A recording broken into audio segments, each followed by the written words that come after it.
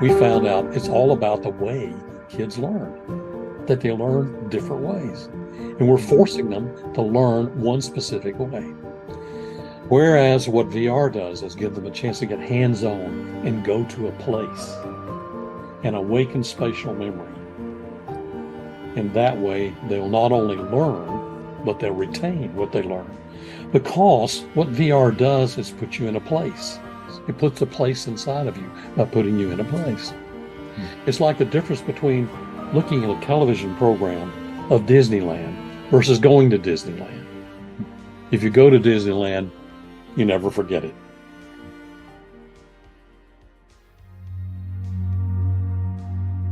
I guess you'd say my life has sort of been sort of like a play with 4 acts. You know, there was the act 1, which was growing up in this amazing place in Western North Carolina, bordering on the Pisgah National Forest. And I love the outdoors. I lived in a village with lots of kids. My father worked at a plant, a rayon nylon plant close by, and it was an idyllic childhood. It was perfect. We played in the woods. We had snowball fights, acorn fights, and I went to great schools, had great friends. So I was blessed in that way. And but I was sort of a nerdy kid too. Even though I liked to play sports, I was sort of a nerd. I loved, for some reason, I got interested in electronics and science and things like that. And I remember that I was 7 years old. I would get the opportunity to go over to my grandfather's house and actually spend a couple of weeks just with my grandfather. And I was really interested in robots. I read science fiction stuff and things like that. I was interested in robots. And so what I would do is take these cardboard boxes in my Rector set, and I would make my own control panels that out of cardboard and move the switches around. And then I said, this is how I want to control my robot. And then I built a box that was the robot. And then I said, well, wait a minute. If I'm remotely controlling the robot, how can I be where the robot is? And I said, well, what I'll do is pretend that the robot has a head, has eyes and ears. And I built a box with toilet paper rolls with the eyes and the ears for this robot. And then inside the house where my control panel was, I built a box and put it on my head. And the box on my head had the relay of the picture that the robot was seeing into my eyes and what the robot was hearing. This is 7 years old now. I'd forgotten about that I had been doing that until one day when I was sitting in my virtual cockpit, realizing, oh my goodness, this is deja vu all over again. Now, here I am, having gone through these 2 acts into the 3rd act. The first act being growing up and going to university. Second act, the U.S. Air Force, which was fantastic. And then the University of Washington. And I just went emeritus at the University of Washington in September. Now I'm an emeritus professor, but I don't teach. I'm not in the classroom like I used to be. So now I'm in transition to the 4th act at 79 years old. And I am so excited. That's now one of the areas where I'm concentrating in this 3rd phase, because this is transformative. We're working on a global movement that actually lifts humanity through the virtual world society.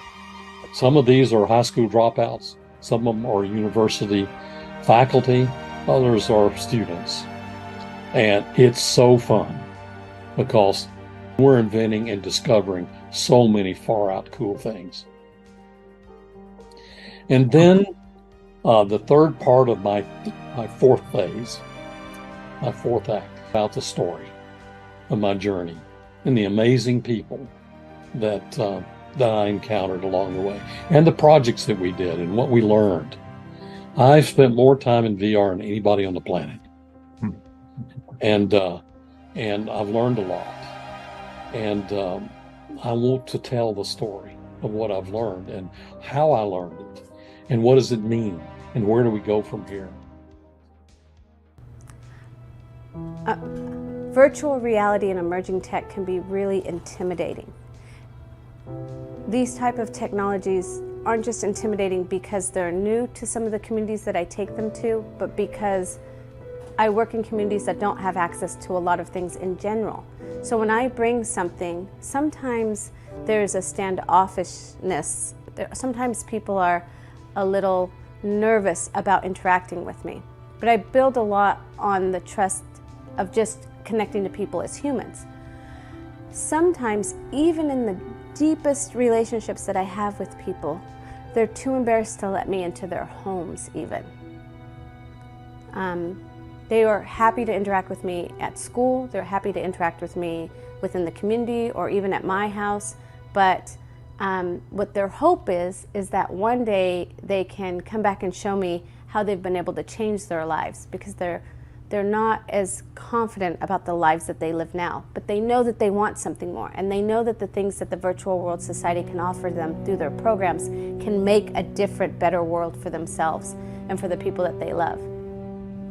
Seeing as how the community that we come from is so underfunded, and there's so low wages, and there's a lot of poverty, to just be like completely honest. There's a lot of poverty and stuff like that, and so this is something that myself and others would never think about having, because this is like this and other technology you just don't have the money for, so you just don't even get your hopes up for it at all, and so that's why you don't learn about stuff like this. I think that the reason this exists is because of the poverty level in the Native community. They just don't have it. Like, people are getting their electricity turned off, and they go to the tribe, and the tribe will help them to keep it on. You know, I don't hear of very many non-Native families that are like, my electricity is going to get cut off, you know, and so it's a very real thing to us in our world, but not necessarily in other people's world. Well, I think one of the struggles would be also out here is being able to afford the internet it takes to make VR possible, and also being able to afford it, because not everybody, we've been blessed, you know, with a husband who loves to play on Craigslist and Facebook yard sale sites and stuff. That's how we actually bought our very first VR headset. But, you know, to you, honestly, even me, I am not an elderly person yet, but I still have questions. Yeah, money thing is really the only issue, but that's it. I mean, you could probably take an area of like 5 miles or so, and it's just maybe a few people, a handful group. I think Rita's what, 1 or 2 miles away? So, and she's one of the only few people that we know that aren't crackheads, you know, that are in this area. You know, there's that digital divide, is that these guys feel like, and some of it's feeling and some of it's I can't because I literally don't have the resources. And those that are like, the possibilities are endless. I can get the resources, I can get the training, and they go with it. And then you just, in the Native community, you just leave them behind because they don't have those things. A lot of the programs that get funded through the Virtual World Society help people magnify themselves in existing situations. So we have employers that maybe have given responsibility to their employees, but not the technical skills that they need or even the technology they need in order to really do their job to the best of their abilities. And so we provide that technology and that training and that space for people to feel comfortable to take the next step in their employment journey. The other thing that happens, I find a lot, is that there are personality developments in people. While we do a lot to create better working environments and give people the technology and the skills that they need in order to improve themselves, what's really happening is that they're transforming as a person. Here's what has happened. We have rural young people who don't have access even to visit friends. Now they have friends online. We have people in technical jobs that don't have a headset to learn how to do their jobs better. Now they have a headset and they're doing their jobs better. I'm glad that we have people like you and like Virtual World Society and stuff that can come and give us this experience, because this isn't stuff that we don't find this at home. You might find this in bigger schools, bigger communities and stuff, but we won't ever. For me, the biggest thing is I see through my work, through my family, that Native kids are always left behind. And so they're always saying like, I really wish I could have this. And, you know, as their parents, you know, me and Now, their parents were just like, we can't afford that. We don't know how to use that, you know. And so now it's like, okay, I can start. I can start using this. We're not perfect, you know. You'll have to do a lot of practice and whatnot. And they're like, well, can we come over and hang out? And we're like, yeah, you know, we want to share because they don't have that opportunity. With the resources I have been given, has at least made some kind of change in my community and brought this technology to a little small town that would probably turn their nose up at it. I would tell Tom Furness that it helped me out in like discovering more about technology and about all this stuff I never would have known. What would you tell him? I would tell Tom, thank you very much for this experience for her, because it has brought her out of her shell a little bit, you know, and her nervousness and being able to talk. Basically, she didn't talk very much, but it's opened up a new world for her. Why should they give us more headsets? I could be talking, like a while ago, I was talking to people from Florida, Washington, Oregon. It allows the person to break out of the loop, I would say. You know, those people aren't going to be able to get, you know, into those things every day. You know, it's going to be their one chance. If they miss out, it's fine. You providing headsets, I guess, was that one ticket for me, and I took it. You know. I was able to unlock a new path. We have put thousands of people in virtual reality headsets, helped numerous families join the metaverse through VR across the United States. Since 2015, we have been working to build solid relationships with families, especially in rural and impoverished areas. I have seen firsthand how this technology can help make the world a better place, and can only hope that more families and people can gain access to new emerging opportunities through the Virtual World Society and our HomeSpark and SkillSpark program. Let me add that these families have spent countless hours in the virtual worlds that we have provided for them, allowing them to gain more knowledge and have fun at the same time than they could ever do from being in a brick and mortar school.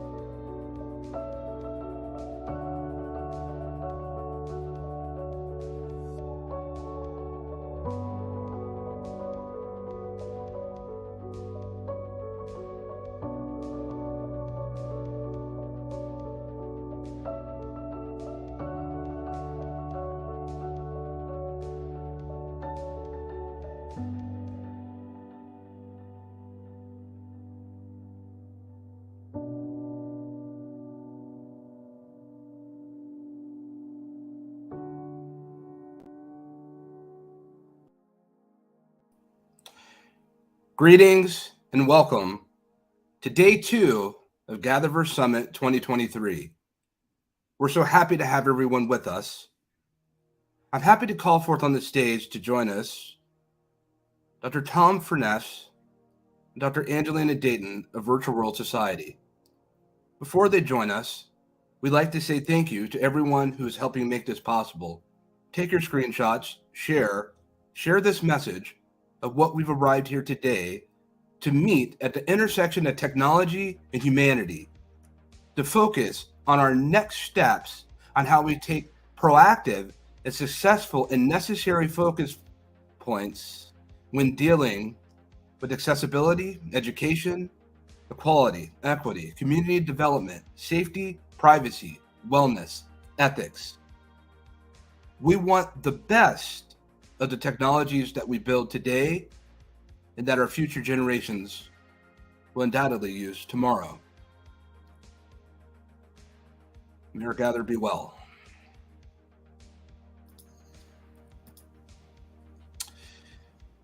Tom, Dr. Dayton, we're happy to have you. Thank you so much for this inspiring piece that you've allowed us to share here at GatherVerse Summit. What more can you say? You're a good man, Chris. Thanks for inviting us. And um, Angelina, you're going to be running the show here, so I'm just going to do what you tell me to do. First I wanted to thank Christopher for allowing us to come and talk, because we are very much humanity first also at Virtual World Society, and we are so honored to be a part of GatherVerse. So thank you for inviting us and giving us a platform to talk about how our goals and vision align very closely with what you do, Christopher. So thank you. Absolutely. We're certainly happy to have you join us here with the GatherVerse community and our close partnership and relationship, and how we all looking at the focal point of technology being community, at the center in the middle of it all. Can you share with all of us, with the short few minutes that we do have together, what is the Virtual World Society? Yeah, that was my first question for Tom. Actually, I was going to ask him first because I was very curious about the video, what it was like to be the grandfather of virtual reality. And I know it led to creating the Virtual World Society, but I wanted to ask you first, because there was so much about your history in the film. What was it like to be the grandfather, Tom? Well, first of all, I'm not sure how this happened, how I got this name, but I'm not the grandfather of virtual reality. I'm a grandfather of virtual reality. There's a lot of people, involved in the evolution of this technology. And I began in 1966 working on this and have continuously worked on it for that period of time. Some of the other early guys sort of dropped out along the way, but I've been sort of sticking with it. And so I guess that's why I've got this moniker of it. But in terms of the way I feel, actually it's joy of seeing this technology that we've worked on for all these years, and the understanding we've gotten in terms of the power of the technology actually now being used in this gathering. And the one last year, this time, gave us a chance to see, oh my goodness, look at all the people that are not only excited about the technology, but excited about what we can do with the technology. And that in the end game is what it's about, is actually doing good stuff with it. So it feels really good. And I'm just happy that I can still be vertical and, and continue to enjoy this journey with everyone. So this led to creating the Virtual World Society, and I have a lot of fun there too. It feels good all the time to do the work. You saw me in the video, all of the people that we work with, and what joy it is to make a difference in their lives. So, tell us, why you decided to create the Virtual World Society, and like Christopher said, what is it? What does it do? Well, I mean, when in the early days, when it began to dawn on me, when I was working for the Air Force, and where we were inventing this new stuff, it began to unfold and dawn on me, what this can do beyond what I was working on in the military, to lift the lives of people worldwide, and provide a means for linking our minds and hearts together. And what I have tried to do is taking another approach where we're trying to center ourselves on what is really happening in our civilization, and where can we make them have the most impact in terms of humanitarian applications, because there's suffering humanity. Let's face it, there are a lot of problems we have. The 17 Sustainable Development Goals of the United Nations point out these areas. And I thought that one of the biggest things that we could do is become one, at least from different perspectives, become one, focusing on these things. And that in a way is what the GatherVerse is doing, to bring these voices together so we can listen to what's happening. So I originally started Virtual World Society in 1993. And at that time, I was concerned that the industry isn't going to treat it well. It's the dystopian the movies that were coming out with VR. This would be the first exposure people had to VR, and it wasn't correct. It was a really negative, dark look at it. And I decided we needed something that was the positive side, because I knew what it would do from an educational, a medical, wellness, enterprise, design, all these things. I knew it could be used for to lift humanity, just like fire. Fire has lifted humanity, but it can also burn us. We just have to be careful the way we use it. So I started this, but it was very clear at that time, even though we had several hundred people involved, and especially young people involved in it, cost 500 grand just to get a computer fast enough to run this. And the headsets were really expensive. It was not going to happen in a big way. So I put it on the shelf for a while and revisited it until 2015, when the original Oculus Rift came out. And that was time. I knew that was the time to redo it. So the idea of the Virtual World Society is to encourage the development of these immersive computing technologies and their associated technologies, like AI and the telecommunications behind it, and standards and things like that, but to direct it toward humanitarian applications, with the idea that this is a charity. This is a 501c3. We are objective, and we want to be the heart, sort of the heartbeat and the conscience of this industry, and the bellwether to say, okay, hey guys, remember these things, that what we're really about. And it's about lifting humanity and to do no harm. And so those were the motivations I had originally, and as we put together the plan in 2015. And that's, I think, what I get to do working with you, and what we saw in the video through HomeSpark is doing no harm and trying to lift humanity in small ways, making possibilities. And we showed a little bit about what HomeSpark does, but you have a HomeSpark vision that you've been trying to bring about. And we're doing it in small ways. I encourage people to become members of the Virtual World Society so they can learn more about HomeSpark. And through their donations, we can do a lot of good. And so tell me a little bit more about what donations to Virtual World Society and HomeSpark programs make possible. Well, one of the things that became clear along the journey, and I was influenced a lot by this TED talk given by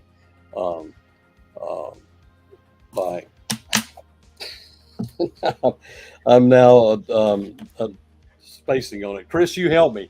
I showed you this video. It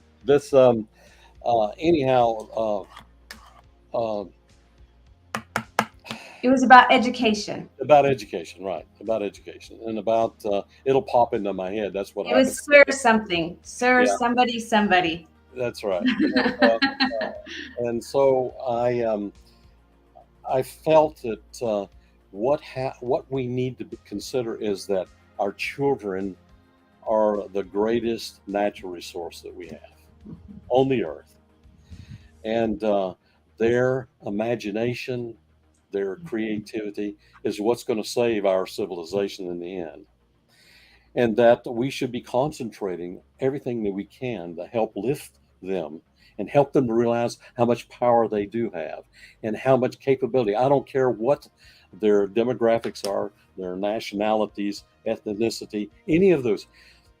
I've never seen a dumb kid. So the question is, what do we do? What is our institutional education doing for them?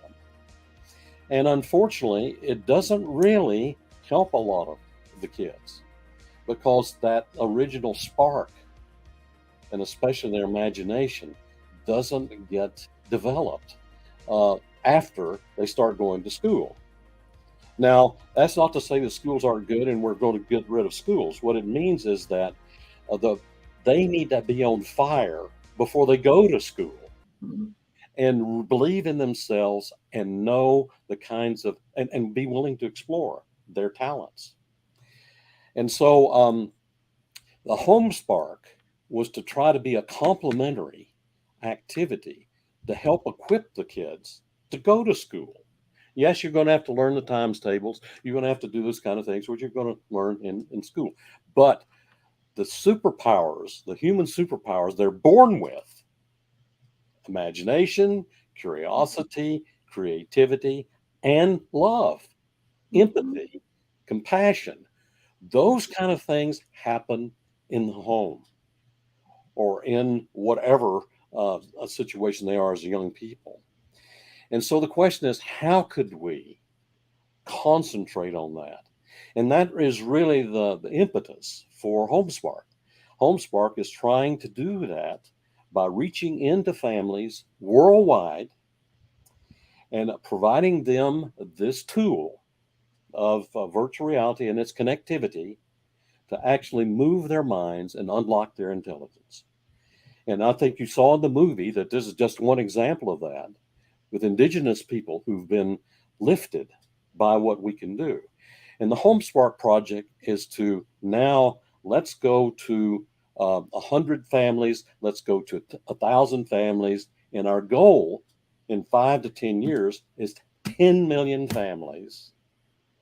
They're a part of the HomeSpark project, where they have individual mentors and they have the technology and they have the opportunity for them to grow and connect as families with other families worldwide to direct their attention to how do we solve these problems.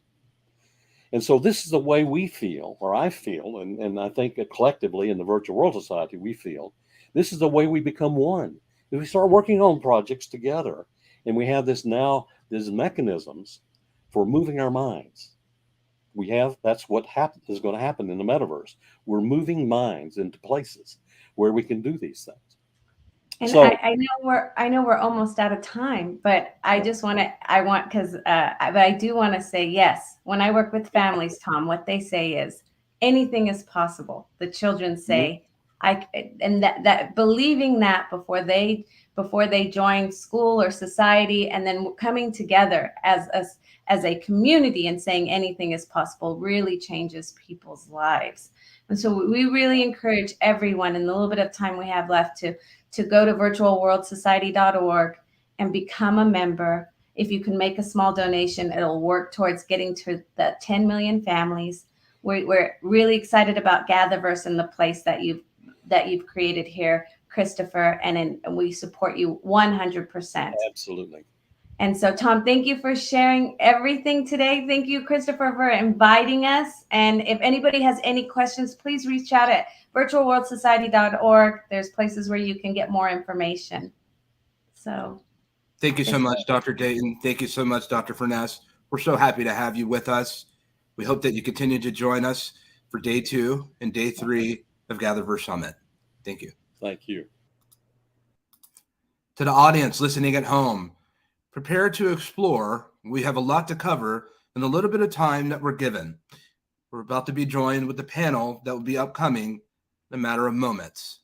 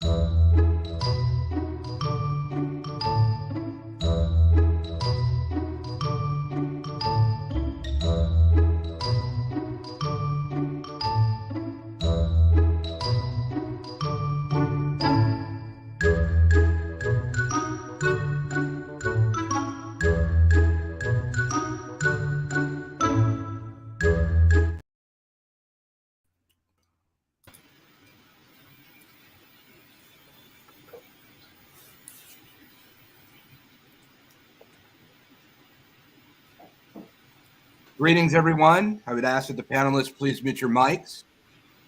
Welcome to day 2 of GatherVerse Summit, where we're getting ready to explore on the subject matter of Be Well, My Friend, and Rock On. This is a panel discussion on culture, art, wellness, and technology. We have a lot of ground to cover. We will be concise with our answers and our remarks. An audience listening with us, feel free to drop questions, whether we'll get to it or not, in this hour that we enjoy together. We have a lot to go. I would ask the panelists at this time to be able to introduce yourselves. I'll choose on who I call for, and to briefly let the audience know who you are and what you're currently focused on the quickest way possible so that we may move on. Mel, let's kick off. Hi, welcome to Down Under. I'm in Brisbane in the middle of the night. Happy to be here to talk my favorite subject, empathy, especially empathy for ambitious entrepreneurs who want to make a massive impact in the world. Short and sweet. Amazing. Lindsay. Hey everybody, I'm Lindsay Dowd. I'm the Chief Heartbeat Officer and founder of my company, Heartbeat for Hire. We focus on building irresistible culture that drives results. And I've spent the last 25 years in sales and management, and I understand what it is to have great culture and what it isn't. And I'm a coach and a speaker and talking about those things. Splendid. Russell. Hi everyone, my name is Russell. I'm the CEO and founder of Madbop, and Madbop is a women-focused NFT music platform. We specifically help women creators in the music industry to help solve the problems that they have in there, such as like sexism, ageism, harassment, all that sort of stuff. And we're basically using the latest blockchain technology and Web3 to solve those issues for the women creators in the music industry. So that's pretty much what we do. Excellent. John. All right. Hey, I'm John Chen. I'm the author of Engaging Virtual Meetings, where I specialize in people invest in me to help design, produce, speak at, and MC virtual meetings. I normally hail from Tom's hometown of Seattle, Washington, but today I just wanted to share with you that I'm here in Satellite Beach, Florida, and this is the setup that I'm rocking out on today. Thank you so much, Christopher. Back to you. Happy to have you from the great state of Florida. Jason. Hey y'all, I am Jason Butler here from North Carolina in the South, and I have 20 years of leadership experience in community-facing organizations, author of The Village Mindset, and now work with corporate executives to really talk about servant leadership and how that can empower them and their employees. Megan. Hi, I'm Megan Woolerton from Pennsylvania. After 6 years in the oil and gas field industry, working 100-hour work weeks and feeling burned out, I switched to the wellness industry where I started Life Force Wellness. And we focus on helping companies create stressed environments, making them more pleasurable to work in. We help individuals with burnout. And I'm just excited to be here today. I hold certifications as a personal trainer, health coach, nutrition coach, positive psychology practitioner, and corporate wellness specialist. Indeed. Thank you, panelists, and welcome. Shall we begin? Let's kick off. Here's the scope. Here's the situation. We've become more virtual in the past 36 months than we had the past 36 years. Life as we know has changed undoubtedly. It's not like we're about to look back and attempt to go back to the way it was, though some people will feel that that is the necessary step. But it seems to me the way is forward with emerging technologies and where we find ourselves today. In the corporate arena, in the theater, public and both private sector, things are beginning to change. Jason, I want you to help break ground on this because there are several of us here today that deal under the auspices of careers and dealing with enterprise and companies and businesses. And they're also, in turn, those that deal with wellness and in culture. And we're going to chop a lot of wood on all of this.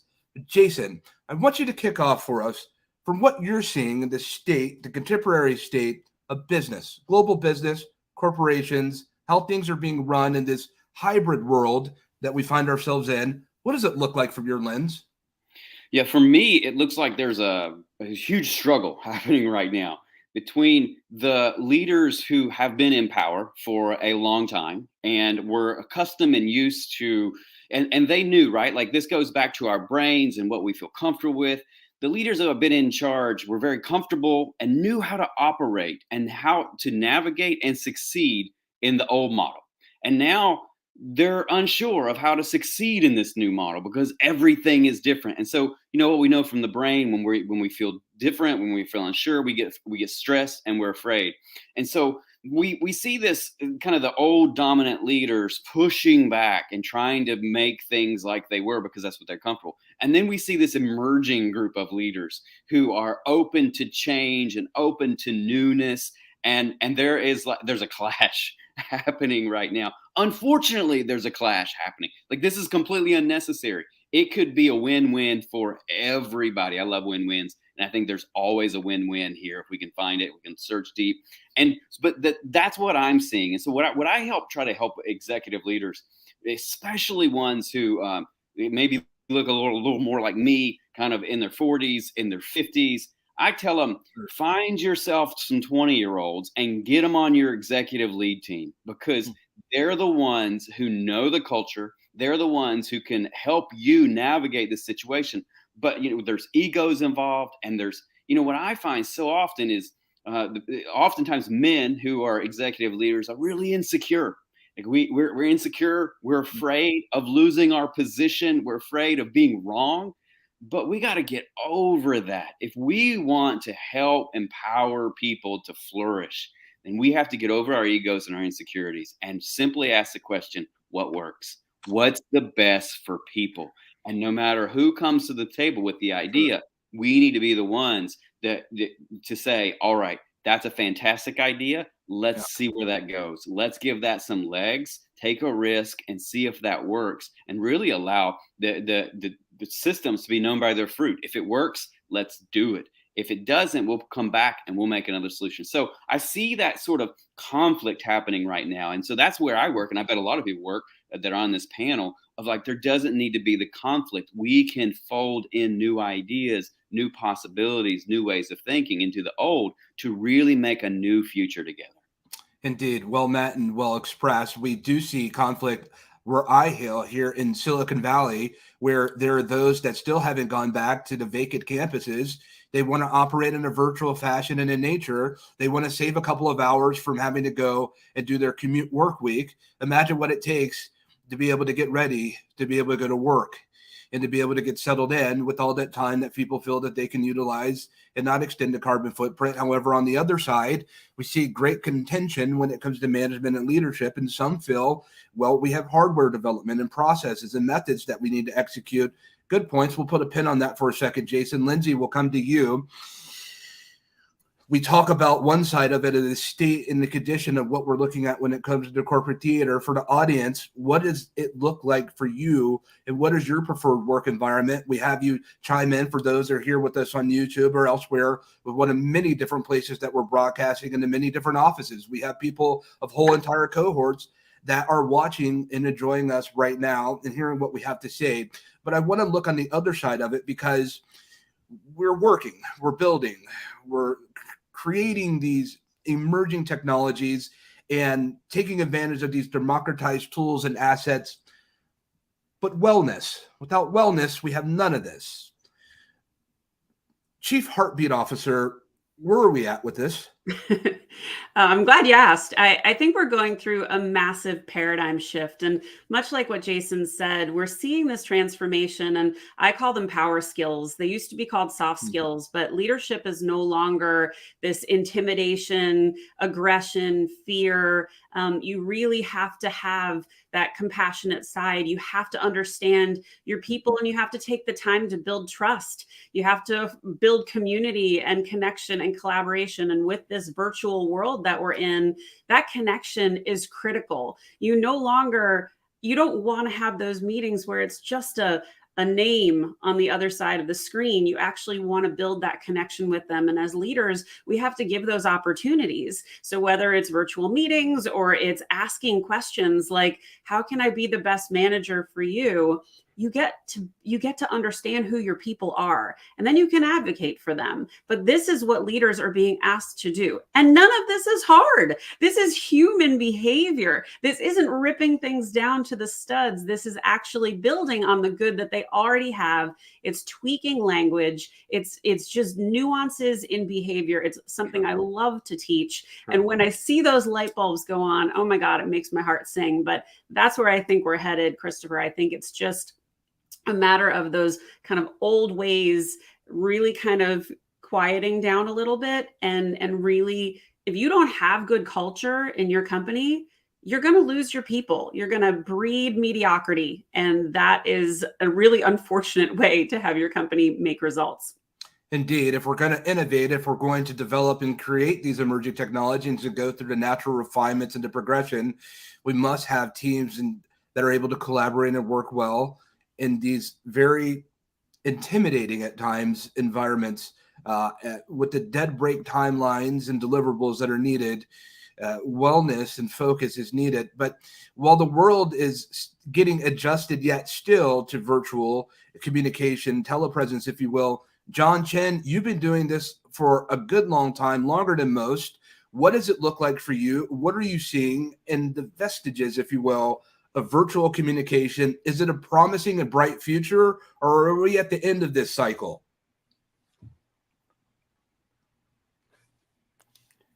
John, we can't hear you. I just wanted to say I'm messing with you, Christopher. You're good. That's one of the things that we want to see. That's one of the things that we want to see go away, of course, is our good friend, you're on mute, but one, I'm just really messing with you. But number two, what am I really seeing inside of here? I mean, number one is, I'm here in Florida, and I'm starting to see this return to in-person. So there's definitely this movement, right? People want to go back. There are definitely people who have the opinion of saying there's only certain things that we can do in person. And yet, I mean, I'm still a big fan and advocate. Last year, I made the personal decision to say, I'm going to run virtual for as long as possible until it's not a viable business option for me anymore. And I found that some of my friends' companies, had 90% of their virtual business go away. But those are the same companies who converted from physical to virtual, on March of 2020 and hung a shingle out and said, that's what we want to do. Now, for some of us who have been in the field for a long time, this is my 35th year, Christopher, of meeting online. And what I see right now is that there are a couple things I think that will really change the factors. The funny part is the recession is real. I do have data from some of my Fortune 100 friends that says, travel and expenses budgets are getting frozen, and many in-person events are getting converted to virtual. And let me just tell you a little bit about that. They're not really talking a lot about that. That is not hitting the press. And so that is another thing I think that's going to be the return to virtual, is because people have figured out you can save a lot of money doing that. And now the best part is that we can connect. I just love that Mel's here. Now it's like what, 3:45 in the morning, and she's still here in the GatherVerse, and we are all here having this amazing discussion together. And so that's what I see. I ask a lot of people about what is the future of virtual, and I see that our experiences, number one, are going to get better. We've accelerated so much in the last 2 years, because I used to try and do this. I used to try and selling people that you could do team building and other things on virtual, and nobody would do it. They would do things like pay me money to go fly to Orlando to go deliver it in person. But now I think it's viable. I think it's possible. And I think that everybody has seen a little bit of it, and now they get to make the choice. And that's what I'm most curious to see, is what will people choose? Thanks, Christopher. Indeed. Mel, you were called out. We'll hop over to you. And I want to talk a bit about hacking the process. The Deep Belief Hacker. When we talk about where we're at in looking at company culture, when we talk about wellness, what that looks like, HR teams are strapped at figuring this out. And Megan will jump to you, and Russell, you're very essential to this. HR teams are strapped with figuring out what are solutions for us to be able to manage these entire organizations that are the size of cities now, and great populations. And we have our startup culture. Consider this, audience, is that most of these technology platforms that we see today that have ascended and became wildly successful overnight, they're still mentally focused as a startup mindset. They've been moving so fast it was posed yesterday, what happens when the technologist becomes more advanced in the technology, when the technology becomes more advanced than the technologist? They haven't had a lot of time to be able to focus on company culture, development. And so they do suffer from churn and experiencing how do we create the new frontier of what companies and corporations and even startup culture will look like for our cohorts entirely. How do we hack this to get to better solution, Mel? Whoa, just lob that one over the fence to me. Thanks. You're welcome. I'm a big believer in all that we are as a human can be embodied and used in business and in connections. Now, is it always appropriate 100% of the time? No, of course not. Some relationship stuff isn't necessary in the workplace, but a lot more needs to be brought in than I think, as Jason was mentioning, we're coming away from the old school style. And that compassion and empathy for people are humans, are employees, the people that you want to go to beyond what their job titles require them to do. If you want that from your employees or your startups, what are you giving in return? How are you respecting all of their knowledge, wisdom, and particularly as I teach and help people understand, is the gifts that we're born with and maybe have gotten out of touch with. I've been in many a board, I'm ex-corporate, traveled with chairmen at the highest level in Australia. And I remember occasionally being asked my opinion, just occasionally. And what surprised them was like, oh, that was very wise, Mel. Could you be any more chauvinistic and patronizing? You asked for an opinion, but then you condescended me with the response of saying, well, actually, it was maybe quite useful. So I think we need to come more into alignment of people are what makes companies. We do business with one another. I've got an HR background. That's where all of my executives that I supported. And the empathy, and I'm not talking about bleeding hearts, and I'm not talking about overly sensitive people. I'm talking about real understanding of human connection and what you can do with that connection to amplify their skill set, to amplify their position and their contribution, which gives them more meaning, and therefore they bring more to the workplace, that connects more with their colleagues, and they actually give a shit beyond just what the ticking of the box of their job description tells them they should care about. Indeed. Thank you, Mel. We appreciate you sharing that. And from your lens perspective, we will come back and circle of that with time given. Megan, I want to be able to slide over to you. I'm looking at today's workforce. I'm seeing thousands, tens of thousands of people being laid off. I have not seen this decline in position and career in these positions that are so necessary. It's so relevant to what we see on the shelf in market today.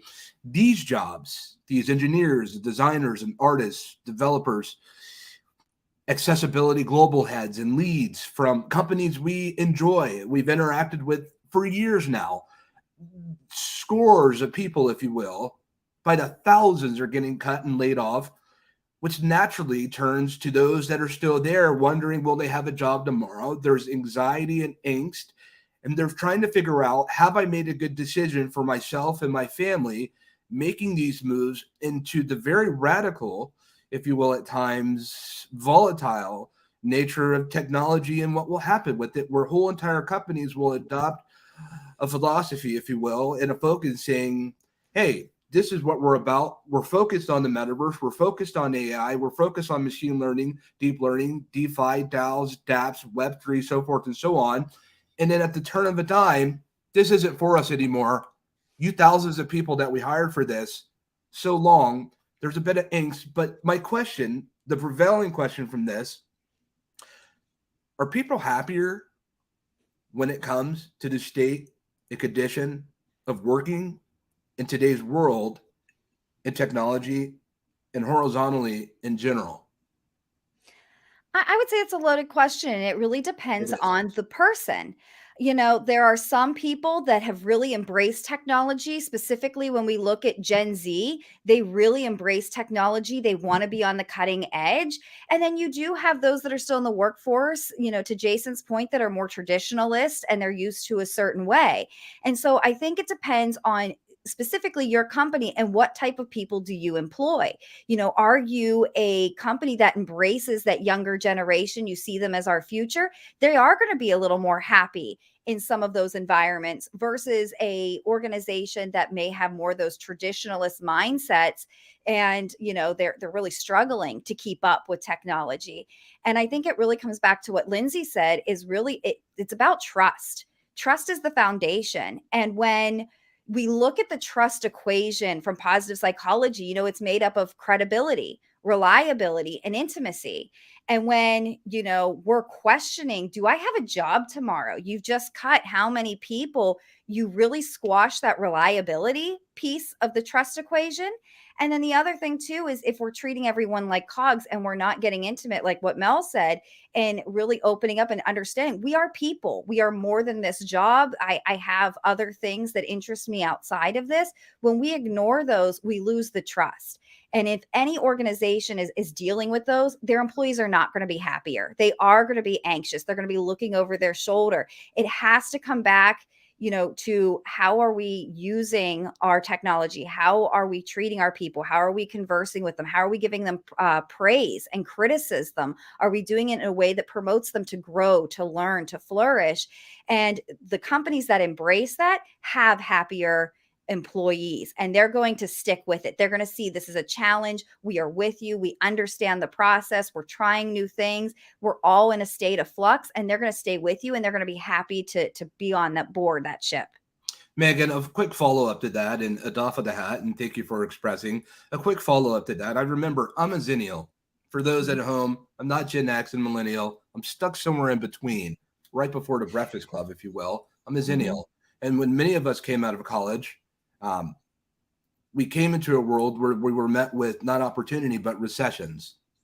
And we found ourselves, for the audience at home, some of you may have been around to remember this, circa 2007, if you will, where the Great Recession hit, and many people that were coming from Fortune 50, Fortune 500 panel, they were laid off. And there was a New York Times article that came out and said, we no longer want to go work in a condition of what we were in, because we no longer held confidence in leadership. And so what they did was they gathered around the table and they said, Mel, how much money do you have? And you said, I've got $5. Jason, how much do you have over there? I have a couple of dollars. And Russell, what do you have over there? I've got about 10. And they said, well, let's create a startup. And from there, there's this apps evolution that grew. Circa 2007, third quarter of the year is when the iPhone came out, and then Android and apps came to follow. And we saw this evolution, this great development from people that come from corporate culture that no longer held confidence there, to be able to come into a world that was also uncertain, but they felt more confidence under the auspices of their own hard work and efforts and labors.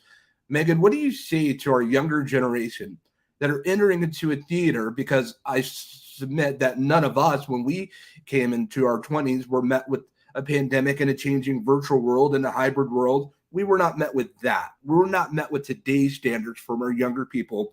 What are the encouraging words, that moment in the library of Breakfast Club, to be able to reconcile with this oncoming wave of talent, of inspiration, our future? What are the words that you say to them as they stare and look at this and are confronted with such a wall? Your mic, please, Megan. Sorry about that.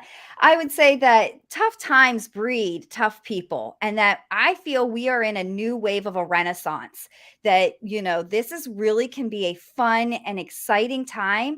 And this is your chance to break out, be creative, and think outside the box. We are not going back to what we considered normal. This is our chance in that period to take the reins of leadership and craft a new work culture, and really make something new and wonderful. So I would say embrace what's going on and use it to like really spur your creativity.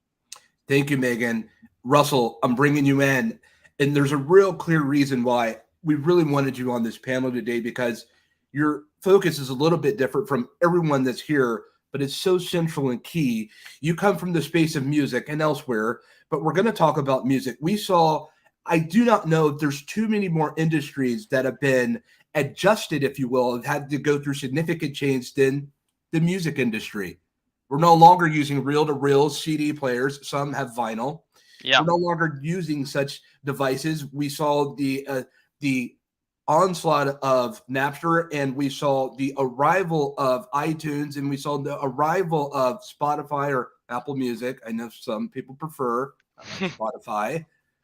We see this happening. We see the volatile nature where artists used to go platinum. It was a thing that happened a dime a dozen, if you will. But now they have to go and perform and do the things that they do and sell merch and the ever-evolving changing of music. But we also think about this when we talk about music, which we love, many of us. When we walk into that lobby, we hear music. When we get into our Uber, we hopefully hear music or are greeted well. When we go to the hotel, business, music is so central. Music is one of the very forms of culture that bind and join us all together. Mm-hmm. Russell, what are we looking at when it comes to the volatility nature of corporate moving forward in this ever-evolving world from your lens and what you're looking at? Oh, Jesus, that's a question. The corporate side. I mean, first of all, I think the technology is just changing everything in the music space. First of all, it's revolutionizing everything, and as you guys know, NFTs, Metaverse, everything, that's kind of where everything is heading, and is going to be so important and key for especially creators in the future in the music industry. Now, from kind of the corporate side, especially with record labels and that, they're kind of realizing that because everything is moving very fast and changing, adapting very quickly, they're either trying to keep up with that. So they're trying to adapt with the times and trying to say, oh yeah, we're going to have like a Web3 record label now, and try to like transform that way. But or the second option is that they just don't know what to do at all, and then they just do nothing, and then they're kind of getting left behind. So that's what you're finding right now is record labels have no idea what to do in the music industry, and even if they do, and they are trying to move it, like for instance, Warner Music Group, they're in the Metaverse and everything like that too. The decentralization of everything that's happening in the music industry and allowing musicians to be independent now and not have to work with corporates and not have to work with record labels and be controlled by them, so to speak. That's the huge shift in the music industry as a whole, and that's what's disrupting the whole industry as a whole and every industry going forward as well. So as for the corporate side, from what I'm seeing, is a lot of these guys don't know what to do, and even if they do know what they're doing, they're kind of like, is this going to be able to maintain, or is AI like the next thing? AI now is going to be changing everything, and musicians are going to be out of jobs, and AI is going to take over those jobs. Like it's all over the place in the corporate side. So in all honesty, yeah. I can imagine. Thank you, Russell. Audience, let's talk about that. The avid rise of ChatGPT. We won't spend too much focus on AI. We had a lot of dialogue and discussion on that yesterday. I encourage you to go see what happened on day one. I will say this, Russell, I could imagine, panel, one day me going and pulling on an application, and it's not Spotify, it's a different music platform, where the AI interface knows what I like to listen to, and it makes the kind of music synthetically with no musician involved, all machine, human contribution having been made, but all machine giving me the music that's never been heard and pierced the veil of anyone's ears before except mine. It is giving me something immediately that it knows that I like. I find that very fascinating, and I find it almost haunting at the same time. Mel talked about people.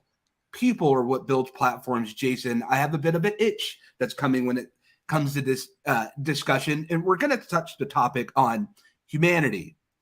How do we hold on to humanity with the volatile nature that we find ourselves in when it comes to technology? And things are rapidly changing at such a rapid clip. How do we hold on to the preservation of humanity with fidelity, of culture, with development, multicultural awareness, cross-cultural communication, intercultural development? How do we hold on to that where we're moving so fast at the seat of our pants? For me, it's community. Now that sounds crazy, right? But when like technology is technology, and we're going to keep advancing. Technology is going to continue to advance, and AI, and our world 50 years from now is going to be a lot different than it is right now, and it's already so different than it was even 20 years ago. But the human brain is the human brain, and I love to study the brain. I love what's coming out about so much brain research. And our brains have evolved over millions and millions of years, and they are what they are. Like us on this panel, we look really different. We're from different places. But our brains are remarkably similar, and because we've all evolved, right? And our brains need what our brains need, and they need other people. Our brains need community. And right now, like this has been the stress of the last 3 years, where we have moved into isolation at the same time that technology encourages the move to isolation. So we have been forced, and technology has swooped in and made us apart. And so we're isolated. But we see in society right now, we're not okay. Like we go to the grocery store, people are not okay. We drive on the streets, people are not okay. We pretend that we're okay. We pretend that things are okay. Wow. But one little thing, like it will just push people over the edge, and we lose our minds, right? That's because our brains are so stressed, because we need people. We need touch of another person, the people that we love, but even like high fives from our colleagues is so appealing to our brains. We need good conversations. We need to do other things. And also, like in America, like we don't do social clubs anymore. We don't go to religious groups anymore, predominantly. We're becoming more and more isolated. So as we go, I think what we're going to see as technology increases and gives us so many advances, we are also going to see the rise of new community opportunities. And those may look different than in-person kind of gatherings. They may be online. I mean, I love what I'm seeing from like young folks who play video games, and they built their community, like real community, with online gaming. So I think we're going to see the rise of community groups, and whatever technology captures on that. I mean, this is an incredible opportunity for both in-person, real, virtual. But I think this is what our brain needs. Our brain needs other people. Our brain needs community. We need psychological safety. And the things that give us safety are the safety of other people. Russell, what do you have on that? No, I was just about to jump in and say, at the core of Web3 is all about community. And, people that are launching collections or building marketplaces or building, different games, etc., and play to earn and all this kind of sort of stuff, and tokenizing everything. Like the core of all of this is community, right? And having that community engagement with the collections and having, that's why they have like gatherings and Twitter spaces and everything like that, all in the Web3 aspect to bring people together. So like you're saying, Jason, the community is so important. Doesn't matter if it's just the Web3 side or whether it's traditional normal in real life. Community is the number one key point to everything, no matter what you're doing, basically. So yeah, that's pretty much it, really. Audience, we're talking about community and centralization. We're talking about human centricity. We're talking about bringing people together. We're talking about allyship, allies on a ship. And we're all on this single ship, sharing it together, clustered, if you will, hip to hip, arm to arm, as we lean in on this.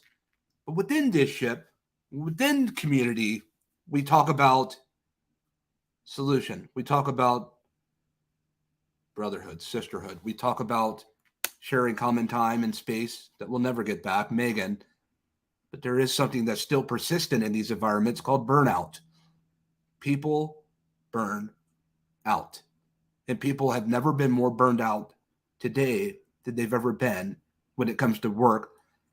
It's very fascinating. March 2024, I saw so many people that slept in that month that I've ever known for people to rest and sleep because we were moving at such a fast rate during lockdown, if you will. And some people found liberty in not having to be tethered to a cubicle.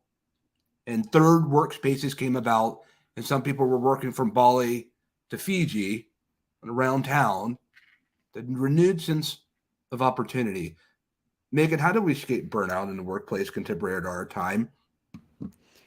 I would actually say it's almost less technology. I feel we are always so plugged in.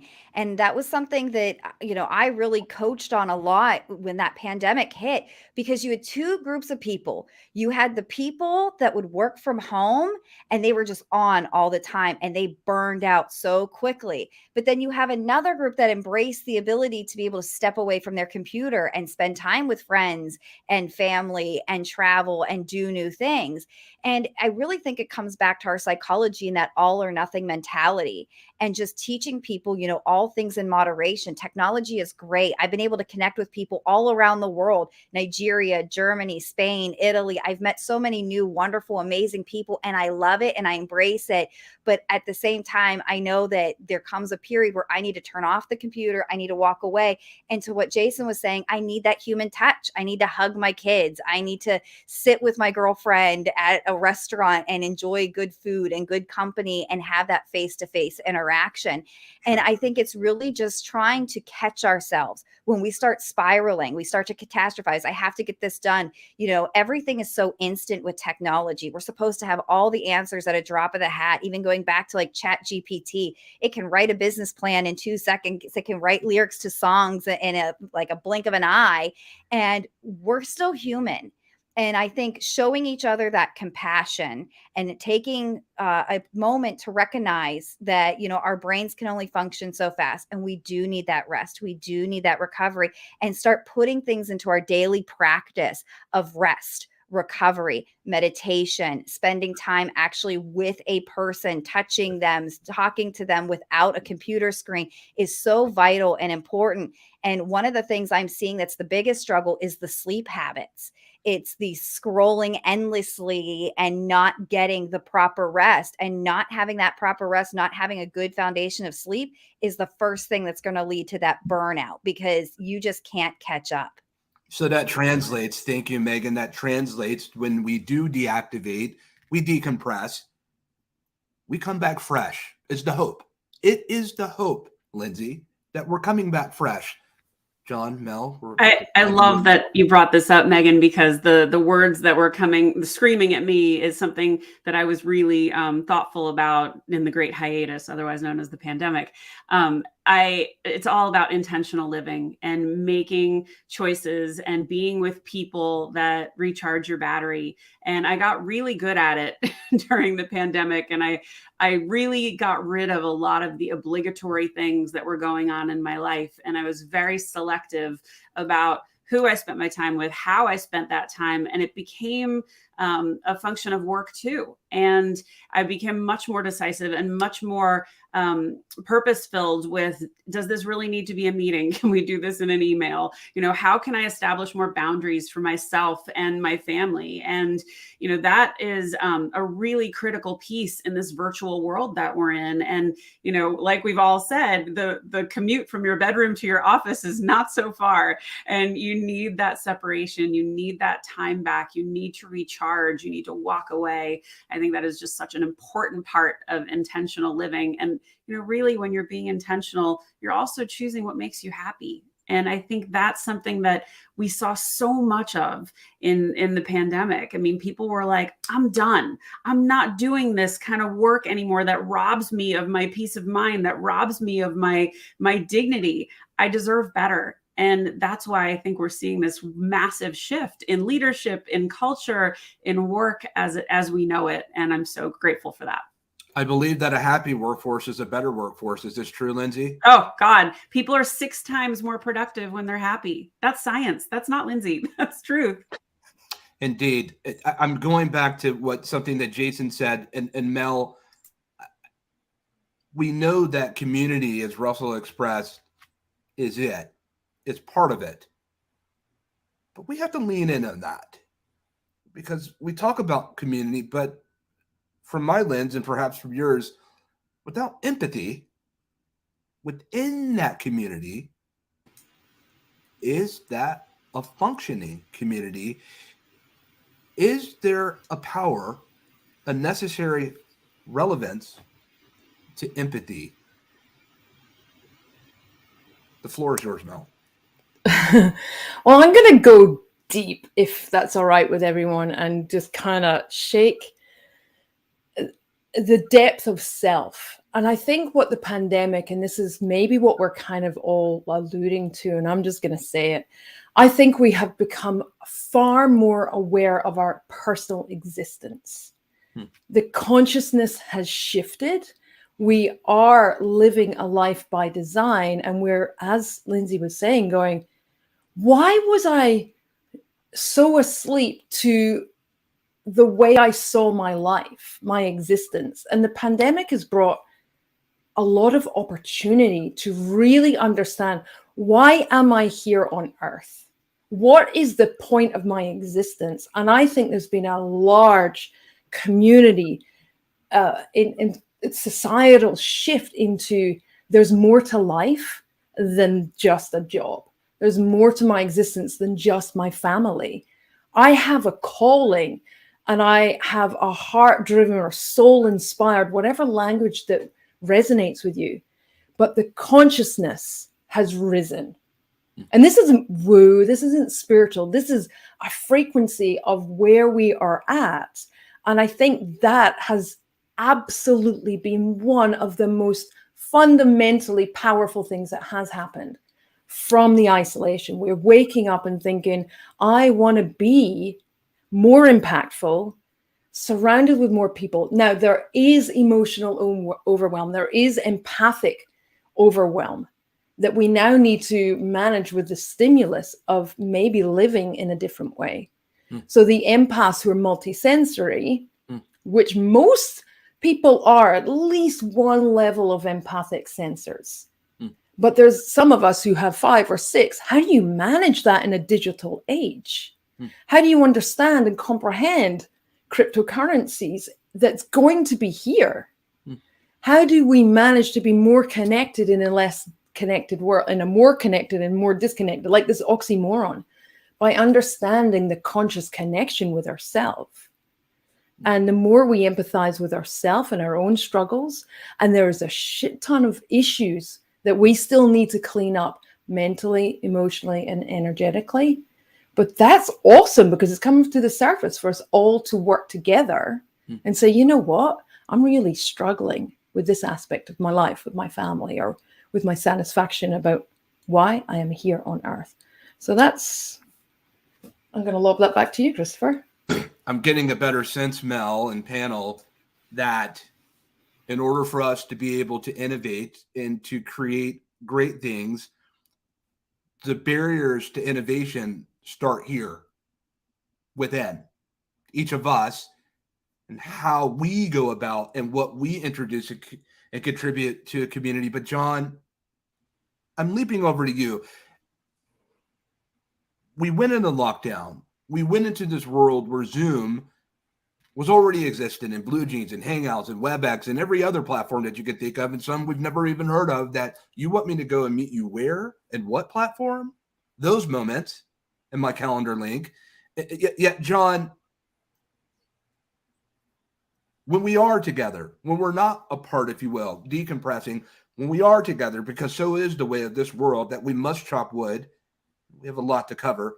When we are together in these virtual spaces, how do we take the most advantage of it when it comes to community centralization virtually? Ooh, say a little more. When you say community centralization, what do you mean? Like what we're doing right now, We're taking advantage of the narrative. We're having these discussions when people get together in these meetings, when they're engaging in virtual meetings, because you're the author of Engaging Virtual Meetings. What are we engaging upon, and how do we bring our authentic and true selves? And what are the etiquettes? What are the rules and the narrative that you've picked up, the tools of the trade that's been coming along the way when you've been so deep in the forest on the pioneer path of understanding the nature of virtual communication? And how did you know that this was an add benefit? I should have known if I for our asked Christopher society this before question, I would everyone have got else an knew it answer was a like that. benefit? So, the first thing I would say about engagement is that is if you want engagement, then you need to engage. And let me just check. Hold on a sec. I wonder if I have my connection here. Christopher, this is John first. Let me just check. Do I have a connection here? Oh, good. Thank you. You're good. Okay, good. Because that's one of the things about community connection is that, if you don't have a connection, then, we could first talk about the digital divide. But I think I will go here with this, which is, if you want engagement in a community, first thing is to engage. So first off, I just want to give a bunch of people out here in chat, a bunch of props. Thank you so much to my good friend Roberta Westwood turning in from Victoria, BC. Zada's killing it in the chat. I love the Black women in artificial intelligence. They're complimenting us for having this. And one of the things I want you to do is, like, if you are listening to this right now, go to the chat and tell us, what do you think it makes to make a community? Because Christopher said a lot of the magical words that I think about creating a community. And that's the funny part about being a virtual MC. By the way, I want to just give Christopher some more props here, right? GatherVerse has a virtual MC. That's a best practice to me. Many conferences, even from top people, don't have a virtual MC, and they deliver content, but they don't create a community. And that's, I think, one of the virtual MC's job, which Christopher is doing here. So in doing that and creating a community is getting people engaged in this audience. And, I think the key parts here are in authenticity. I think they're around vulnerability. And I think the last one is around storytelling. I just want to close this question here, Christopher, with a short story, which is, I was the virtual MC for the Government Social Media Conference. And somebody in chat said, I want a way for all of us in virtual to stay together. And there's like 600 people who registered for this. So I immediately made a Facebook group for this group. And then I chatted the link and I'm like, you want in? Go ahead and join. I created this for you. 250 people joined in an hour, Christopher. And the best part is that we created a community. But number two, I asked for 2 people and saying, who would like to take over this community for the next year? 2 people immediately volunteered. And so now that community is self-evolving without me. And I think, number one, be that spark, be that catalyst who creates a community. And then sometimes, like the sand mandala, just blow it away, give it to somebody else, because you'll find that the people who make the most learning are the people who lead a community, especially if they've never done it before. And if you can lead a community from within, I think you have the real magic of community where people connect with each other. And by the way, I'm going to connect with a bunch of you here who are my panelists. It's one of my things I love to do. And I hope that I get a chance to meet you more beyond this interview. So thanks so much, Christopher. Thank you, John. And so as we wind down to the finite minutes that we have left, I want to switch to focus, because the talk of this panel discussion is Be Well, My Friend, and Rock On. We talk about Be Well, My Friend, and Rock On. People are going off into the ages and doing what they're doing and contributing how they contribute in life. It's almost like a song, if you will, a great song. We look at songs from the 80s and the 90s and so forth, and they're little messages, aren't they? They send us something. They tell us about what was happening in that present time, Russell. What was happening in the world at that present time, the world we find ourselves in, where there's a lot of good things happening, but there's a lot of things that are happening that aren't so good. So today, you all are each going to contribute a song. No, I'm not going to ask you to sing. Yeah, I'm going to ask you to contribute to this time capsule, if you will, this human blockchain. And I want you to be able to timestamp at this moment with GatherVerse, because the GatherVerse community who's with us today, the GatherVerse community, we are so centrally focused on accessibility and education and community development, safety and privacy, wellness and ethics. We're so focused on the intersection of technology and humanity. We're driven by humanity first standards. we take these words that you say and express into us, and we live it. We find a better way to be able to go the distance, the sojourn. So Russell, beginning with you, what is your mark that you're leaving? What is a song that you're singing to the GatherVerse community and humanity itself for what you're seeing from your lens? God, I don't know how to answer that question, in all honesty. You already are. Go ahead. What would I? So, can you repeat the question? What will you leave? What will you tell them about the work that you're engaged in and what you're doing and what you're seeing in this Web3 world? What do we need to know? Everything to me, everything comes back to the community, the people, and the centralization of the people, right? Like for me, in the blockchain and Web3 world, like for example, when people are building AI, right? Like they need the people to build the AI, right? So it's going to be a coalition of AI and humans. That you can't have one without the other. So I guess my mark on the world would be that everything is about the people, the wellness, the community, like everything that we've spoken about today, and that they like AI and the future technology and everything all need that, whether it's the metaverse, whether it's NFTs, whether it's the AI itself. You need the people to be able to build and to develop that and everything like that. So my ethos or my reply to your question would be people, community, and centralization. That's it. Wonderfully well expressed, Russell. No wrong or right answers here. Lindsay, what are you saying to the managers and leaders of these organizations of the world? What do they need to know from you, Lindsay Dowd? Well, I was still stuck on your song, so I was thinking about that, but I'm going to answer that question. And in the words of our friend Peter Brady, it's time for change. And you have to do it with intention and heart and compassion. And I think the leaders that understand that and they build that trust that's so vital and necessary to company culture, they're going to win. It's the old ways and the people that I've been doing it this way for 20 years and probably with some reasonable success. But when was the last time you took a course? When was the last time you hired a coach? It's time to change. It's time to grow. And everybody should be a lifelong learner. So that was a lot for my song, but we'll give it to Peter Brady. Time for change. Such an incredible song. John Chen, leaping over to you in this virtual world that we yet still exist. When we do arrive together with the time that we have, what's the song you're singing? Well, one thing is that maybe AI might write the song. I just wanted to, make sure make a comment around here. AI is only as good as the humans that program them, right? Until it starts gaining its own consciousness. And, the funny part is that I also want to add this. In the history of Facebook, nobody has ever thought to create a group called API Event Profs for Event Professionals, which is Asian Pacific Islanders. So I just want to give a shout out to GatherVerse for including me in this conversation, because quite often Asian Pacific Islanders get left out. And with that, I want to give you the lyrics. One of my theme songs is Virtual Insanity by our good friends Jamiroquai. Futures made of virtual insanity now always seem to be governed by this love we have. Thank you so much. Mel, thank you, John. Mel, we went deep with you just some moments ago. We went into the caves, we went into the caverns, if you will, and now we're coming a little bit back up the surface into the light. Now where do we go from here? Oh, back within, so we can connect with all. So my song, so I'm Mel B from Britain, and I come from the era of the Spice Girls. So my stage song when I deliver a talk or a keynote is Let There Be Love. And that has to come back to self.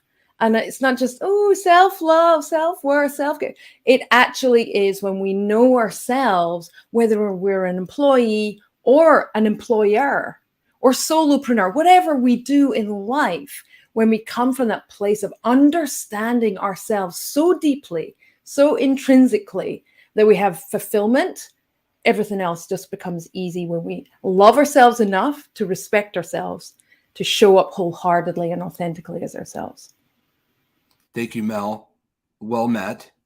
Megan, the song that we sing, the way that we move forward, the decompressing, when we step away from these computers, these headsets, these devices, when I step away from ChatGPT, when I find myself spending time with family or friends, or perhaps a lone stroll at the market, when I'm going forward, what am I doing with my time? What are we doing with your song? You're doing what you find joy in, and that's different for everyone. Do what brings you joy. And one of my favorite songs is by Incubus, Drive. Whatever tomorrow brings, I'll be there with open arms and open eyes. It's time to embrace the change, go with the flow, and let go of that fear and just be authentically you. Well met, well expressed. We're on that song together. Jason, we talk about companies because we're going full circle here. And we talk about companies and we talk about culture, we talk about people. We talk about the innovation and the greatest innovation, perhaps, that we've been met with is time, that we don't get that back. With the time that we have with you, Jason, what song are we singing? Say my song that I leave to people is that a reminder that we are biologically, evolutionarily wired for compassion. That when we have compassion on one another, we are happier, healthier, we talk better, people like us more. The serotonin from our brain is released all throughout our body, through the vagus nerve. We are better at being human when we are compassionate with one another. And Dr. Keltner out of Berkeley has proven that when we empower other people, we become more powerful ourselves and we rise. And so the old adage that we have heard throughout time and time again, be kind to one another, empower one another, do for others what they need us to do for, and be good humans to each other, because in the next few years, we're going to face challenges that are unprecedented with climate change and technology, and we need the best that humanity has to offer, and we're at our best when we're compassionate people. Well met, Jason. To our audience that's with us, what song will you sing? What will you leave for generations to come? What will you share for those who you pass the baton to? What will they know of you and your labors and the work and every day that you contribute to humanity? What will your mark be with the time that is given? To quote Walt Whitman, that the powerful play exists and we may contribute a verse. What will our verse be? We have a lot to cover for day 2.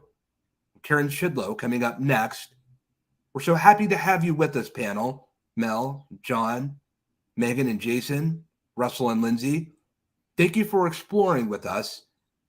For my song, it's Hey Now, Don't Dream. It's over. It's not. We've only just begun. With that, be well, my friends, and rock on.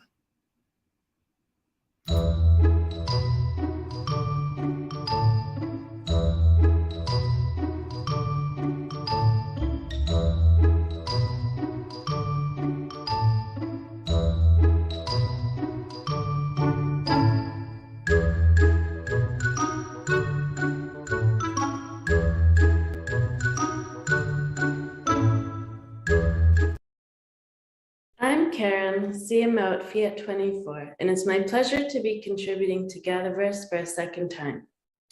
The Metaverse is not only inevitable, but also really important in terms of what it can offer us. I think it has a really big potential to change the world and how we experience our digital lives for good. The topic of today's talk is the beauty of a borderless world. The Metaverse can afford us all equal opportunities. So I actually believe that the Metaverse is not a radically new concept.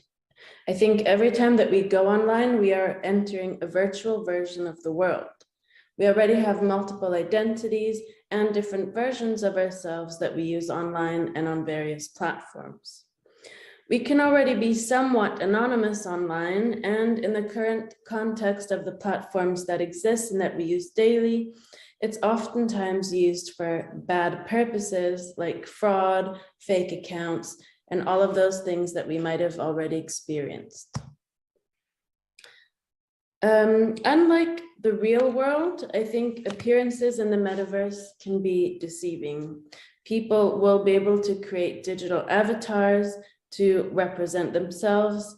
This may not seem to carry an immediate threat, but for large organizations, it does open the doors and the floodgates to nefarious actors. While security and privacy are key factors that must be addressed as the metaverse continues to grow, I want to focus on a unique potential that this level of anonymity can offer us. A borderless digital environment that can afford us all unparalleled opportunities of equality. So the vision of Meta, which was previously Facebook, is a metaverse that will transcend national borders. The company invites us to imagine a virtual world where you can teleport anywhere you want. Teleporting around the metaverse is going to be like clicking a link on the internet. It won't matter where you were born in the physical world because the whole universe will be at your doorstep in the metaverse. So Meta, the company, really emphasizes interoperability, what they describe as interconnectedness of standard systems and applications that enable people to travel seamlessly between one part of the metaverse to another. Without interoperability, they argue, the metaverse will become fragmented and broken into silos, each impenetrable from each other. If Meta or other companies can fulfill this lofty vision of vast, interconnected, and borderless virtual domains, perhaps such a digital reality could inspire society to contemplate borders in the physical world too. An open digital world free of outdated conventions like borders and single country citizenship could demonstrate the power of freedom of movement and mobility. Millions of people, unfortunately, are born in a place with a passport that limits their mobility and restricts their access to opportunities, personal safety, and even essential services. If we had an open, interconnected world, anyone would feel empowered to elevate their circumstances, regardless of where they were born. And to me, this is a very powerful concept, and this is at the heart of my talk today, the concept of a borderless environment that we could all experience and benefit from and gain some equality in. So for now, as we all know, there's a lot of bias surrounding where we live or where we come from in the world. I want to focus on a specific and unfortunate example. So your company in Europe needs some graphics for their new website or marketing material, but they know that hiring a local artist could be costly. So instead, they decide to use a third-party service like Fiverr in order to secure a freelancer based out of Vietnam, India, Pakistan, or the like. They can get the same work for a fraction of the cost. And I don't really think that is fair. I think we should all be valued and appreciated and remunerated in accordance with the work that we can provide, not connected to where we are physically located in the world. And this is just one sad bias that affects us in various ways. And again, it's all based on our geographical and real world locations. My hope is that the metaverse can be embraced in all parts of our digital lives, crossing over into the real world ones and offering us an equal playing ground. So everyone will be equal in this immersive metaverse, as every person will be represented by an avatar or your digital twin. In this point, we can see metaverses taking steps forwards by adding possibilities to improve accessibility and also inclusivity, making people equal in the immersive metaverse, without having to think about their looks, their color, other aspects, might help younger women and especially women. This would be a step towards equality in certain situations. We would be focusing on the goal instead of the person or some other physical traits.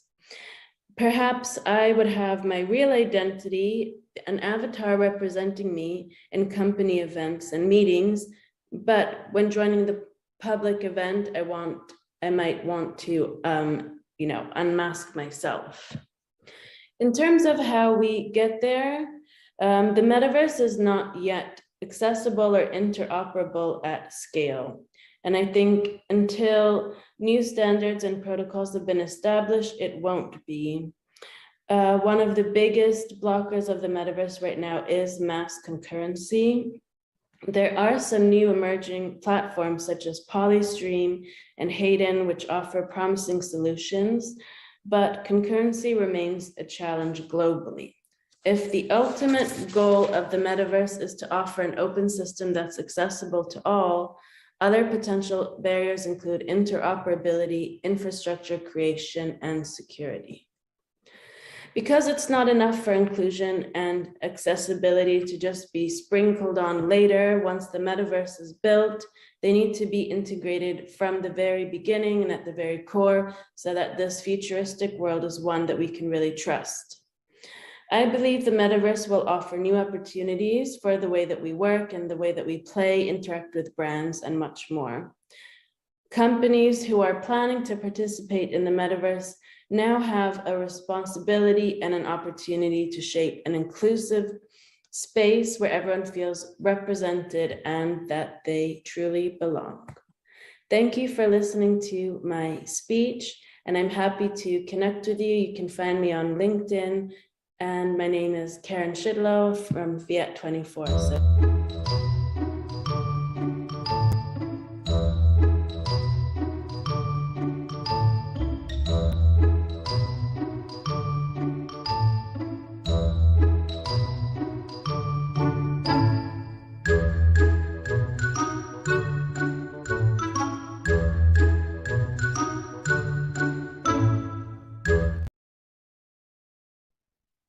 Hi, and welcome. I'm Stephanie D'Alfonso, an integrative hypnotist, which means I integrate hypnosis with a whole bunch of other healing modalities.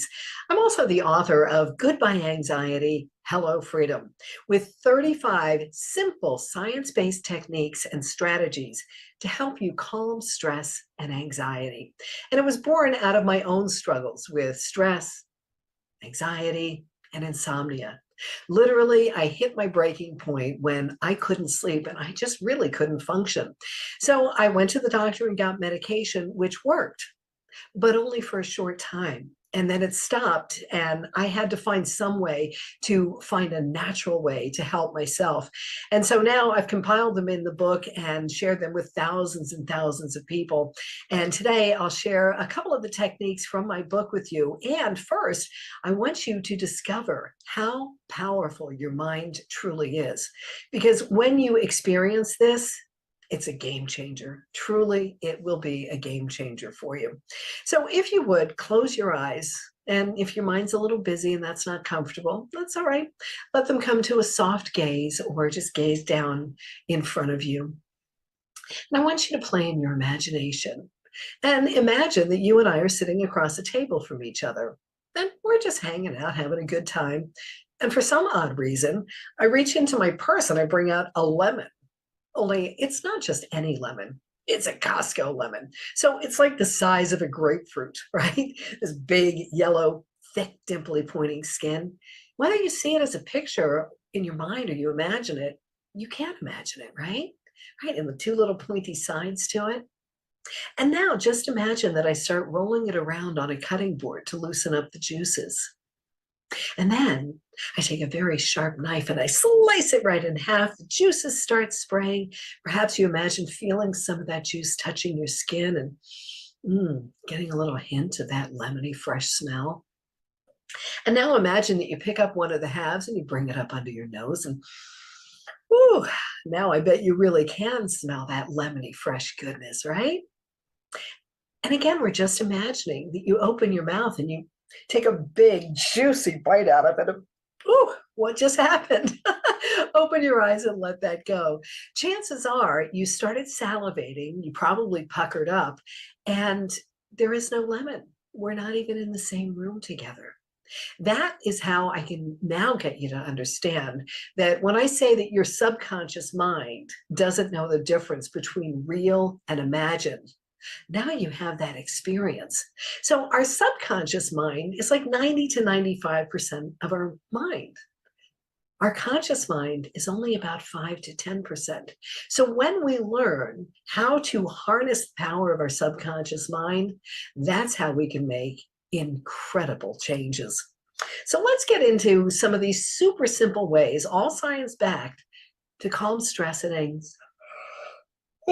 anxiety. And no, I'm not tired and I'm not bored. I'm not being rude. It's actually the first technique is to just yawn. So if you're not yawning yet, because yawns are contagious, go ahead and just let out some really big yawns as I explain to you why this seemingly simple, like how could this possibly help, technique is so powerful. So whether we now know subconscious doesn't know the difference between real and imagined. So whether our yawn is real or a fake yawn, it doesn't matter because it still stimulates the vagus nerve, which is the longest nerve in our body. It runs from our brain down to our internal organs and stimulates the rest, digest, and relax nervous system, which is the parasympathetic nervous system. So a third of Americans are getting less than 6 hours of sleep, according to the latest statistics. So it is not socially unacceptable to yawn. Everybody's yawning. So when you intentionally yawn at various points throughout the day, it will start to become this wonderful new healthy habit so that, you start to feel a little stressed or anxious or frustrated, and you yawn, you can bring more balance in. So literally, that's it. Start yawning and yawn frequently, as often as you can, and breathe. This is hands down my client's favorite breath technique I teach.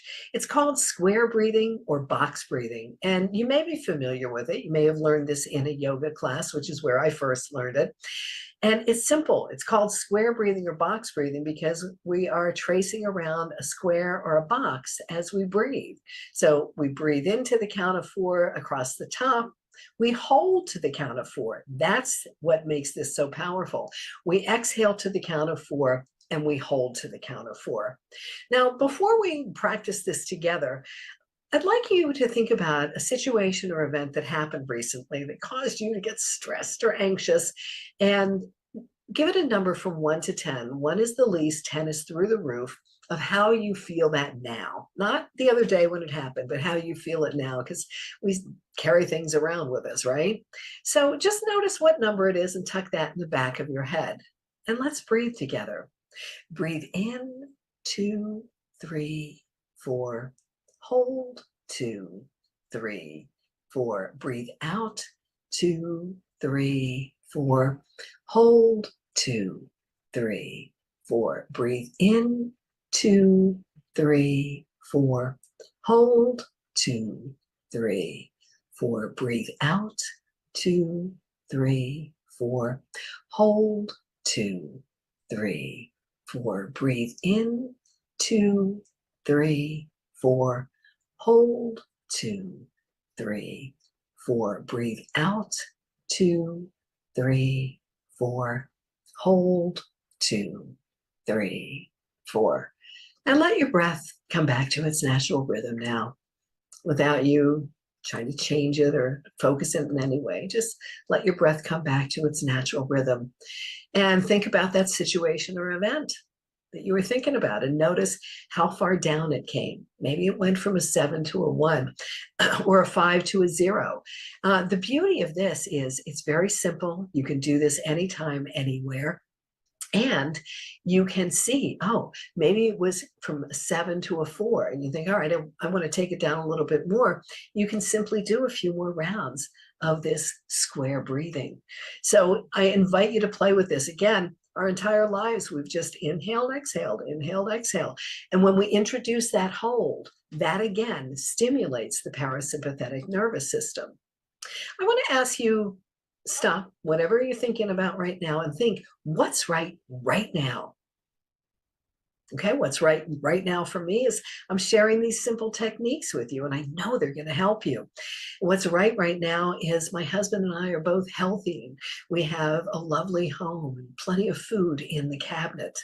So when we do this, when we stop and look for what's right now, we're interrupting the stress of all our devices telling us what's not right. So when we focus on what's right now, first of all, the act of looking for something to be grateful for drops our cortisol levels, the stress hormones, by 23%. That's amazing, isn't it? Then, when we go to the feeling place, not the thinking place, but the feeling of being so thankful and so grateful for something, that then stimulates our body to produce dopamine and serotonin, which are the happy hormones.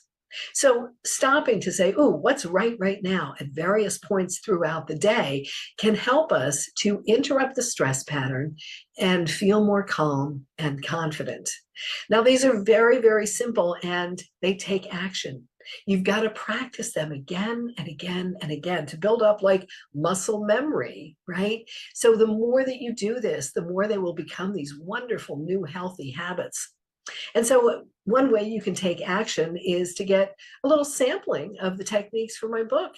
You can go to the number 5 easyways-to-calm-anxiety.com, and I'll send 5 of the techniques right into your inbox.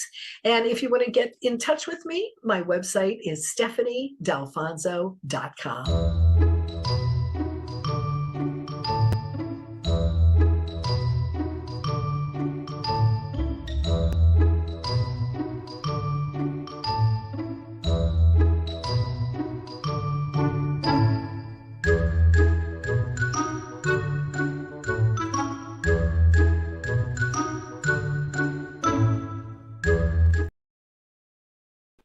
Hey, this is William Jackson welcoming you to GatherVerse Summit 2023, welcoming you to this presentation talking about a journey in the metaverse and an opportunity for new collaboration of new life and possibilities. As you know, we live in transformative times, and these times are influenced by technological innovations and creativity. This was not even found 5 years ago. The possibilities of us engaging on digital platforms, the possibility of continued digital innovation and growth and creativity, the possibility of the growth in thought leadership, and the vision and implementation of education and business evolution and dare say revolution. We all know the metaverse is here and it's not going away.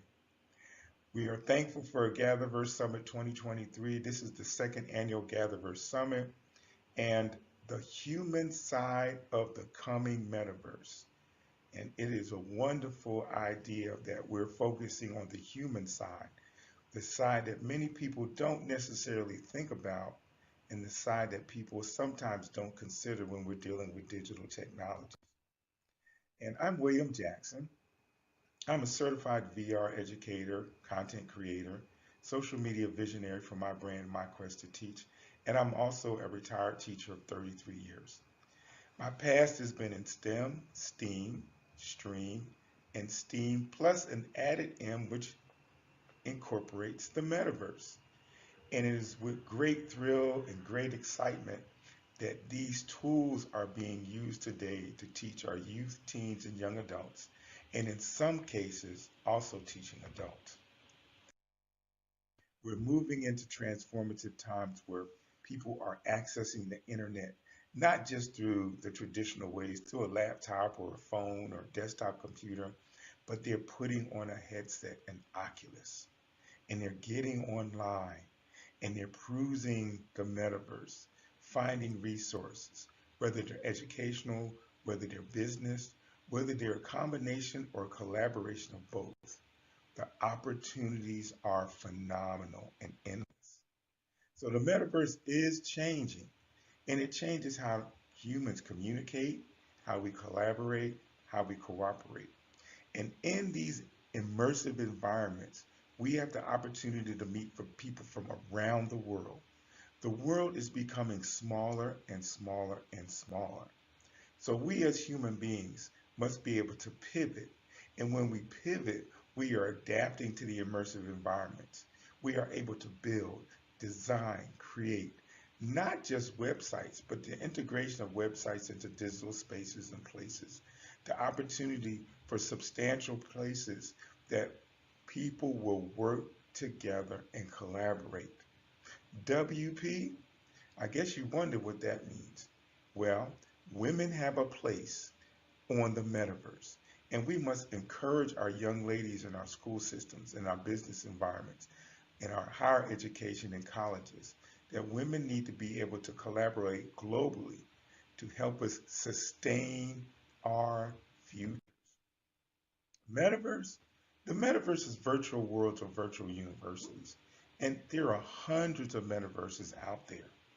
They're global, they're acceptable on multiple platforms from Oculus to tablets, phones, computers, and you may wonder where this word metaverse came from. Well, a gentleman named Neil Stevenson in 1992 wrote a book called Snow Crash. And in Snow Crash, he shared that there are people in these digital spaces and places on the metaverse where they are avatars. They are engaged in virtual and digital activities as people. They are in environments that are conducive to electronic devices and electronic growth and electronic development. And what can happen in these places and spaces on the metaverse? Well, people can talk, they can walk around, they can even teleport and travel. We can own land in the metaverse and interact as avatars of our own design in 3D spaces. Yes, our own design. We can create our avatars that look like and act like the people that we want to be. You can also own digital assets like non-fungible tokens. And some of you may wonder, what is a non-fungible token? Well, it's the ability to create content, whether it's music, art, writings, being creative with multimedia, and where you can buy and sell and barter your NFTs for products and services. One of the wonderful things about this is we've probably seen the metaverse in movies and cartoons and different television programs, and also in programs that are global, like the Super Bowl. They've had some phenomenal commercials about the metaverse, but also there's movies like The Matrix, Ready Player One, and I would like to remind you that even though Facebook has changed its name to Meta, Facebook is not the only metaverse. There are multiple metaverses that fit the design, the structure, the creativity, the innovation, and the vision of those who enjoy digital spaces. What will the metaverse allow us to do? We'll be able to social plan, strategically develop our educational goals or even our business goals. It'll provide global collaboration and one of the wonderful things to embrace diversity from around the world. We'll be able to teach and we'll be able to engage across multiple metaverse platforms. When you are strategically engaged, you can create, build your brand, and globally market to connect with others that share the same passions and ideas. Content will still matter. Content will still be important. But the beauty and awesomeness of engagement will be queen of the metaverse. People will still want their facts and their data, and they will look at their statistics and their connections and collaborations. But knowledge is powerful if it is applied correctly to build communities, to build a sense of community that we can unite and collaborate and cooperate together. One of the wonderful things that schools, young people will be able to create spaces and places as the school that I volunteer at, Twin Lakes Academy Middle School, where we have a newspaper, a podcast, and a metaverse sites that blend all these connections together. We are able to teach our students the power of the written word in the newspaper, the power of voice in podcasts, and the power of taking the written word in the podcast and blending them together and putting them on metaverse sites to share with the world. And it gives our students the opportunity to interview people globally by using digital spaces and TLAM, or Twin Lakes Academy Middle School, we encourage more and more middle schools and high schools for their students to have the opportunity to learn how to podcast, how to blog, how to create virtually, and be involved in immersive metaverse environments that encourage humanitarian collaboration and cooperation. Our school's website or blog site or newspaper site is tlamnpc.wordpress.com. Our podcast is on the wonderful platform Anchor at TLAM Podcast, and our metaverse site is here in this tiny URL, which will take you into our digital world. You're wondering, how do we work all of this? What do we need to do? Well, focus and clarity is important. Understand why you want to have a presence on the metaverse is important. How to scale women with purpose and power with the metaverse to give them opportunities to grow and expand their business ideas. Establish what your metaverse goals are: education, entertainment, engagement with others around the world, economic options to build a business, and content creation and collaboration is key and important. One of the things to remember is don't abandon social networks. Scale them, use them, apply them, and pivot, my people, where your pivot point with technology. Where is that, and how do you apply it to your goals and aspirations? It's important to understand the metaverse through So, Lo, Mo, and Co. Guess you're wondering what that is. Well, your social engagements can be performed on the metaverse. Local activities can be broadcast and participated in as avatars. Your mobile adventures using your cell phones, and community connections and awareness of what's happening in your community all can be placed on the metaverse. It's a wonderful thing with collaboration and progress. Diversify what you share in your content. You can create websites. You can create diverse content. You can have spatial galleries. You can use AltSpace VR in meetings and concerts. VR chat, Decentraland are just some of the spaces. And true to life, unfortunately, AltSpace VR will be going away. But that's the reality of digital places and spaces. Here today and go tomorrow are some cases true to life. That way, we must learn to adapt. We must learn to adjust. And we must learn to move on as these digital spaces and places move from one point to another.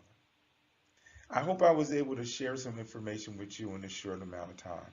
But if you would like to ask questions, my email is meta.myquesttoteach@gmail.com. And please follow me on Twitter under my brand, MyQuestToTeach, Instagram, MyQuestToTeach. And remember, science, technology, engineering, arts, math, and metaverse do matter. Allow it to build communities, allow it to build cooperation, and allow it to build collaboration to expand our human knowledge and to bring us together as human beings. Thank you.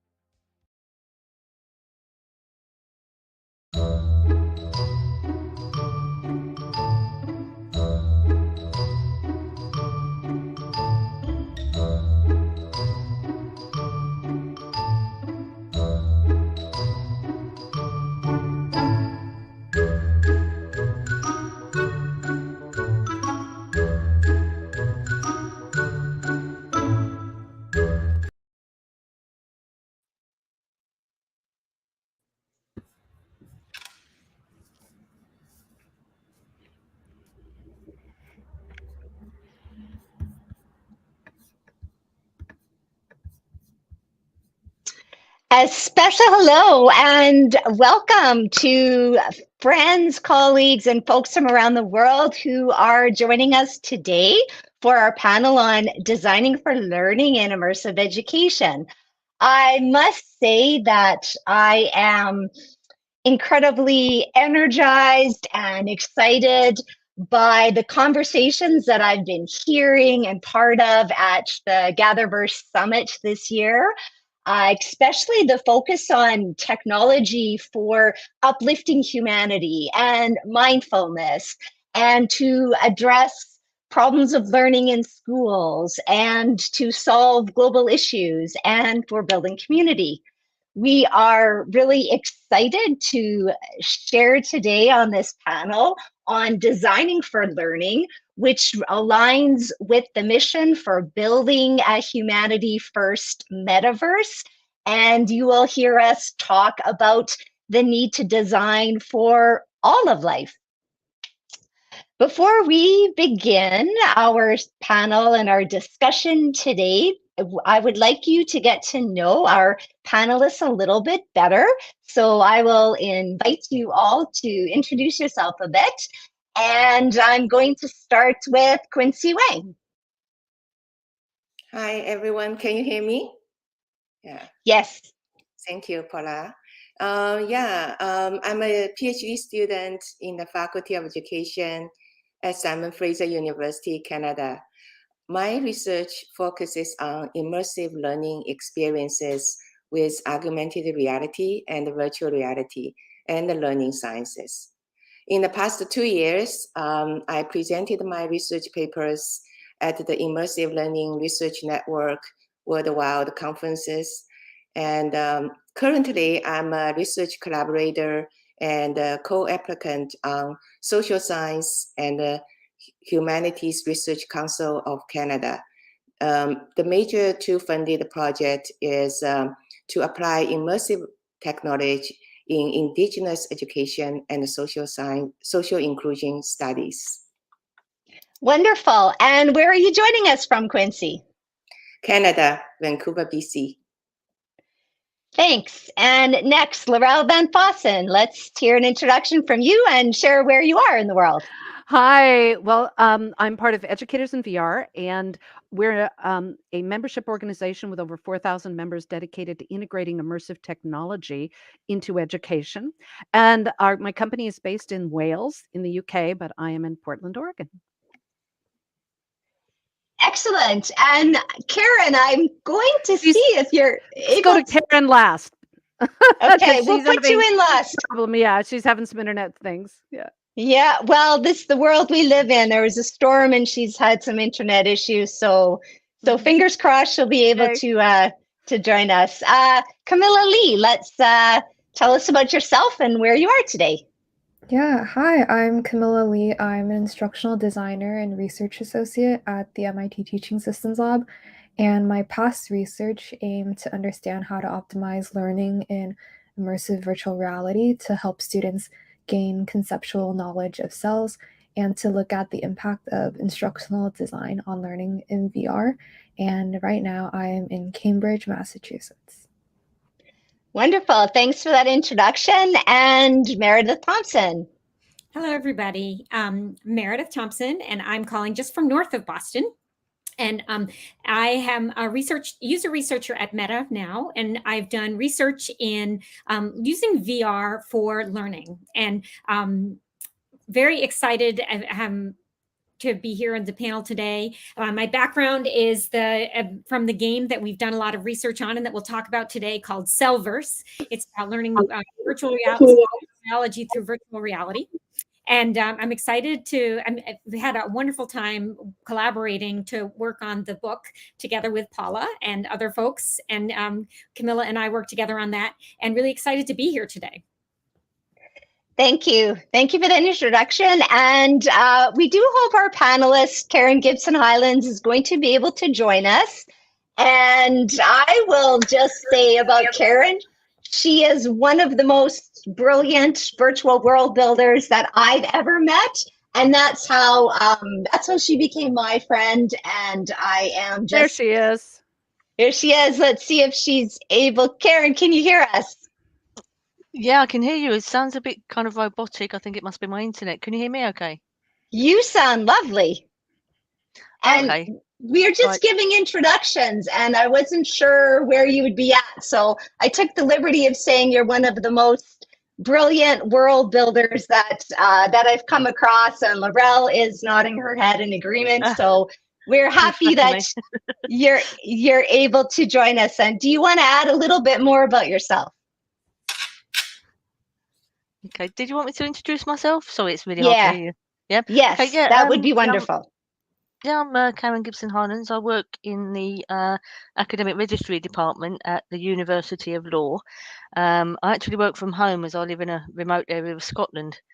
So I like moderating events for educators in VR, and I also build educational virtual worlds, as Paula said.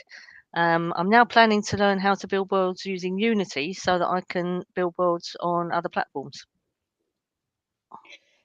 Thank you for that introduction. And just to get us started, so the panelists here today are all authors in a new book that is called Immersive Education, Designing for Learning. And this book focuses on designing and being a designer of immersive education. It introduces readers to the human experiences within immersive learning environments. And what is special about this book is it is full of rich examples of immersive learning in real world context, in schools, K-12, post-secondary, online events, online graduate courses. So real world context, not carefully controlled, isolated lab studies. Here in this book, we're using immersive education where learning is complex, messy, and just also very engaging and embodied and creative and inspiring. So we are sharing some chapters from this book, and we are going to talk about some of the chapters. And then we have some questions prepared to talk about designing for learning. And we will wrap up our panel with some rapid fire questions at the end. So I hope you're really going to enjoy our session today. We're going to begin with a little bit of discussion around PEGs. So this is a chapter by Meredith and Camilla, and I'll let them tell you what PEGs is, but their chapter is just a short abstract. As virtual reality becomes more affordable and available, educators need to understand how to evaluate VR experiences and how to best incorporate them in their classes.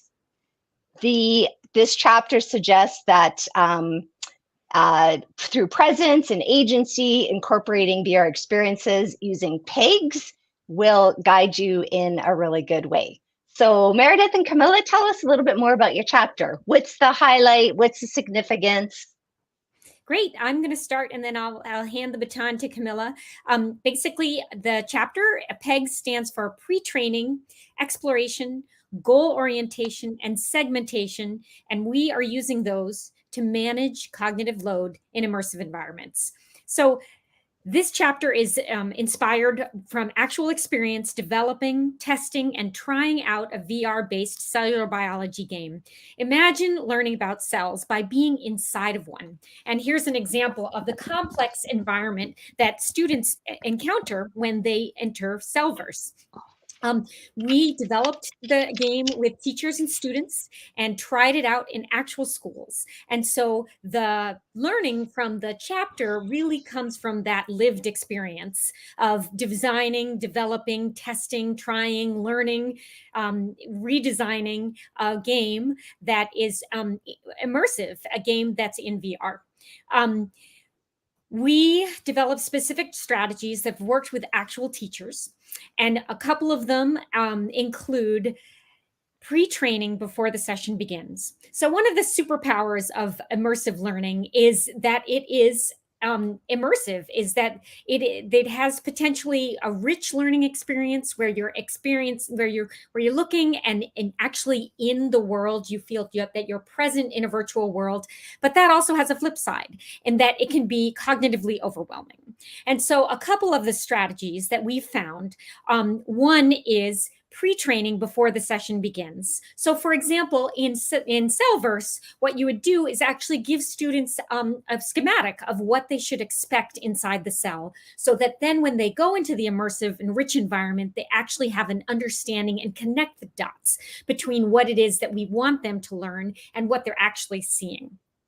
The other thing that we think about is segmentation of the experience. So immersive learning can be it can be, I would say necessarily, what you want to do is you want to introduce it in segments. You don't necessarily want to have a huge, long experience in VR. And so one of the strategies that teachers have used successfully is this idea of segmentation. And so pre-training and segmentation are the P and the S of PEGs. And I'm going to hand it over to Camilla to talk about the E and the G. Yeah, thanks, Meredith. So actually, before I even start, I think there's like a myth around learning in VR, where a lot of people might think that technology or VR by itself is so powerful that that by itself can revolutionize education and the learning experience. And that's why actually 2 summers ago with Meredith, I designed a pilot study. And the pilot study was to look at the role of instructional design in learning. So the G is for goal orientation and the E is for exploration. So my study aimed to understand how to optimize learning in a VR environment to help students gain knowledge of cells. And the pilot study was conducted with 6 participants who experienced the VR game GatherVerse that Meredith talked about. And both groups went through GatherVerse twice, approximately like 1 week apart. And 3 of the participants were given a goal during their first session to look for a specific organelle, and the other 3 were just told to explore. And then the next week they came back together, and those instructions were switched, and we collected 4 forms of data, which were just like video and audio recordings, some questionnaires, and students got to draw the cell that they experienced before. So we wanted to see if their knowledge of cells grew over time. And so they drew a cell before the experience and after the first exploration or goal experience. And when they came back next week, we wanted to see how much information they retained between the 2 sessions. And we wanted to see if participants continued to learn new information about the cells throughout the study. So that was what my study was about 2 summers ago. And through the experience, we got to learn that participants reported that both the experience and the sessions were useful, but they actually tended to prefer the most recent session, and that suggested a recency effect. And the results from the study also indicated that educators should include multiple sessions of an immersive VR experience to support learning. So that was that was like our pilot study when we were looking at the role of instructional design in learning in VR. Yeah, thank you, Camilla. And I really appreciate this discussion that you're bringing up around some of the myths around VR and learning and the hype. And quite frankly, that all really needs to die off and go away. And is partly why we've taken the effort to put this book out into the world, is so that there are examples that are rich examples of learning that deal with the realities of the complex contemporary classroom and that have meaningful instructional design like PEGs. So that others can learn from experience, from good experience, and not have to start from the ground up. So I really love in your chapter that it's such an example of what works in immersive education and really meaningful learning. And but it's not sugar coated, like you actually are, you're finding this is the reality of the complex contemporary classroom. So thank you for sharing that. And we're going to move on to Quincy, and I'd like you to talk about your chapter, which involves designing an interactive science exhibit and using augmented reality to increase visitor engagement and to achieve learning outcomes in the context of learning in science world, so in a science center. And in your chapter, I think what is really unique is how the students get to how the AR exhibit really helps them to inspire their curiosity about science, and how the museum exhibits really come to life in a very real way, and in your case, maybe a little bit even scary for some of the learners because it is real life. And I will let you talk about your chapter. Thank you, Paula, for the introduction. So yeah, my chapter mainly is describes the collaborative design and development of an augmented reality in a science exhibition to spark learners' curiosity about science.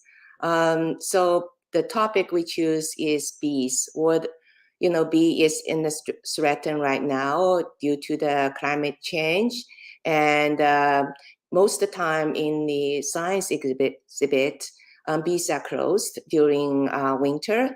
So we think how to utilize immersive technology to address the learning gap.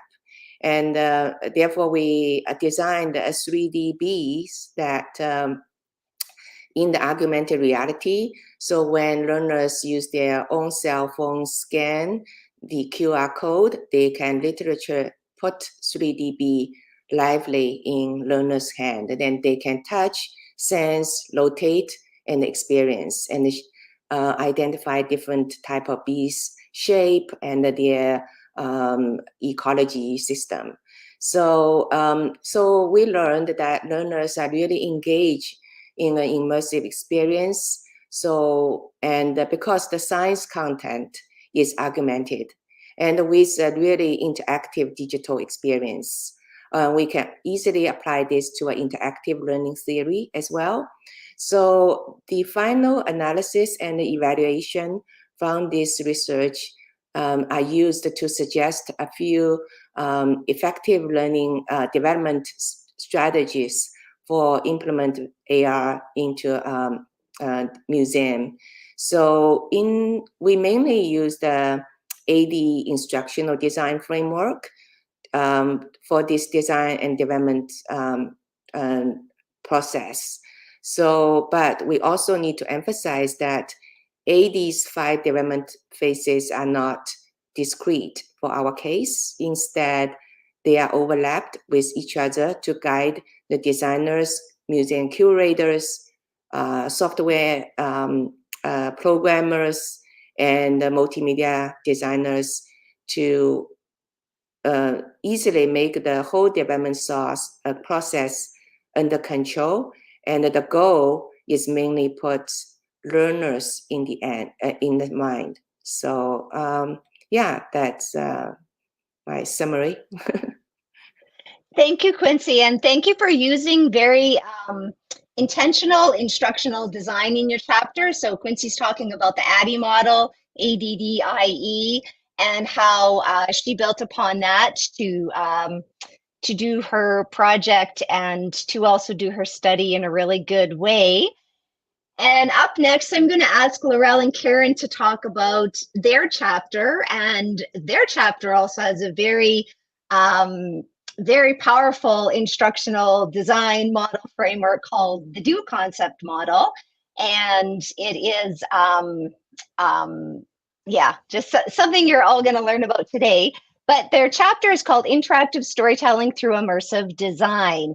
And I wanted to read you the abstract, which is linking strong narratives and play. This chapter helps educators and designers take their first steps into immersive education using the DO, DEW concept model. The focus is on designing and selecting virtual worlds that break through the rigid classroom structure and offer immersive experiences that enhance learning through discovery, exploration, and wonder. Laurel and Karen, I will let you talk a bit more about the significance of your chapter. Yeah, I mean, when it came to writing our book chapter, my particular interest was learning through play. As we know, children tend to learn through play, but this kind of gets lost when we become adults. So we looked at how people seem to find their inner child when they're in virtual worlds, naturally playing and role playing and learning lots while they're doing it. And it's amazing to watch people become totally immersed in an experience. And one of the highlights for me, which we wrote about in our chapter, was watching people in a futuristic world built by one of our great world builders, Darren Gust, where he had a retina scanner outside a door with instructions to scan your retina to gain entry. And although people could have just walked right in, every single person stopped and put their eyes to the scanner for a few seconds before entering the room. And that for me showed how, adults can just like turn into children and just play and learn while they're doing it without actually realizing they're learning. So it's just such a fantastic medium for learning for me.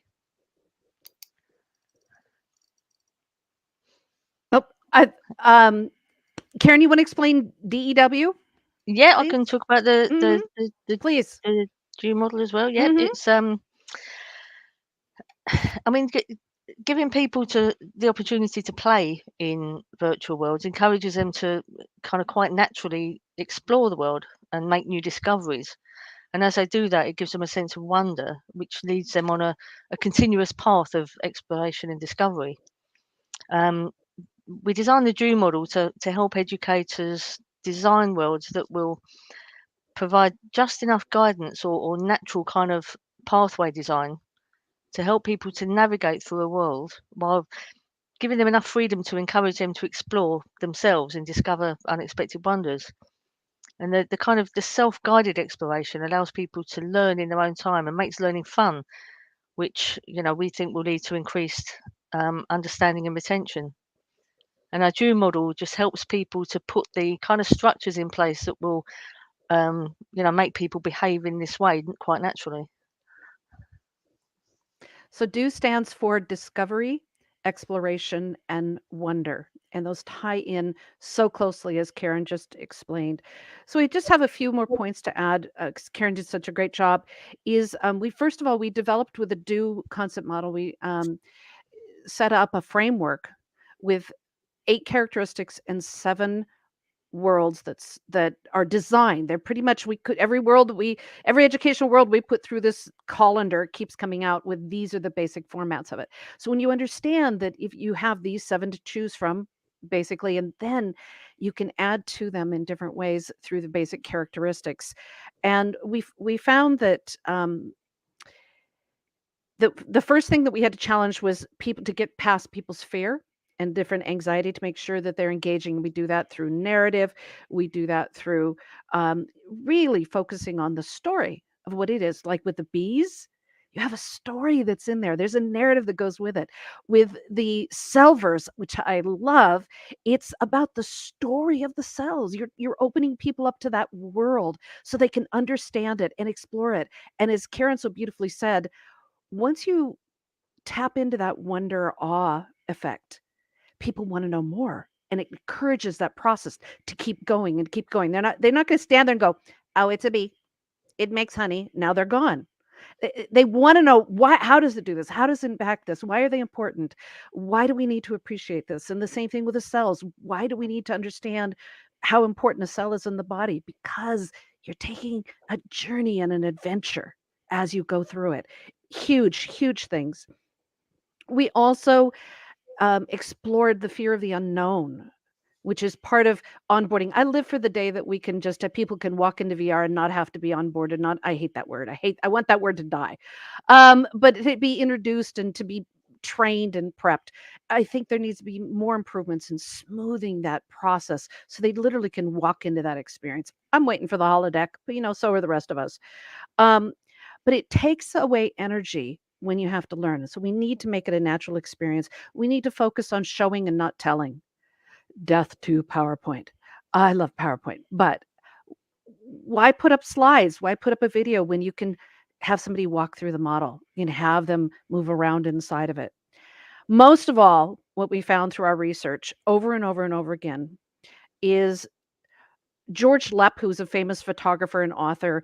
He said this, and I said, "Can I steal it?" And he says, "Yes, make it yours." But I want to give him still credit for it. He said, if you want to get someone's attention, you need to either show them something they've never seen before or show it to them in a way they've never seen before. And that is what VR does. Anyone can stand around a car and look at it and go, yeah, it's a car, it's an engine. I can take the carburetor out, I can put it back in. But you change people's lives in understanding how a car works when you have them standing in the carburetor, when you have them wander around through all the pipes and the fluids. You're changing their entire perspective, and they want to know more.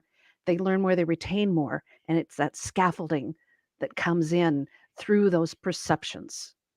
And that's what we've come up. We took that and applied it to the Do model. We're really excited about helping teachers get past their fear of using VR. They're overwhelmed. Oh my God, I have to learn so much. No, you don't. We can make it simple. And it is simple. It really is. And so don't worry about the learning curve. Don't worry about all the anxiety. We're doing the work for you. And it needs, and again, tapping in to that child. We got to remember learning is fun. Even as adult, we got to learn how to make that fun again. And VR just does it naturally when done right. You know, I fully agree. And both Karen and Laurel, the concept around play, and even in adult education, it's to our peril when we don't include play. And play is nature's ingenious device that ensures everybody can achieve knowledge and wisdom, and to have those moments of joy and awe. And I appreciate also your discussion around story and narrative, and as you're talking, just the need to make learning come to life and be an experience and to be relational. That it isn't content to be consumed. It is our relationship with science, with social, Absolutely. with our world that we're in. And I think that in your chapter, it's quite an experience and it's quite a journey. And there's many gems to like pick up along the way. So I appreciate all the effort as the story unfolds, and it's there's magic there and wonder, but there is also like just really solid support for teachers and for designers and for developers, so where they might start. So again, in this book, we wanted to make a book so that folks don't have to start from the ground up, like you say, where teachers are, well, I'd love to try this, but where do I start? So we have lots of good examples there. And let's switch the topic now of discussion to some recommendations for designing. So some recommendations for using immersive learning. And, we've been talking about, we've got the Do model, the ADDIE model, we've got PEGS. So we have some good instructional design frameworks to guide us forward in a good way. But what are some more specific recommendations for teachers and designers who want to implement immersive experience or even design their own? What are some things you'd recommend? And anyone can jump in. Okay, well, I'd like to start. First of all, when we're working with educators in VR, when we're working with schools and teachers, the very first thing that they come to us with is, I need to get the headset. And I say, no, you don't. You can come in and explore VR in 2D. We call it the gateway drug, because the moment you go in and you look around on your monitor and you see this and you move around through the world, and especially when it's in a first person experience where your hands are on the screen, so you feel connected, you feel immersed. They're like, oh, I can't imagine what this looks like in VR. I need to go buy a headset. But don't wait for the headset. Jump. Just jump. And I wish more platforms, many platforms support 2D or desktop access, but we need to just jump and go in. And there's tons of examples. We've got Cellverse, we've got the Bee Thing. Is the Bee Thing open to the public yet? Or is Yeah. it just associated with that science, that museum? Yeah, it's in the Science Museum. It's a prototype. We are looking forward to the second phase of the development. Yeah. So, and I want this in every museum, don't you? I mean, we put on these things that we walk around the museum closed off because we have either a phone thing up to us or our earphones in and we're not talking to each other. When you put it on a tablet and you hold it up, you can go, oh, look at that. Oh, look, and you get that engagement, you get that collaboration, you get the shared learning experience, which again, scaffolds as you share that experience. I love this. I want this in every museum. Of course, I'm biased. Quincy, do you have any design strategies or instruction strategies for that you recommend? Yeah, and I do have a few that I would suggest to the field. Is first of all, when you design immersive technology in your classroom or daily informal learning context, please put user or learners in mind first. And when you have learners in mind, then when you develop a user experience, you are stand at their point to look at the learning content. So that's why I suggest effective user experience assets or multimedia pieces is very important. Because when you create this very effective fun or outlooking or multimedia pieces, it also makes your design journey very fun and effective as well. Second, as Karen mentioned, that always having a narrative structure when you implement immersive technology, because the story, the narrative do shape people's learning experience and makes them excited. And particularly for science topic, it makes more interesting, right? Rather than a passive learner, it actually shifts them from passive into active. Another is very important is interdisciplinary collaboration. Sometimes the funding or resources is not there, but how you can form an effective team that work together and to reach the final design objective is very important. So for me, for my case, I recruited 2 undergraduate students who are in computing science. They are at the early career development, and they need these opportunities, and they're excited about this developing immersive technology for younger generation. So, and I taught them, mentored them, and we searched on so many different open source platform and come out the whole design structure. I mean, the whole process, I really, I feel grateful. And it's not only you as a researcher, you are in this, but also you mobilize the knowledge with developers, engineers. I mean, this is what I suggest. Thanks, Quincy. And Karen, I'm going to give a shout out to you because of the very impactful worlds that you've built around environment and sustainability education. And that is how I first came to know about you. And you very graciously came to the very first class of a grad class that I was teaching and inspired the teachers through your story and through your narrative and through the fact it was very late in your part of the world, but you stuck around with us for 2 hours talking about your experiences designing virtual worlds, and you inspired those teachers, and they all went on to create their own worlds, and their worlds that also were for pro-social and environmental change. So here, what tips do you have to share with the rest of the world, especially those who might be new and not sure where to start out? Well, when I was planning worlds, I kind of think about the audience that it'll be. So I kind of try to use different techniques for different worlds. So that really I'm kind of experimenting really with myself to see which worlds get the most kind of which formats people prefer. And because I actually haven't built that many worlds, I'm still kind of experimenting with that.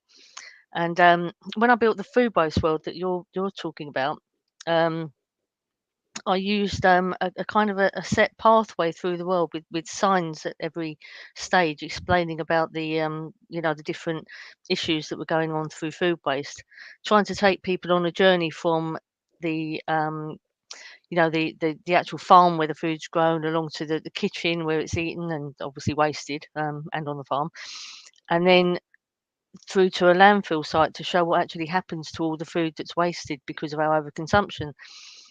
And then I go on to give people kind of tips, as it were, on how they can actually avoid food waste and do their own, through their own personal consequences, their own personal consequences on food waste, so that they can actually change what they do, and really to show the individual that their actions can actually change the world in a way. If it's multiplied by however many million people.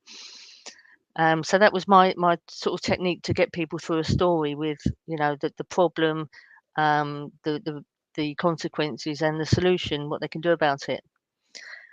And a completely different world that I built was the ocean, where I was inspired to show, after looking at several lovely worlds in alt space of beautiful oceans with lovely fish swimming around everywhere, I not long after looking at these worlds, I actually saw a David Attenborough documentary about the ocean and how it really is in places. And I thought, well, I need to build a world to show that. So I built a world that showed, the devastation on marine life with the fish eating bits of plastic and sea creatures getting caught up in nets and getting their heads stuck in bales and traffic cones and stuff like that. And I deliberately made that world with no signs at all, because I wanted people to kind of feel the experience, as it were, without being told about it, if that makes sense. I wanted them to kind of get the kind of shock factor with seeing all these poor little fish and everything caught up in all the garbage. But I put one sign in the world, which was a traffic sign. It was actually a stop sign, and I placed that on the bottom of the ocean where people kind of come across it, and it just says simply "stop." And I thought that had quite a good impact. Yeah, these are excellent strategies for meaningful pedagogy, for impact. And I just want to highlight, this is also something why I am very passionate about meaningful, intentional, immersive education. Because, for instance, when you talk about the ocean experience, I live in a province in Canada that is landlocked. So all borders are, they're land borders. So how do students here learn about the problem of the plastic in the ocean? Like, how do they actually get to visualize it, experience it? 5 to 10 minutes in the ocean world you've built is just a very profound experience. And I have brought in many high school students into that world. And you really stop, that sign, you really have a moment to pause and slow down and think. And that is what well-designed virtual worlds can do for education. So thank you for sharing that. And Camilla and Meredith, what would you like to add? Yeah, it's just wonderful to think about how Laurel's talking about jumping right in. I love that idea. Or it's definitely what Quincy's talking about with starting with the learners. And Karen's two examples of those worlds are just inspiring.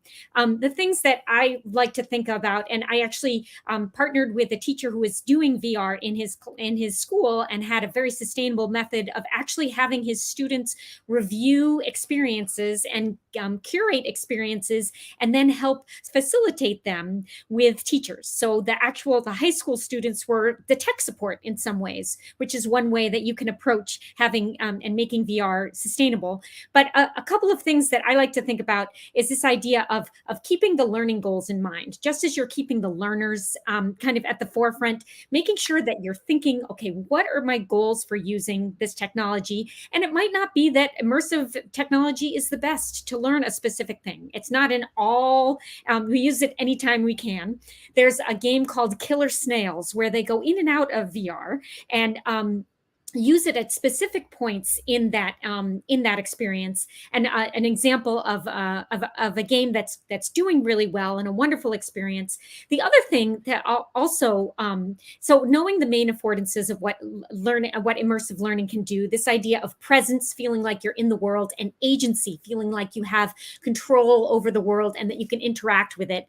The other thing to keep in mind is this idea of equity, inclusion, and diversity and protection, making sure that you're always keeping those in mind. Right now, VR is not necessarily the most inclusive technology, but always thinking about how to make sure that we're encompassing the widest number of learners possible. And those are kind of some of the things that I think about when I think about virtual experiences. And I'm going to pass it to Camilla. So two things that I think about that are, I think, really practical tips are, one, when you're doing pre-training, preparing users for what they should expect in VR, especially for people who have never tried VR before. During my pilot study, a lot of people were like, this is my first time trying VR, and they seem really pumped about it. But if you don't prepare users for what they should expect in VR, it can be a very overwhelming experience, especially for first-time users. And I think another practical tip is dividing up learning sessions, or breaking up the experience into smaller parts, because a lot of people can actually get really nauseous when they're in VR for a long time. So providing breaks from the VR experience can also help the learners avoid nausea. Thanks for sharing that. And just jumping in to add on, Meredith, you mentioned an example of where the high school students have the opportunity to be the tech support. So not everything relies on the teacher to be the expert. And we have a chapter in the book where the high school students, not only are they the tech support, but they also teach younger grades. So they're going in and becoming the experts. So in part of their high school learning experience, they are the teachers, and they created beautiful lesson plans that rival what teachers could create. Like, they're just really with it on their pedagogy, and they are training and teaching younger students. So there are all kinds of opportunities for equity, diversity, inclusion. There's challenges as well, I will admit that. But there are new opportunities that more students can have agency and unleash their creativity, incredible opportunities. I have done some work with grade 8 students using multi-brush and co-creating art together. And the comments on how VR just unlocks my creativity and empowers me, like, really impactful. Oh, did we lose her? Hopefully she'll be back. I think she'll be back. Oh. She'll be back. I just like to add that one of the things we cover in the chapter is having, please, if you're a teacher, and hopefully I'm singing to the choir, and I think everyone in this panel agrees, let your students do their homework in VR. Accept it as just like you would a web page, a website, a paper, something like that. Make it easy for them to do it. I had a student that was given a fail for not, he created his homework. They were told to do it on a web page, a website, and he did it in WebXR, and the teacher failed him because it was technology the teacher didn't know. And it was like, no, it's not a web page. It is a web page. It just looks different.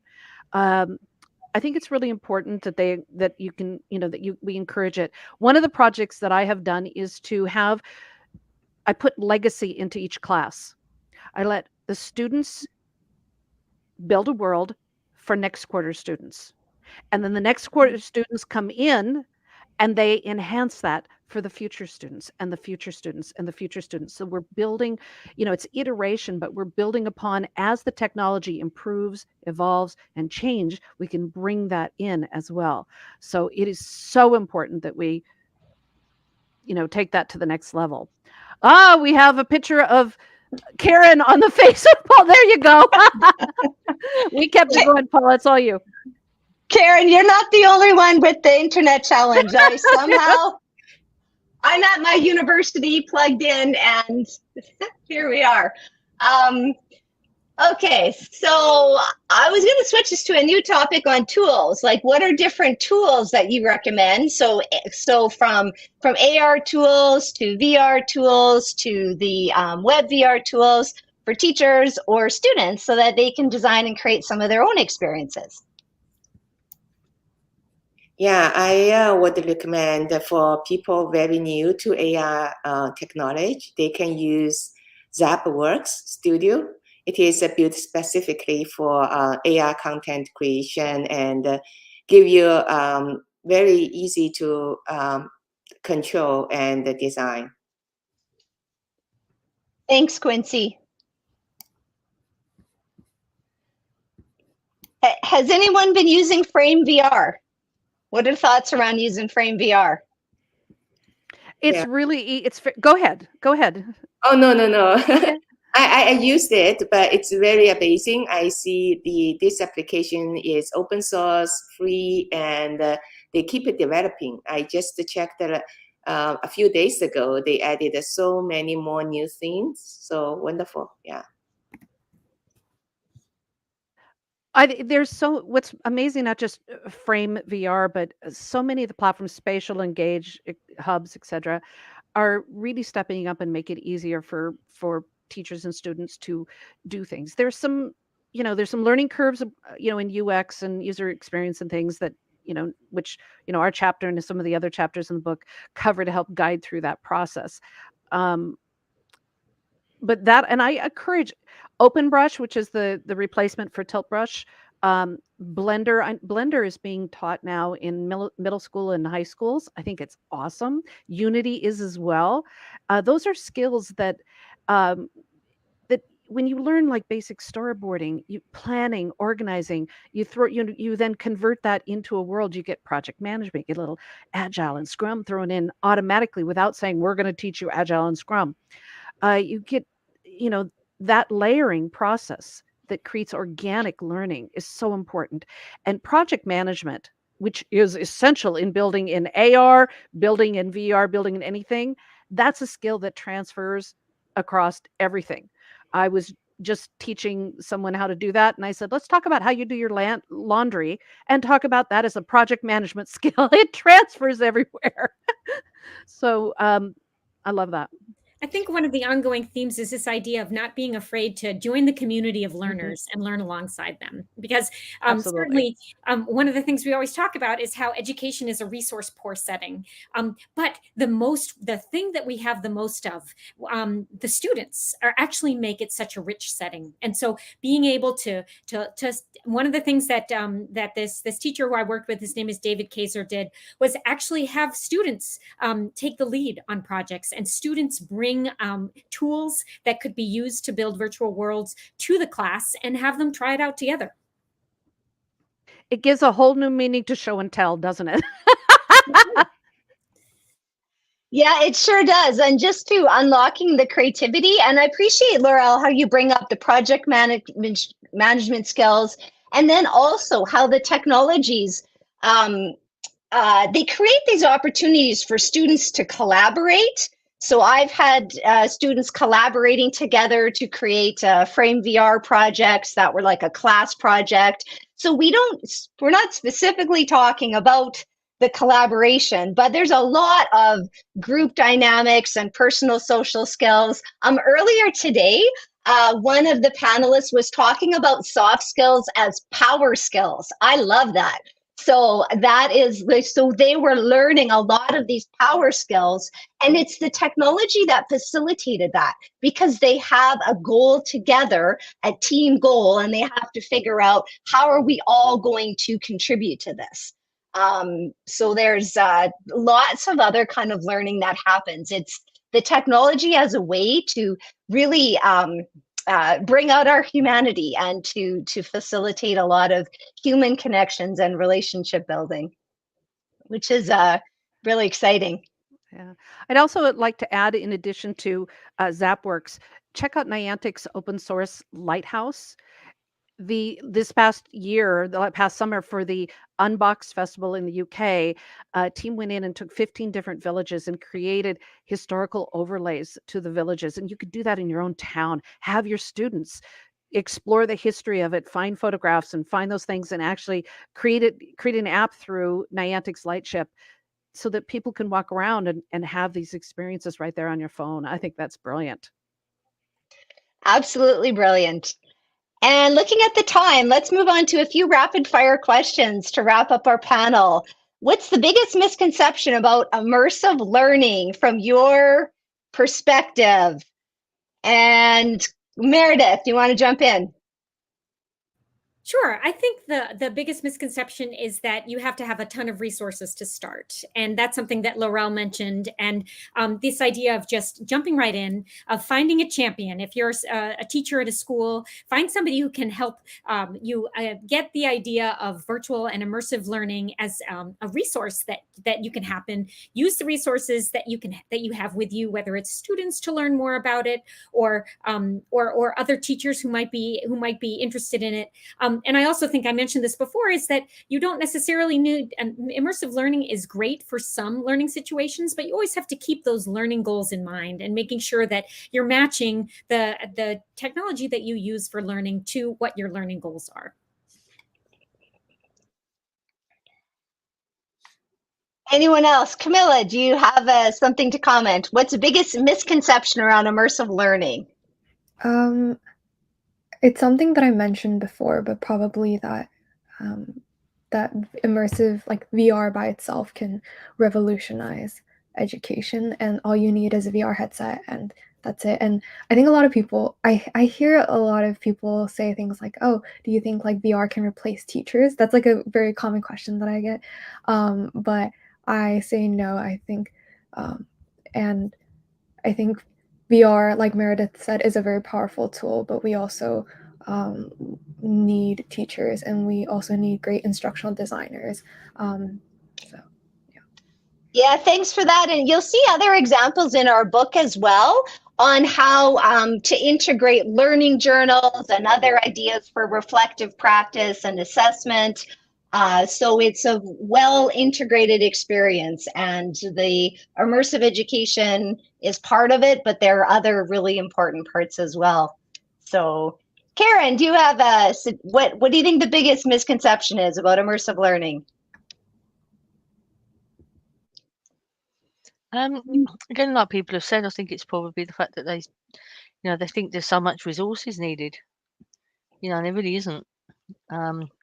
It's also the cost. I think people think it costs a lot, but it doesn't. There's so much we can do that doesn't cost a lot.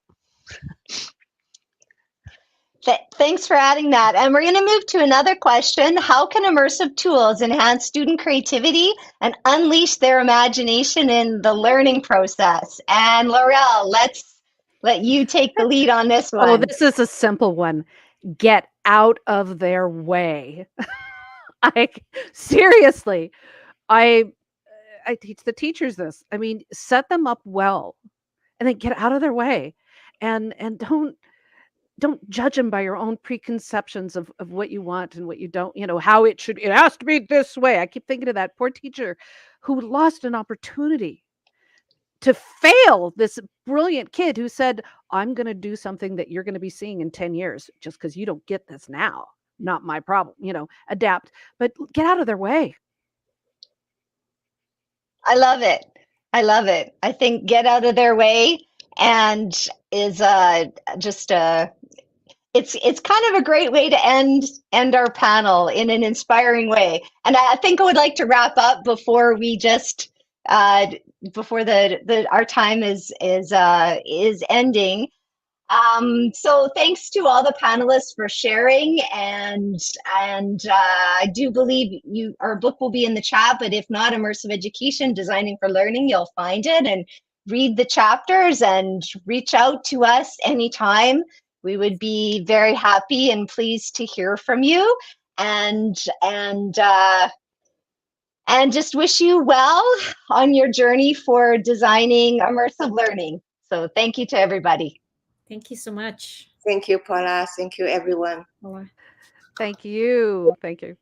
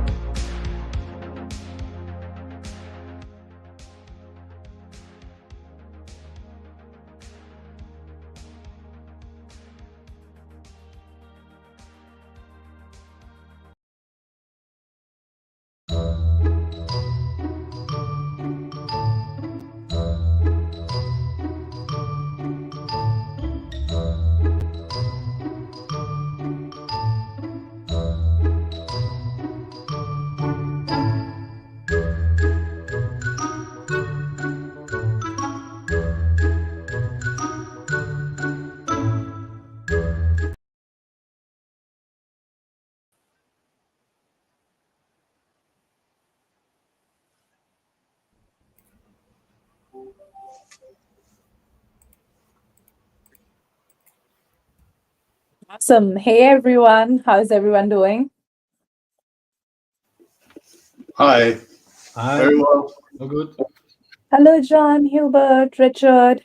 We are waiting for a couple more people to join. I hope the audience is doing great because we are looking forward to a lot of questions today for this panel. And audience, please tell us in the chat, are you excited about today's panel and what do you think we are going to discuss today? And what are you expecting to learn out of this panel? Drop your comments in the chat box till we have rest of the presenters join us.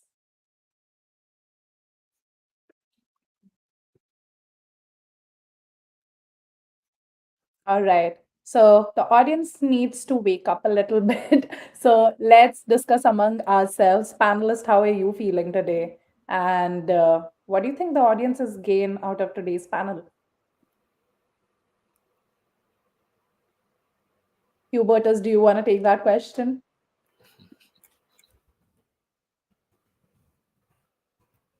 Hubertus, I think you're on mute.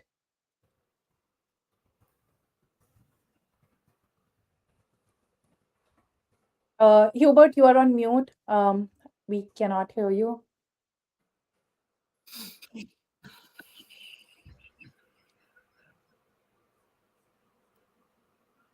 Hey, William, in the chat.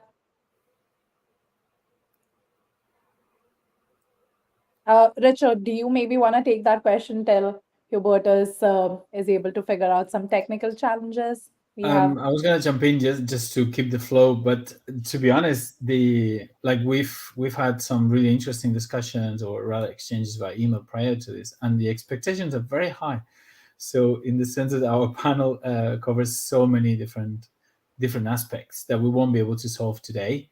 So as long as we can touch upon some important ones and share, that I would be happy with that. I'll let the others talk because I think Hubertus is back.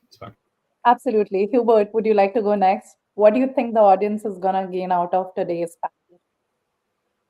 First of all, it's great to meet you all. It's a bit later for me. I'm calling in from Berlin, so I'm really excited, and I equipped myself with a nice glass of wine. So I cheers everyone, and I think we're going to have a really controversial discussion about the necessity to protect us as individuals from data being misused, but also the necessity to open up data sharing as much as possible. And that's a real interesting balance to strike. And I'm very looking forward to discussing that with you guys. That is awesome. And both Richard and Hubertus cannot agree with you more. As audience, as you see, the theme of this panel itself is not a simple topic. If we have to talk about data privacy, it is huge. So it's going to be a controversial and very insightful panel today.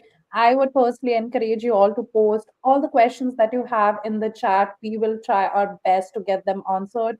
We have some wonderful panel of experts here who have great length of experience in this field. So any questions that you might have, please post it in the chat box and let's make it a very engaging panel discussion. So before I dive into this, the introductions, let me give you all a little brief of what we are going to do today and give you some context on data privacy itself. So technically safe. This is a panel on safety and privacy in technology. And you all have probably heard the expression that data is the new oil. It's quite fair. Companies are eager to gather all the data that we have, and understandably so. Data today is fueling an increasing number of businesses, personalized customer experiences, automated marketing messaging, and science driven insights. All of these things depend on the quality and the volume of your data. And on the other hand, security experts are keen to protect the privacy and safety of this data belonging to individuals. So, data privacy, what does that mean? Data privacy usually refers to handling of critical personal information, also known as personally identifiable information or PII, and personal health information or PHI. So, this information can include social security numbers, health records, financial data. It can include bank accounts, credit card numbers, and so much more. In a business context, though, data privacy goes beyond PII of employees and customers. So, data privacy also concerns the information that helps the company operate. And this could involve things like proprietary research, development data, or even financial information. So, if now let's consider this. If items like financial data, critical healthcare information, and other personal consumer or user data gets into the wrong hands, it can create a dangerous situation. And the lack of access control regarding personal information can actually put individuals at a risk of fraud and identity theft. And those are just the two things that I'm naming here. The dangers could be much more. And that is the reason why keeping your private data and sensitive information safe is paramount. And through this panel, we will take a closer look at what data privacy is, what is vital to stay, and what we require to stay on top of it, right? So we have a wonderful panel here. I would like to pass on the mic to each of our panel members so they can introduce themselves in brief to the audience before we dive deep into the panel discussion. So, Jared, let's start with you. Can you please unmute yourself? Tell us who you are, what you do, and what are you bringing to this panel today? Yes, thank you. And nice to connect with everyone today. My name is Jared Arms. I'm the founder and CEO of Kyler.io, which is a technology platform for community and businesses. And I'm also the co-founder of ChildSexTrafficking.org, which is a platform that raises awareness on serious issues such as human trafficking taking place worldwide. And today I'll be talking about the importance of blockchain verification, identity, and just some of the issues taking place with unlawful content that's being decentralized and on these irreversible platforms. So I'd like to just talk about that today. That's awesome. Thank you so much for that introduction, Jared. Richard, would you like to go next? Hi, I'm Ricard Gras. I'm founder and CEO at Captic. Captic.io is based in Vienna, in Austria, so it's also quite dark here. But I don't have wine today, like Hubertus. But I'll get onto that in a minute. Now, what we do is we have developed what I call all the layers that allow and facilitate the creation of virtual worlds from a web native engine all the way to a proprietary pipeline. And of course, the result is that we host virtual worlds. We host, in fact, more than 1,000 unique presences created by users. And yeah, I'll stop there.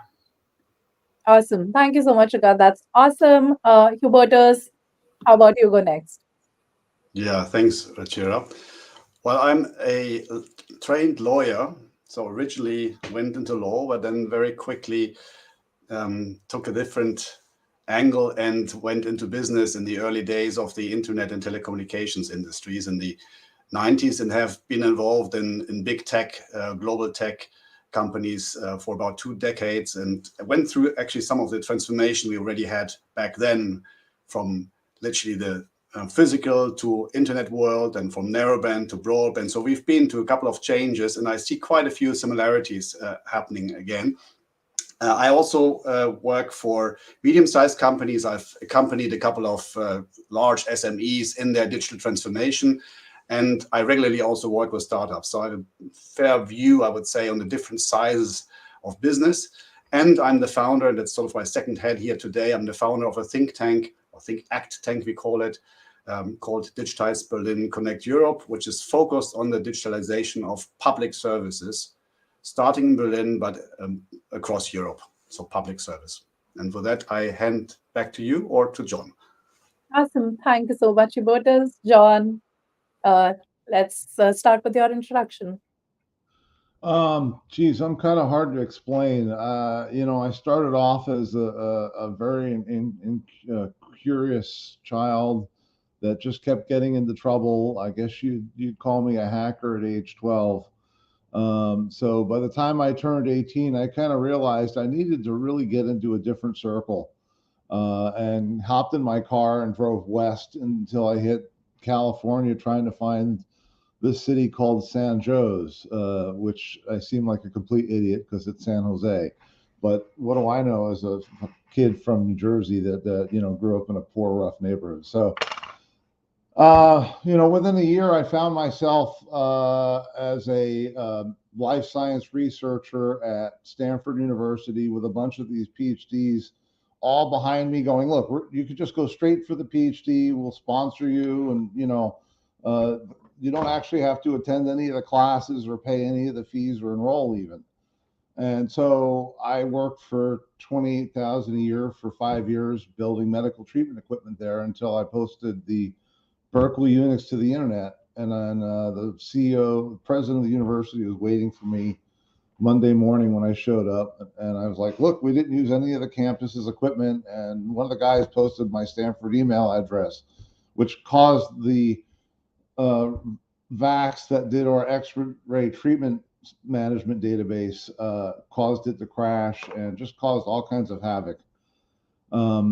Anyway, so I was kind of removed from the campus after that. Actually, all of our grants and anything that I had my hand in got its grants pulled. Before you know it, Wells Fargo wanted to hire me, and I'm like, you sure you really want to bring me on your team?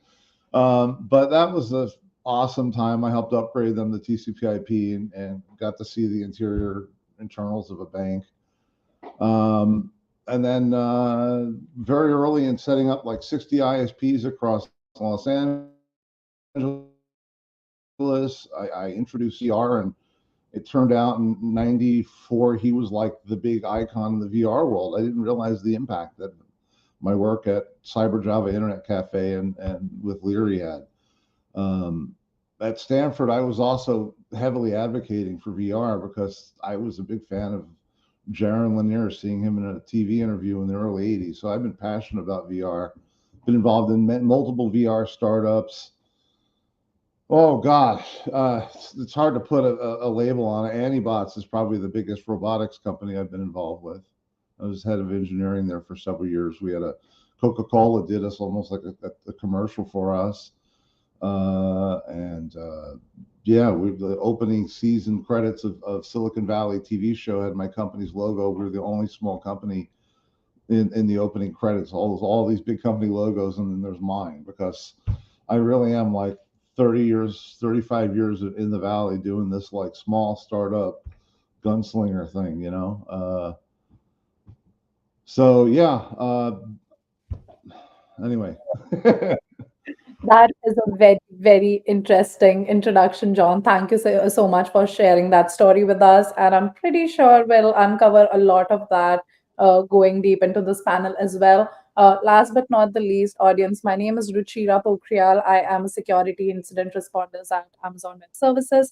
And for today's session, I will be your host and moderator, making sure that all the panelists are able to clearly express their views, and also keeping an eye on the chat to make sure we can get as many as of your questions get answers. Full disclosure, I do have a little bit of flu, so don't mind my scratchy voice. I will try not to sound too bad on the panel. So without further ado, let's get started. Again, audience, let's keep this session really, really engaging. We'll not get this opportunity with these experts again. So let's make sure we put all our questions in the comment box. So to kick off the discussion, let me start with a very basic question. So data privacy versus data security. What exactly is the difference? And I'd love for each one of you to express your 2 cents on this. Let's start with Jared and move into a circle.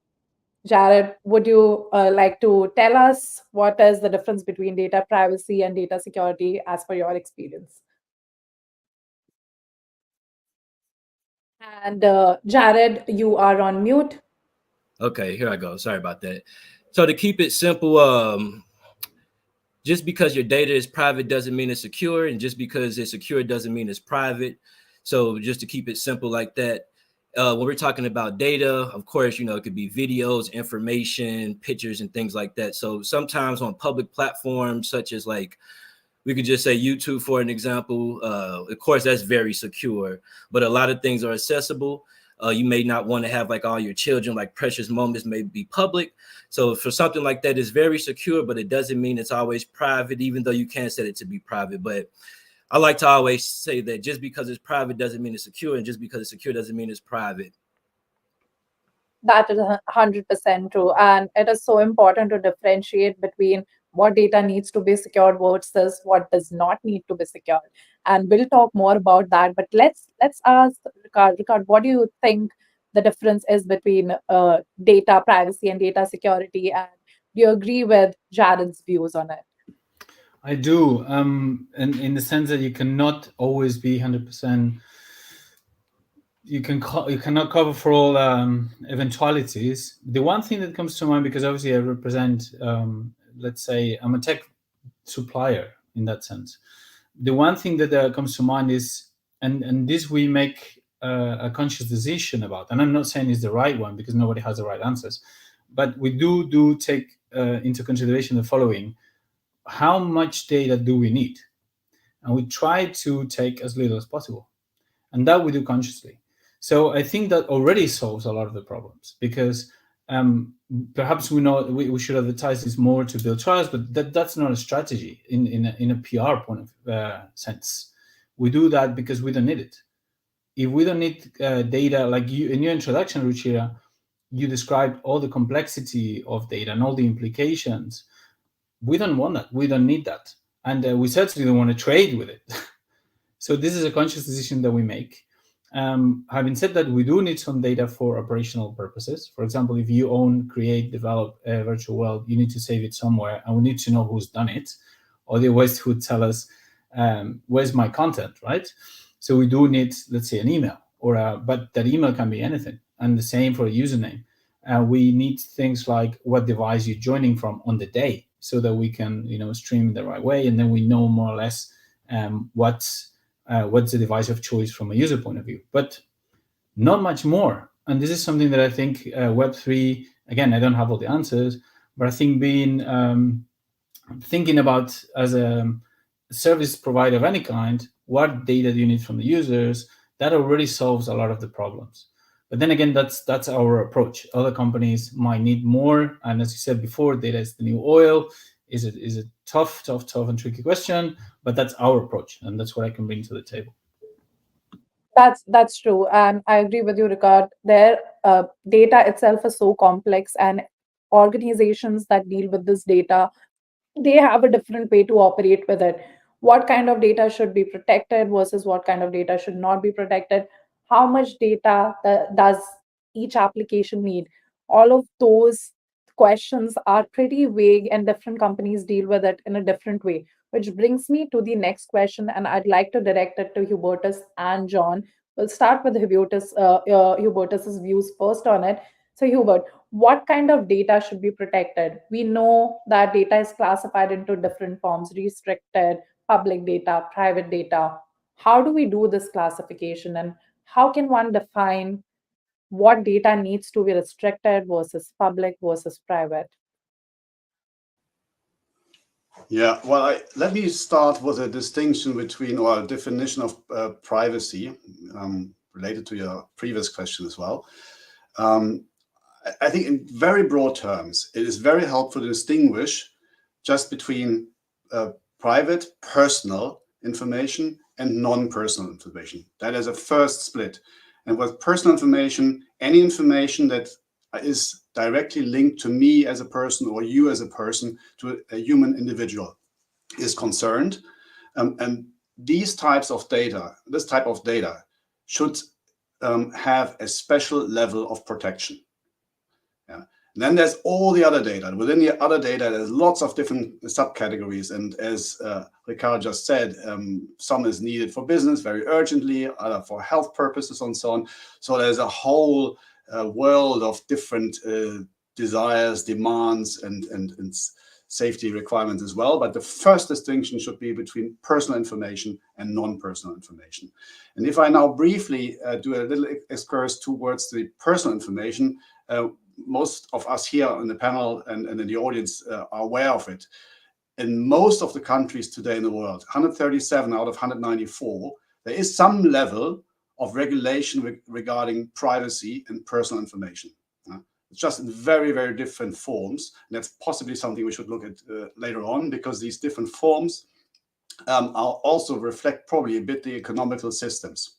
I'm particularly thinking obviously about China and social screening, social scoring, a very different approach to personal data than you would find in California or in Europe with very similar data protection laws.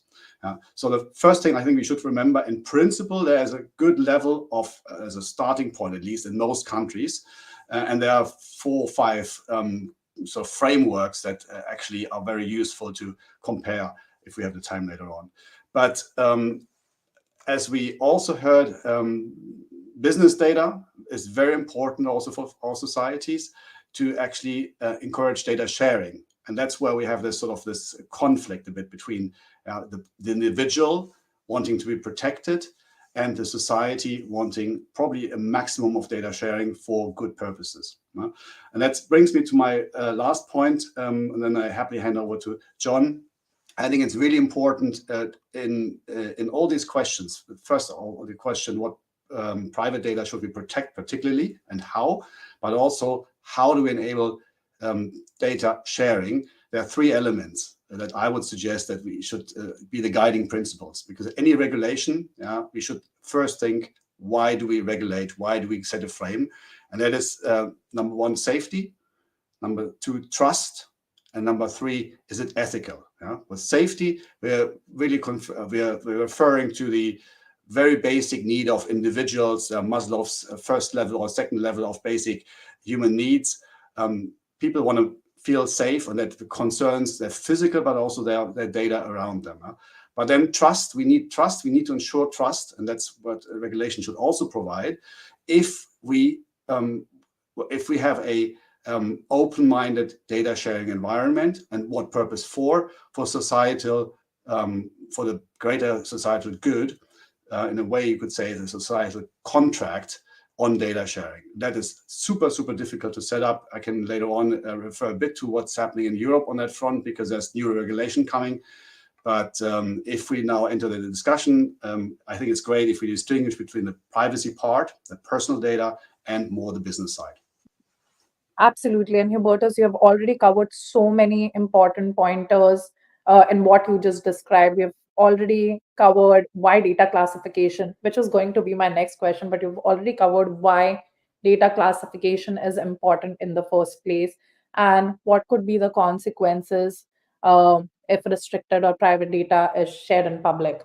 And the two parts where there is a conflict, like organizations trying to create a platform where data can be openly and safely shared, versus audience which is concerned about how much data are they actually sharing on these platforms. So similarly, I'd like to know some of your thoughts and possibly some examples and stories that you may have come across during your experience in the industry, John. So over to you.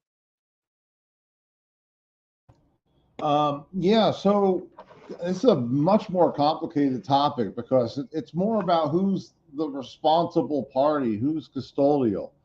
You know, if I go to some little rinky-dink website to do e-commerce and I give them my information, I wouldn't be surprised if they save my credit card number in clear text in a file somewhere. And I could probably do some little clever hack to the thing to actually list out what's going on in the directories and see the files and access that data.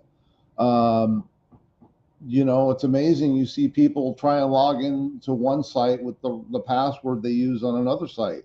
Just having a log of the wrong passwords could potentially open people up to being hacked. You know, and then you've got the medical industry. They've got something called HIPAA compliance, and they've got a whole unbelievably draconian set of regulations on how they manage data, such as an MRI scan. So, you know, one of my first things I did at Stanford when I got to an SGI was a rotating skeleton, which ended up in their TV commercial. And to sign a release to allow his, you know, we're talking about his skeleton to be thrown on a TV commercial. It was kind of a big deal because, again, the healthcare privacy laws. And then to do this scientifically in papers, they just use the person's first two initials to try and abstract away so they're not violating anything about the healthcare of the patient. Then there's the PCI compliance laws, which are completely different in their payment card industry. So if you're going to do any kind of credit card processing directly, you've got to meet their industry standards, and they require you can only be certain versions of Unix. It's got to be within 90 days of the latest update. All kinds of enormous amounts of upkeep there. And then there's also third-party auditors that have to come in and review what you've done on the site. So, you know, each party has got different things, and then you end up with, you know, again, Jay Rinky Dink, you know, a porn site or something. You can't guarantee anything about what you put into that site. And then you have to ask yourself the question, well, what can this data be used for? And at this point, you know, if we've got a recording of your mom's voice and we've got her phone number, we can call you up with her phone number, spoofing her voice, going, oh, I'm in trouble. I need you to wire me $5,000 right now. Me and your father are in a hospital in Oklahoma, and we went on some vacation. And people will do it, you know. You know, the level of this stuff sophistication is growing quite quickly. You know, I pointed out there was an HBO series that talked about how people were being swatted, and this one kid would stay on the line pretending to be in the house while the police were coming in going, yeah, please help me, I'm trapped in the, and you know, the police would be almost like on a shoot first, ask questions later basis. He'd have them so wound up. So, you know, who again, the question is who you're protecting from. You know, if some guy's individually trying to target you because, you know, you're Salman Rushdie or something, man, it's a rough world out there.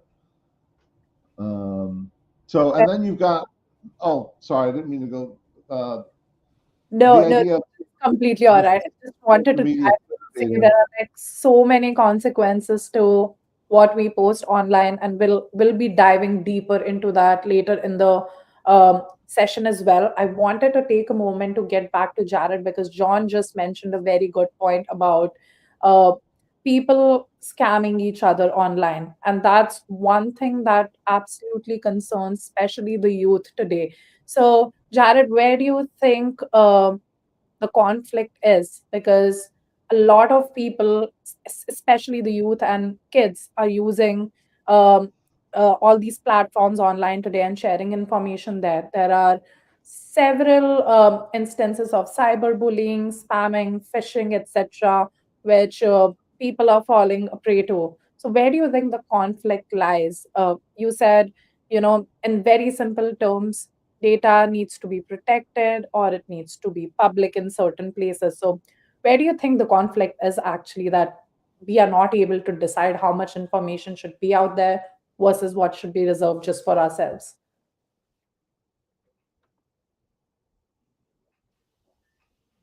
Jared, you're on mute.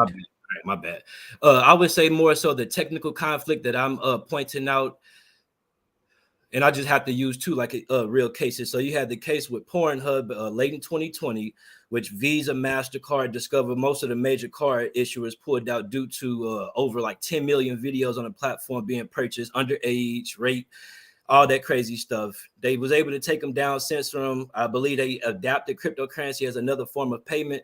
So that's one, I would say, conflict just on a broader scale, is that when you have these governments that can censor these platforms financially, and they can just adopt another service like a crypto, that's not always like the best solution. Just to say, okay, well, if the major credit cards issuers, we have this next. We still have to, like, you know, look into these cases of these underage people on this content. It was over 80% of their content that they removed. You have other things too as well, like the SB 145 bill that was passed that basically, I'll share that another topic, but for 14 through 17-year-olds who give consensual anal or oral intercourse, sex with adults up to an age of 10 years of an age range, now judges can decide if they have to can make a decision to place them as a sex offender, not on the registry. At first, before the SB 145 bill was passed, vaginal intercourse, oral and anal, by default, you had to register as a sex offender. There's no reason why you should want to do anything like that with a minor. So those bills also make it a conflict as well, just aside from what we're trying to do in the community. Talking about it like on a cultural standpoint, you know, you have a lot of serious issues going on in the communities. Me representing for the Black community, a lot of Black on Black gun violence, drug activity, poverty, and things like that taking place. So sometimes a lot of things happen on site. You know, friends, family members may get into it, kill each other, unfortunately. And then they may come online like the Metaverse, Facebook, and Twitter and use those tools to somewhat try to further hurt each other. But the real damage has been done already with these lives being lost. And just to close on that, I think another conflict technically is that it's exciting to say that we can like truly decentralize our content. No one can take it down and all of that stuff. But when you have these criminals, hurraying for the same thing, when we're talking about content, unlawful content, it could be illegal explosive purchases, anything falling under child sexual exploitation, to animal abuse, terroristic messages.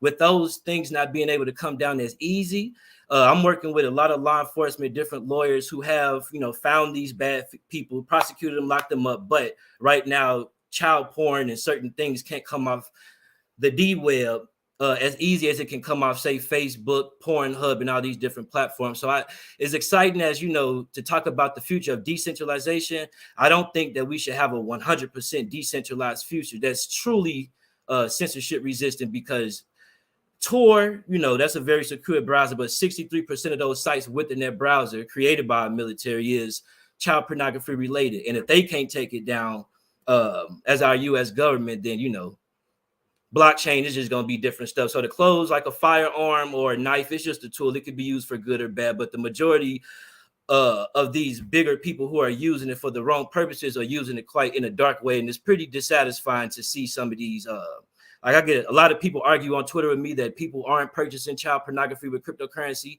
You have the FBI, which is on the DOJ.gov website, with unsealed documents with people who they locked up that has made over $10 million in Bitcoin selling child pornography and stuff. So I could talk about that, you know, more and more and more, but it's a lot of conflicts that lay. But the problem with the blockchain problem is that, you know, just decentralization and censorship resistant irreversibility and stuff like that. And I guess if we was to start making wallets that's custodial based, to some people that wouldn't really be like a true blockchain platform if someone could control it. But I do think a sharer should come in town, and this wild west experience should die down just a bit. Absolutely. Those are some amazing pointers, Jared. I do see John raising his hand. So John, please feel free to unmute yourself and chime in. So you know, the blockchain's a double-edged sword. You know, it's probably the last thing I would want to use to commit a crime because it's all traceable, especially with the KYC, know your customer rules, you know, at every exchange. You know, and you can try and do all kinds of machinations to hide a wallet and maneuver and whatever, but at the end of the day, there's an indelible trail left behind, where, you know, something like cash is very clean. There's very little record of you know, how I came about buying the dollar soda from 7-Eleven if I don't keep the receipt, you know. So, you know, I see if there's enough people with the technical know-how, and I can't believe there isn't like an AI tool that just kind of does this automatically. Certainly law enforcement could do this, is trace back people by their cryptocurrency payments. This actually comes to an earlier point I want to make, which is this kind of Web3 decentralization thing, which is really about removing, you know, right now Facebook has ownership of all of my photos and data. They can use it in ads or whatever they want, you know, or training sets in AI going forward in the future. Not that I really care, but, you know, the argument is, well, we could make a version of Facebook in which everything sits on IPFS and you need the right crypto keys. So it's sort of completely visible to everybody and at the same time not really accessible without the right cryptography. You know, so this meets sort of the technical, and now we try and map it onto what you want, you know, from a human ergonomics point of view use. But certainly storing things in a decentralized manner changes things. So there was CMIT that did a whole decentralized network with a coin, and a number of attempts have been made. I'm looking at doing one leveraging WebRTC in browsers and not really involving myself much in the crypto world. But, you know, a lot of them, when people apply Web3, they assume something on an Ethereum blockchain that points to usually IPFS. And to respond to that, John, great follow-up. We actually established a partnership last year with Phoenix FBI Outreach Community. You can FBI agent Laura Wright, just a point of contact. And what you're referring to is tracking analysis. So the problem is that you do have mixers and you do have operating systems like Graphene OS that you can install and remove the operating system to block any IMEI connections and geolocation protocols. And it is a way that you really can't track them. We working with law enforcement and people in the FBI, and you can track to see that they purchased stuff. You can find the person and lock them up, but you still can't take the stuff down. And the cryptocurrency isn't the same thing as an NFT. Those cryptocurrencies are divisible. With these NFTs as an indivisible asset, it's going to take a lot of people and a lot of brains just to learn how to get inside of a wallet to either transfer from A to B and just like burn it. But it's more so, is the problem isn't really tracking. That's the purpose of blockchain. It's a transparent, trustless system. So that's nothing like, that's like, oh, we figured out what it really is. That's the point of it. But the other thing is that the content, aside from the cryptocurrency, you're talking about payments. I'm talking about more so data. Yeah. Once something's on that blockchain, it's never going away. And that's the issue when we're talking about unlawful content. So if we, like the leaders of Web3, from developers, educators, investors, VCs, whatever, that's just something important to make sure that we have regulations and standards, and we're the ones building these technologies for the future that can't be censored for illegal or legal content.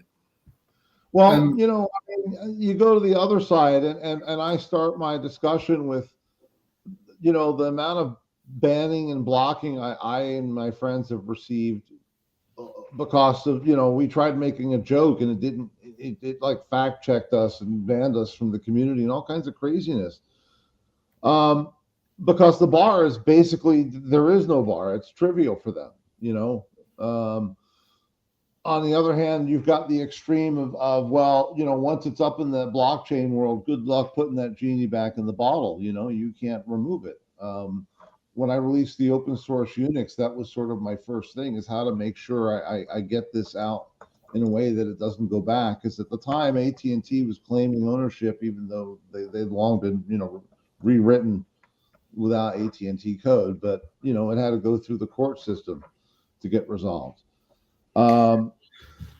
So, you know, yeah, I mean, you know, just wanted to say that I think to base the whole discussion around blockchain might be kind of not fair in the sense that the complexity and diversity of the issues that Jared exposed earlier is so massive, and blockchain is a part of it, right?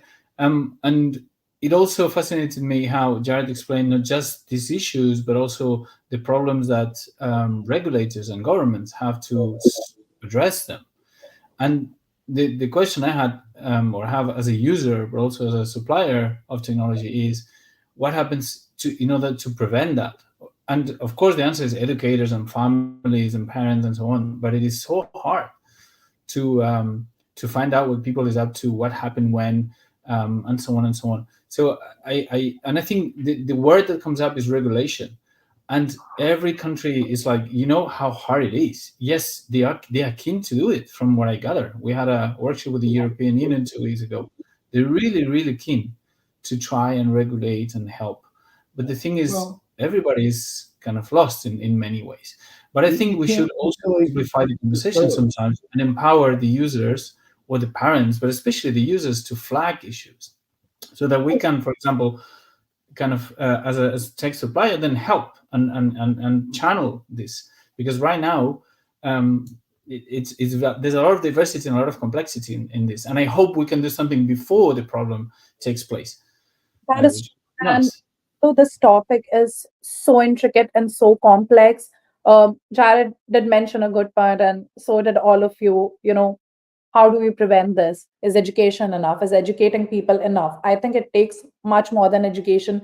That makes me very curious about what are the legal and ethical considerations surrounding the use of personal data as well as non-personal data in technology.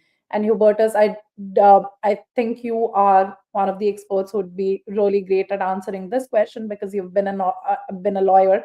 So please enlighten us on what would be some legal considerations around the use of personal data, so that at least some of these issues can be prevented. And also, please unmute yourself and chime in, express your views on what everybody else had to say about this just now. Yeah, well, I partly referred to that earlier. So I kind of briefly summarize again where I think one should start when one looks at the personal data, which are the three principles. So why would we regulate? It has to have a purpose, and the purpose should be threefold. It should be providing safety, and that's literally for the individual. An individual, every human being should have the right to feel safe. That means different things for different people, but in the digital environment, it means that you have also confidence that your personal data is not being misused. Really, really important. The second one is trust. Also refers to individuals, but also to the societal environment. Without trust, no data sharing. We will sit as companies as organizations, as governments, will sit on our data and not share it. So it's super important to have a second driver and always to measure any regulation by this principle of trust. And the third one, and particularly in this context here, the GatherVerse, I think it's a guiding principle of all of us. It has to be in an ethical environment, an ethical context, in a way, a societal contract where we measure the effectiveness of regulation, of rules, of law, by whether it helps to provide an ethical environment. Which brings me to one point I would love to chuck back into the discussion, because how do we define what safety is and trust environment? And that's very much related to, I think, cultural context. We already see it, the different expectation in terms of what data should be protected. Some people are very relaxed. Some countries are much more relaxed. And I can tell you, speaking from Berlin, and Ricard probably can back that up, even in Europe, we have one set of laws. The interpretation, how strict this should be applied, is just amazing. Very strict, very narrow-minded, very restrictive in Germany, quite relaxed in some of the Nordic countries. So this cultural context is really important. Today, this now leads me to my question, which I would like to pose back to you guys. Today, it's quite simple. It's rules are set by geographies, by states, or in this case, by countries, or the EU as a sort of unity of nations. In the metaverse, who is that? Is that the United Nations? Is that big companies? Is it all of us? So I see a huge challenge by literally figuring out the good and sort of good principles we have applied, we've learned to apply in the real world. How shall we do that in the metaverse? Because it's really not clear at all who will set legal rules there. I don't have the answer. What do you think, you guys? Absolutely. And that is such a brilliant question, because we already have so many data privacy related challenges in the physical world. And now we are slowly moving towards metaverse. It's like you cannot imagine how much worse those challenges can get on the online world. And we already have a lot of them if we consider virtual games, etc. So I want to try something a little different here. Audience, please list down the top 3 or 4 challenges that you are currently facing in the physical world or in the metaverse, online gaming, etc. Any challenges you're facing to data privacy or online safety. And we will take the top 3, 4 here and discuss amongst our panel. So feel free to chime in, put your options, top 3 data privacy or online safety challenges that you are concerned about right now. And let's discuss that. So your time starts now, audience. Please start putting your answers in there. And meanwhile, Jared, I would like to circle back with you again and ask you the same questions. There are several challenges to data privacy and how much data we are sharing online.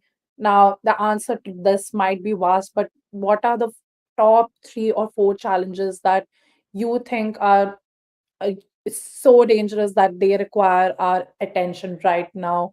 And Ricard, I'll ask you the same question after Jared is done sharing his views.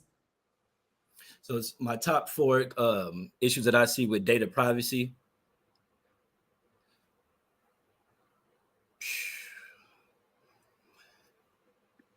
Well, in regards to Web3, I would say like when we're talking about like identity verification, one issue with a lot of students is that when they're trying to connect with adults, like for organizations on the blockchain right now, they're connecting with like these wallet addresses.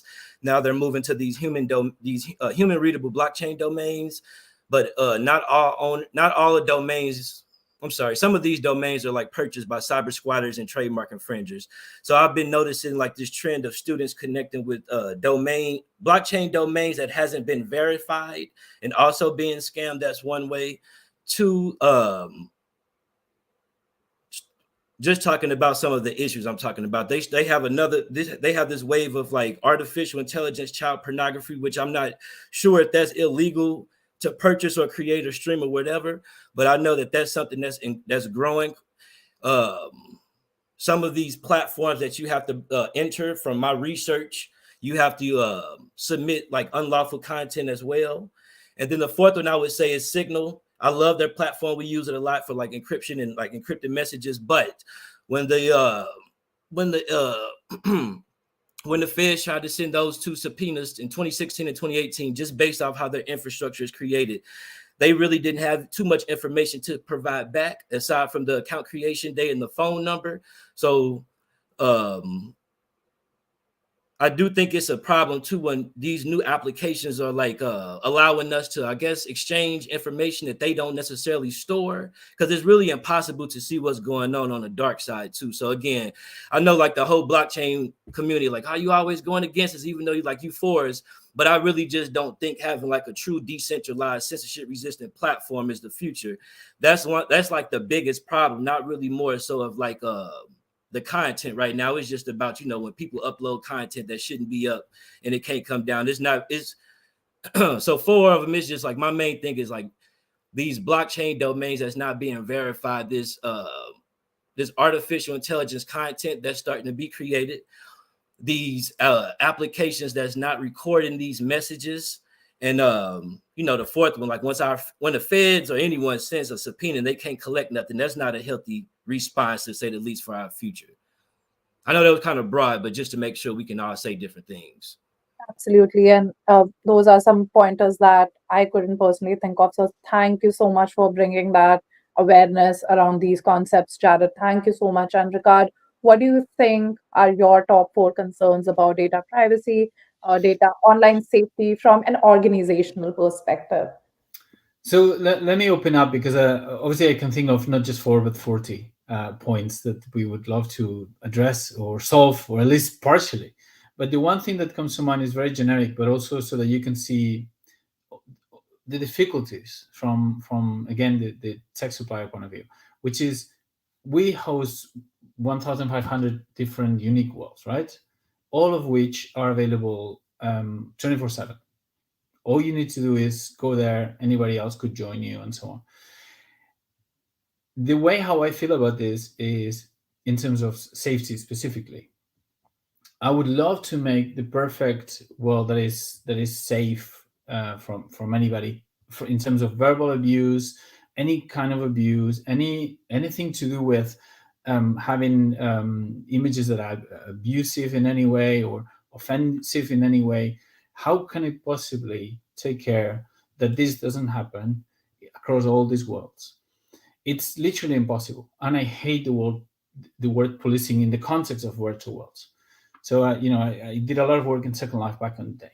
And you had many of the issues that we encountered today already back then.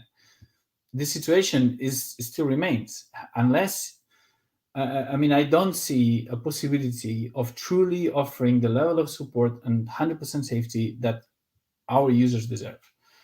So the question is, if I cannot do that and I cannot shut down the service, what are the mechanisms that I can put in place so that if something happens, if somebody feels offended in any way, abused in any way, they can get our help somehow.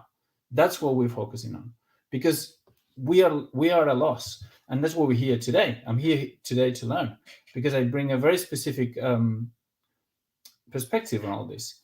And again, I'm opening up. I'm saying to you guys, I hope the perfect regulations. I hope there's tools in place that we can, minimize the abuse and all these things that we're discussing. And at the same time, I'm like, yeah, but what can I do specifically? Because I know for a fact that I cannot oversight all these different worlds 24/7. That's my concern. So that's my number one concern. Those are some really valid concerns, Ricard, and thank you for being so vulnerable and open with us about it. I do see John raising his hand, and I know we are almost on time, but I'm going to try to cover 2 more questions before we end. But John, please unmute yourself and let us know what you think. Comment. It's like you need like a moderator, any kind of forum where people are chatting, or it turns into flame wars and chaos very quickly and name calling. This is like a perfect application for Chat GPT kind of stuff. you know, just to sit back and monitor and go, oh, these people are conflicting, and break them up somehow. You know, you end up with easier said than done, but yeah, it's definitely interesting. But then you have to maybe find evidence, like Jared said. If I don't know, if there's an offense that requires you know, police intervention, then you need to provide evidence as well. Or you're going to want like a social credit score in this metaverse. You know, Slashdot. I don't know if you've ever been on it. It's like karma points, so people can see the interaction and vote people up or down. And that kind of gives you a louder voice, or, you know, suppresses you if you're like constantly, you know, getting negative scores from people. Let me just add one. It's literally 2 words. My top one is the right to be forgotten, or the right to have personal data deleted again. That for me is the key. It builds on what just was being said, but it's absolutely crucial also to build trust. Absolutely. I completely agree with that. And unfortunately, audience, with that, we are on time. I'm so sorry we had so much more content to cover, but we had a time limit as well. I hope you all enjoyed this panel. If you have any questions, please reach out to Christopher. Thank you so much, GatherVerse, for giving us this opportunity. We are sure we can figure out another session and making sure you stay connected with our wonderful panelists even after this. So thank you so much, everyone on this panel. Again, I've had a wonderful time learning with all of you, and I'm sure the audience did as well. And hopefully we'll see you soon. Thank you so much, and have a great rest of the day. Thank you. Pleasure. Cheers.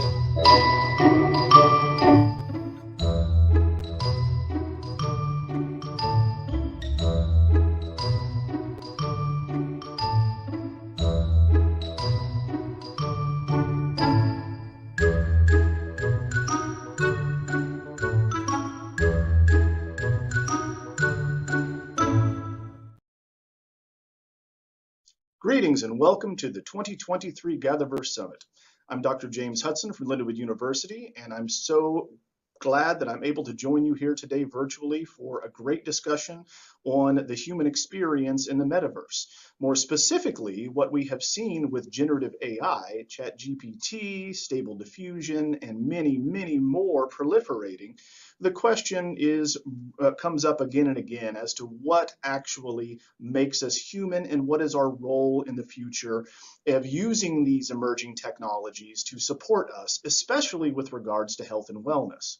So this specific short presentation addresses some of the main ways in which the metaverse, through digital humanism, can be purposefully designed to support, once again, mental health and wellness. And not working against generative AI, but with the potentials opened up and provided by generative AI, especially in creative tools. First off, we need to think about in the fourth industrial revolution, or Industry 4.0, how we need to recenter human experience and what it means to be human.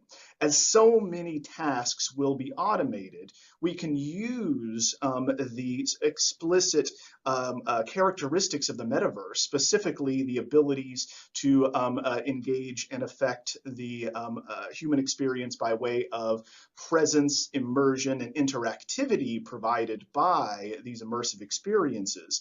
We can use it in a number of contexts, and there are so many case studies, I cannot name them all, but for instance, we recently saw scholarship published on the ability to use VR in place of anesthesia, which of course is going to avoid many of those complications that can arise, especially for those that are allergic or have adverse reactions to it. We know that it's used in substance abuse treatment, and also as a recent study that I just put out shows, it can also be used for the treatment of mitigating certain responses of those with ASD or those with autism, or those that are neurodiverse. So specifically, if we look at what the metaverse can do for this, it can provide a safe, comfortable, and reassuring environment for all types of medical and mental health treatment. And if we design them appropriately and thoughtfully with the human at the center through digital humanism, we can ensure that we are using using the metaverse in an ethical way to improve the quality of life, especially for marginalized populations, those with limited mobility, the elderly, those with cognitive processing disorders or sensory processing disorders, and so on. And what we're opening up the possibilities to now with generative AI, with tools produced by OpenAI and others, are going to allow for more creative expression, which is a hindrance for many right now. So in VR for Good, we have many examples of this, of how VR is currently being used to offset, once again, Alzheimer's and dementia, to allow people to see their grandchildren if they are not able to travel or have limited mobility. So it provides greater accessibility and equality to many populations that otherwise are limited, both physically, psychologically, mentally, cognitively, etc. So as far as health and wellness is concerned, I want to really foreground the potential for the use of XR, immersive experiences, virtual reality for therapeutic purposes. Now, this is primarily limited to clinical settings now, but needs to expand beyond that, especially in the realm of art therapy, because we find that art therapy is one of the most effective types of therapy, because it taps into something which is innately human, that is our need to create. But most people feel as though they don't have the skills to create or the tools. They would need to take a painting class, or they would need to learn how to do ceramics. But now these generative AI tools, which are able to remove that barrier, are going to allow for these two different technologies to work in tandem to support people. That's why in my recent article on the role of virtual reality in autism therapy for in art therapy for autism spectrum disorder, I look at how this can be used, especially with children and those on the spectrum, to provide a safer, more comfortable environment whereby they can be an avatar, thus removing the need for them to mask and or these other behaviors which are going to limit how impactful these therapeutic processes can be, and allow them to create, not limited by their own environment and what they have around them, but limitless possibilities in this way. The art therapist at the same time can be in any location, thus we don't have to take an individual who is uncomfortable in different places to a clinical environment. They can be in their home, in a comfortable environment, and they can be any avatar they want, and they can also have the art therapist be any avatar that they want, their favorite character, anything that they could possibly imagine. And thus we can move more quickly and make more progress as we move through the process of art therapy. For more information on this and the use cases for VR for Good and health and wellness, you can contact me at jhudson@lindenwood.edu or 636-949-4863. Have a great day.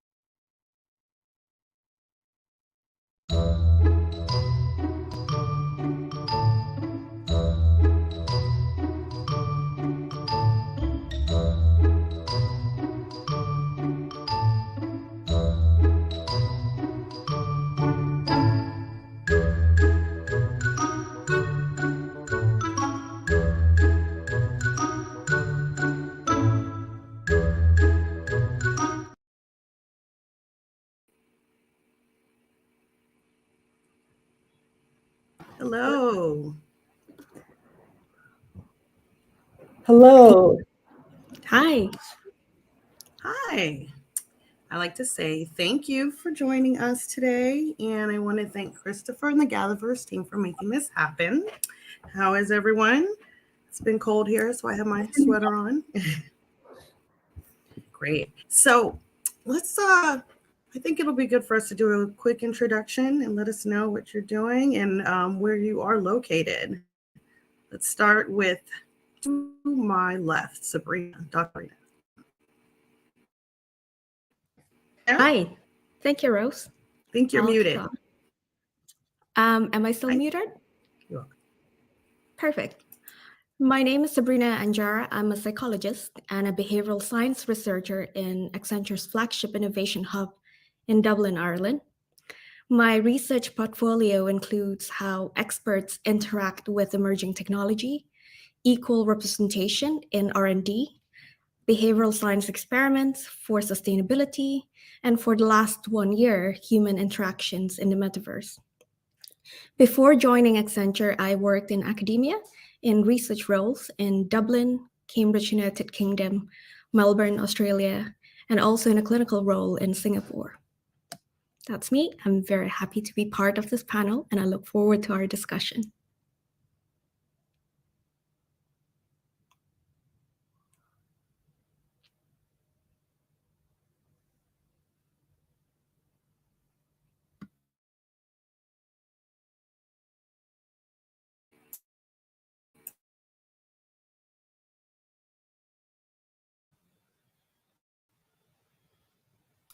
Greetings. I'm kicking off and helping while we deal with some technical issues. Rose, please introduce yourself to the panel.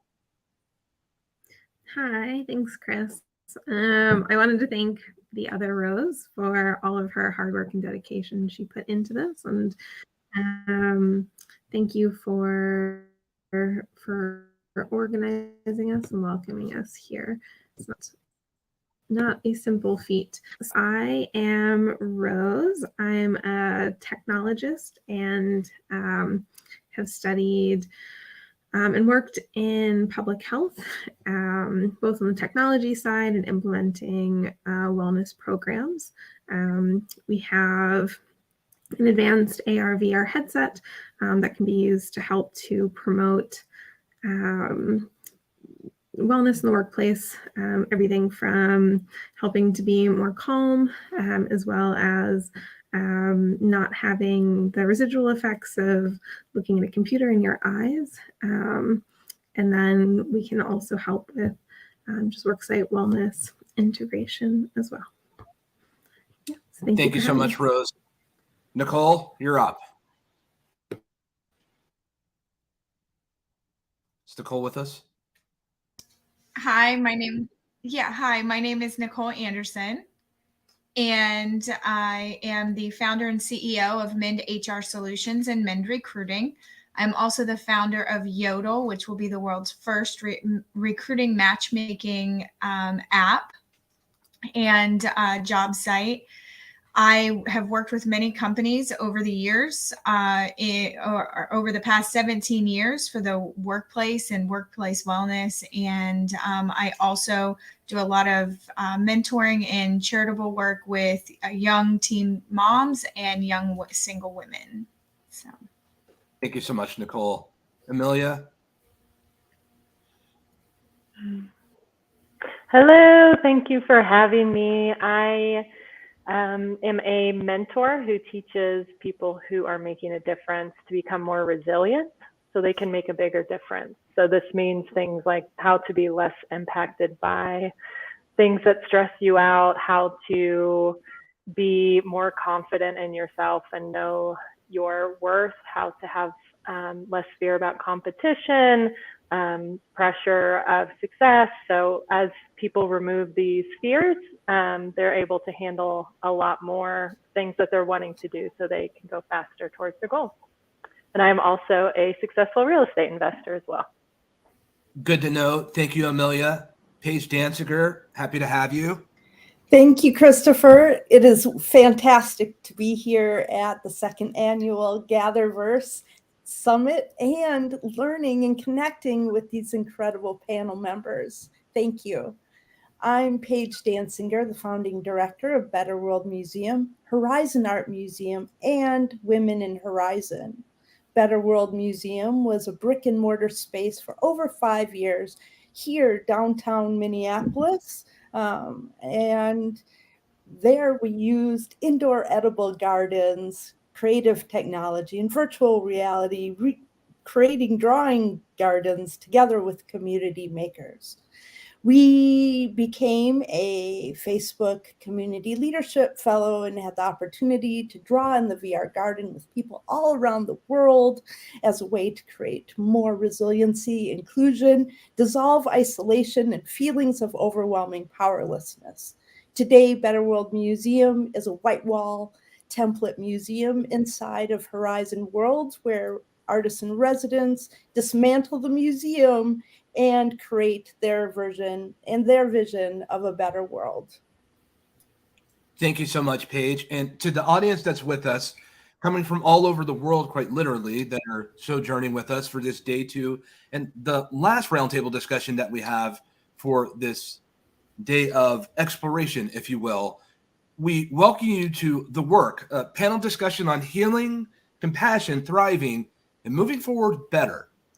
We are at a point in time where we begin to think about what is wellness and thriving, and what does it mean to prevail in work environments and where we develop and build, and for whom we build for these technologies. And Dr. Anjara, I want to begin with you at where, when we talk about the intersection, we often hear this word intersection, and there's many things that are intersecting. When we talk about this intersection of technology and humanity, for you and from your lens and your study of work, where does that mean and what does that look like? Well, the intersection between technology and humanity and wellness in particular is probably growing over the last 10 years or so.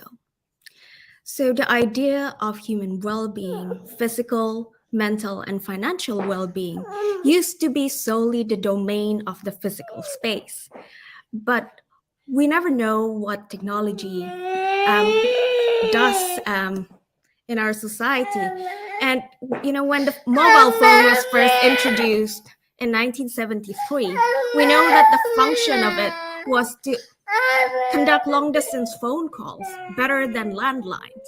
And now we're using our mobile phones for meditation, for mindfulness, for online banking, for connecting with others, for browsing, and even for working. And so suffice to say that technology has permeated all domains of life.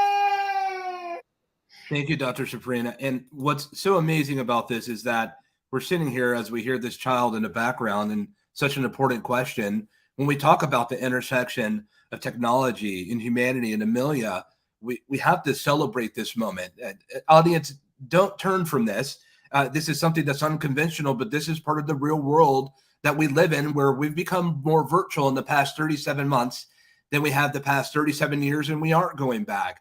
And so family gets to be part of the GatherVerse. Our children, your spouse, your partner, yourself. The community was a big topic of today's discussions. And so, Amelia, when we start to look at the intersection of technology and humanity from your lens on this subject of compassion, thriving, and moving forward better, what are you seeing?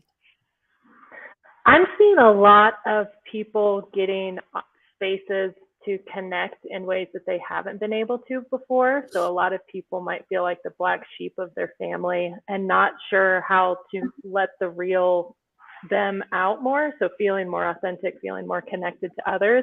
And you can find spaces in that online. So like there's millions of Facebook groups, right? And you can go and find Facebook groups on something super specific, whether it's AI gardening or your specific Myers-Briggs type. And I think that allows people to feel a lot more connected and more seen, at least online.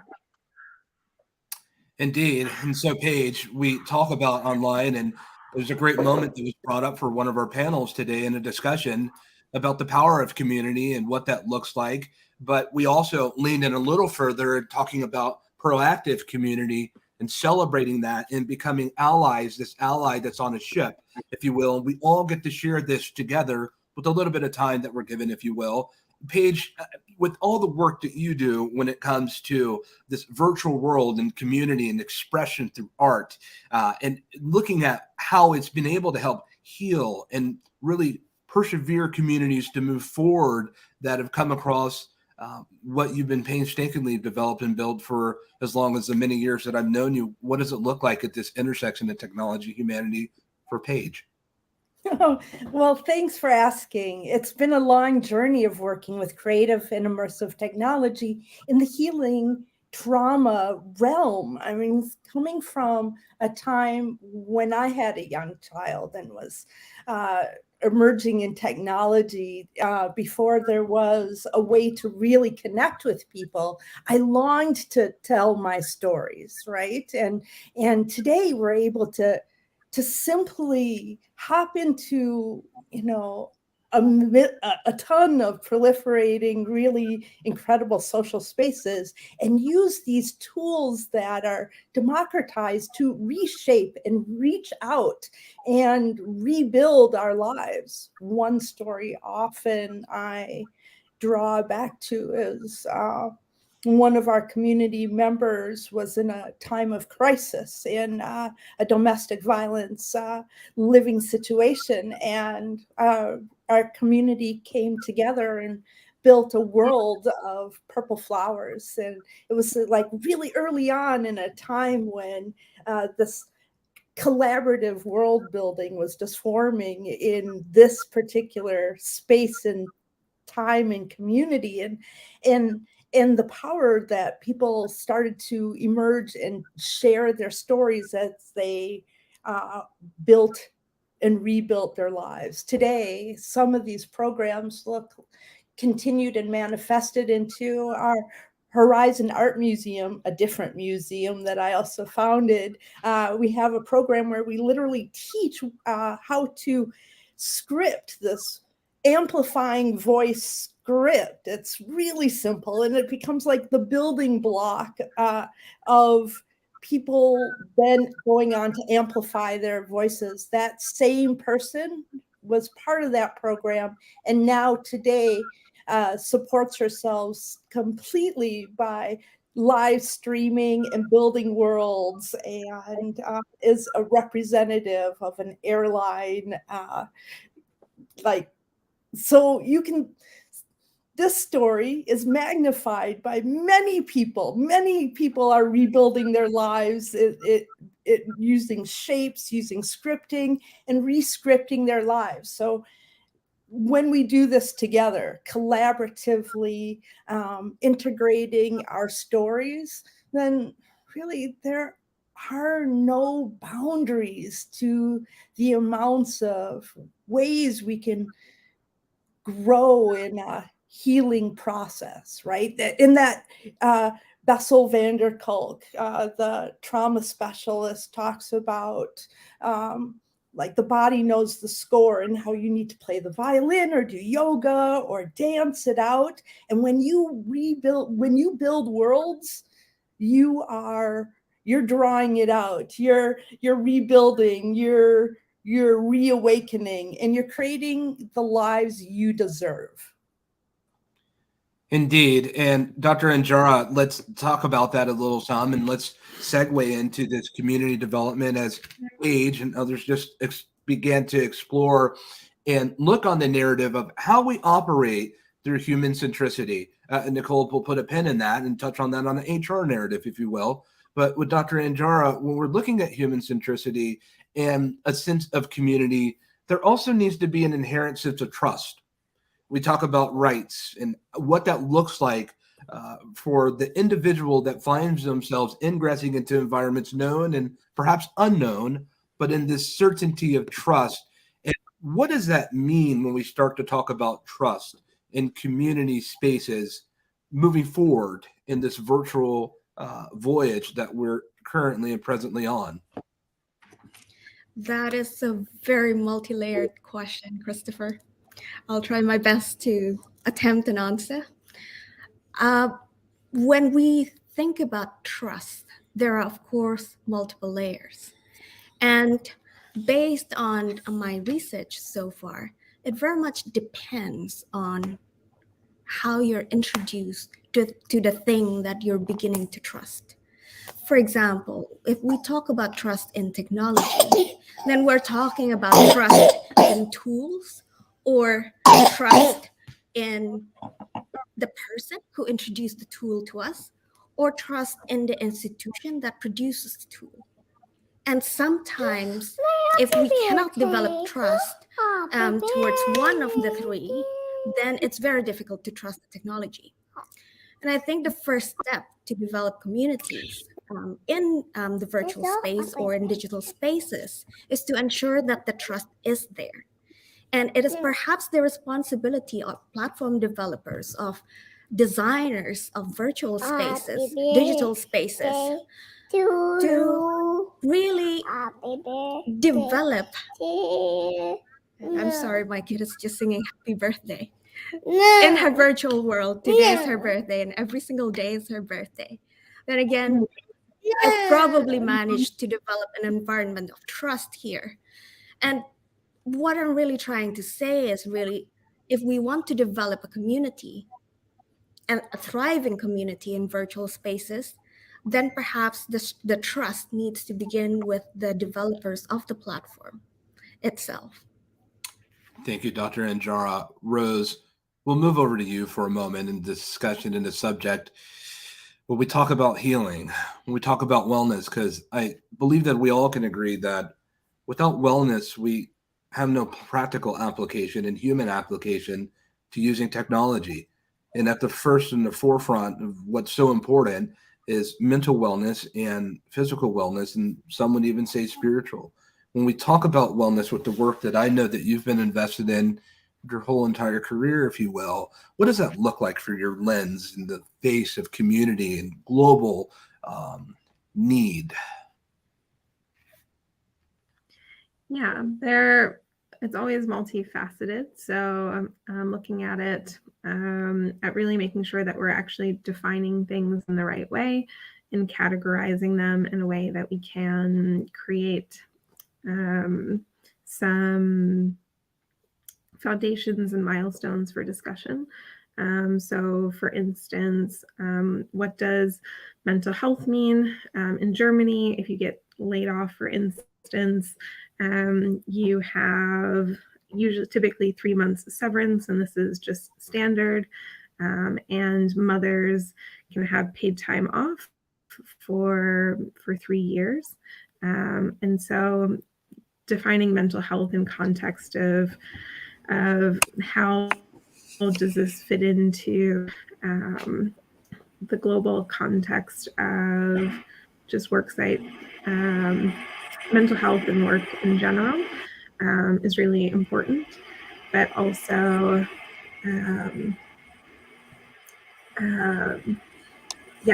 physical health and defining the right metrics as far as what does it mean to really be thriving and those sort of things. Welcome back, the other Rose. Thank you. If you want to, we were just chatting about what is wellness. Yeah. Okay. Well, I guess that'll be a good time for me to ask about what does healing mean to you?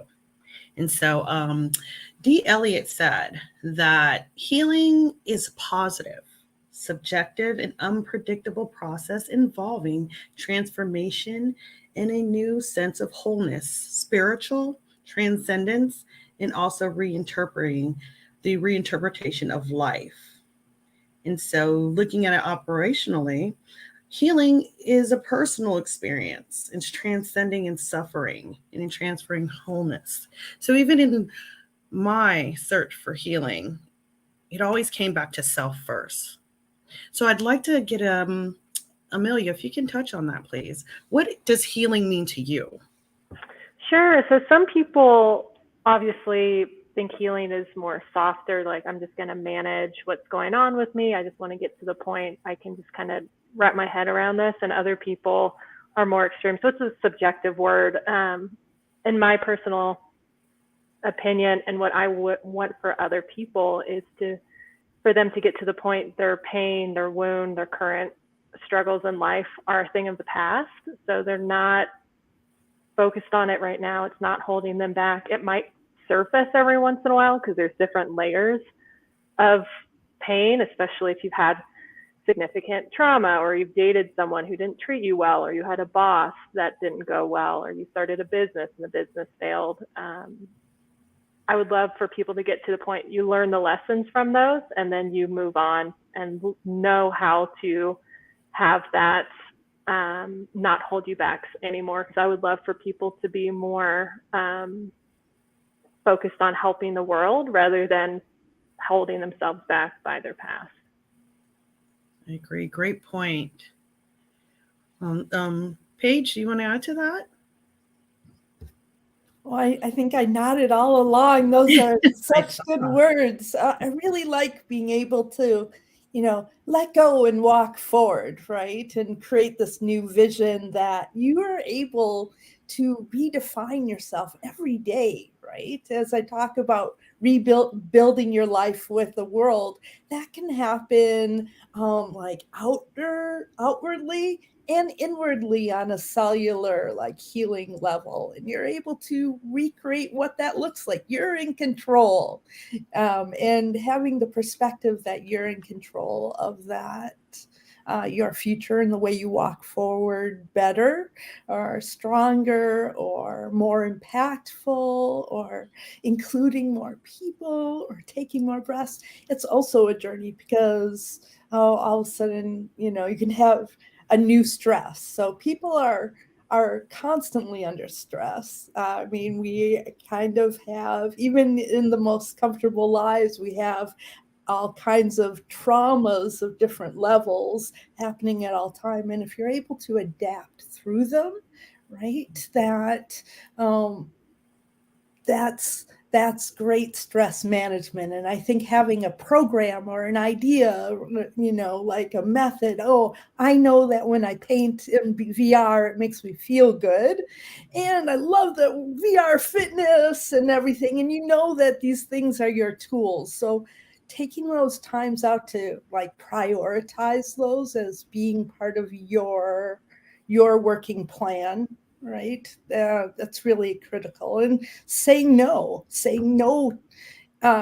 empowering yourselves in ways that you are able to use your voice more to say no to the things and inequities that you face in your life. And so when you're empowered by making things or connecting with people or finding tribes and gathering and feeling or hosting events, the more you do this, the more you feel like a leader and finding that your voice carries that leadership role. And part of that is having boundaries and learning to say no when you're in abusive or negative situations. And all of that is great tools of navigation. So every time we empower people to do that, whether it's financial abuse or work abuse or other kinds of abuse, we're on our way together, right? So working on it cellularly, working on it in the community, working on it personally, and knowing that it's a journey. It's not like something you do and then you move on. It's like a daily occurrence of well-beingness. It's a verb, right? It's what's happening. Yes, thank you. Thank you for that. Rose, would you like to add to that, please? Thank you. Yeah, sure. Just quickly wanted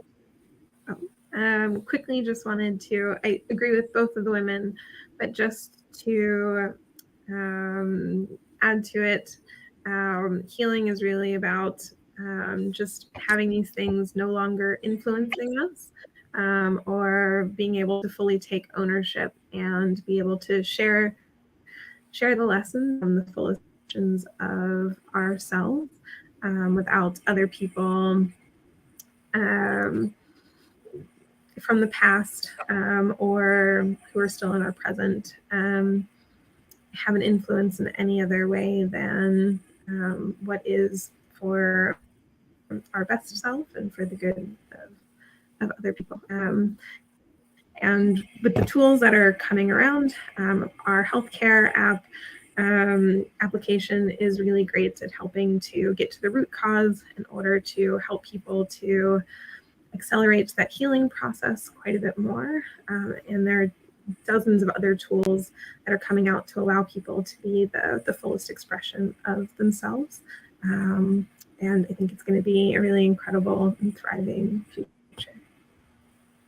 Yes, I'm looking forward to that, incorporating that. So that we can actually go more into cultivating compassion in the workplace. And Nicole, being that you are an owner of business, writing, you're doing it all, right? I'd like to hear from you. Yeah. So I think technology is fantastic, but sometimes through technology, we've found a way to kind of hide some of our compassion because it's easy to put things into words on a screen. And when you put those words on a screen, they can sometimes come across a certain way and not be able to express the absolute compassion that you would had you been in person with somebody. And I think in the workplace, with individuals that are overworked and they're trying to keep up with their managers and keep their jobs and in such a global workforce, that sometimes we have to stop and take a deep breath and remember that our words have power, even when they are written words. They on Zooms, I mean, if you sit or any type of video and, you know, your body language, your face, the expressions that you make can show your lack of compassion. And I think that it's just easy to hide behind the keyboard. It's easy to hide behind those things. And what that does is it causes different types of depression. You know, we can talk about, you know, what lack of compassion goes into. It makes you really lose your humanity when you don't have people that offer you compassion or provide compassion to other people that may not otherwise have anybody else in their world that's going to give them compassion. And sometimes as business owners, we're so busy in the day-to-day life in the world that we're like, oh, well, we just got to make payroll. We've got to make sure our clients are happy. We've got to make sure we're doing this and we're doing that we forget that there are people on the other side of this, whether it's our clients or the individuals that work for us, and the compassion that we lack, we really need to make up for when talking to others in our communities. I definitely agree. And I'll move on to the other question that does have to do with leadership is how can leaders foster a culture of openness and vulnerability? And why is this important? Amelia. You there, Amelia? Yeah, I'm here. Thanks. Sorry, it took a minute. The leaders often set the tone of the business. They set the tone of the direction. And it's really important for people to see authentic leaders, see leaders who are struggling, see leaders who can be honest about what's going on with them. And I'm not saying that people need to share everything with everyone all the time, but if people can say like, hey, I'm struggling with this, it gives other people the ability to be real as well. So the more authentic, the more real, the more genuine the leaders can be, the more compassion other people can have, because that is a trickle down effect, because that sets the tone for the business. So it's just leaders understanding the power that that has on the people that are working for them and their team. It can attract other people who are doing that as well. So what do you advise leaders, Amelia, when you are working with them? What do I advise them to do to be more authentic? Yes, as far as even what, go ahead. Yeah, so it's really a process. To me, authenticity can come when people understand what's going on with them and then figuring out what they need to feel better. So it's like to be more authentic, it's like, how can I be more who I am? Whether that is needing to understand who I am, because I have no clue of that. Maybe the work has completely drained me, or I've adapted to someone who I was dating, or is it you needing to learn how to speak up better because maybe you don't feel like you can say stuff that you want to say at work, or you don't think that your opinion would be valid or important or it would matter. So it's understanding what is holding them back. Sometimes leaders know, sometimes they don't, and then having the right tools to work through that. And a lot of times, as they remove some of these layers that keep them inauthentic, they'll be more happier, they'll feel more genuine because they are able to be more of themselves. Does that make sense, Rose? Yes. Well, thank you for sharing that. And I was just thinking about when I was in education and I'm working with the kids, and as long as those hours were, they're like work hours, right? And coming back from the pandemic. So what I did in the beginning of class was say, borrowed time. So I'd give them 10 minutes to either relax, it's pretty much their choice, just don't mess up the classroom. And for those 10 minutes, that was so huge to them. I didn't know how much it meant to them until that privilege occasionally was taken away. But they know as soon as the 10 minutes were up, it was, get to work. I saw the engagement even when we would start classes, and I had students come up to me and say, thank you, Ms. Rose, for allowing me to choose this time, and just seeing it on that level and how important it is to them. And doing those kind of things, it really made a difference. And I didn't understand it until they brought it to my attention. So thank you. Anyone else would like to add to that? Sabrina. Oh, sorry. Go ahead. I know. I'm sorry, Sabrina. Go ahead. Oh, either. Actually. Oh, Nicole, please do.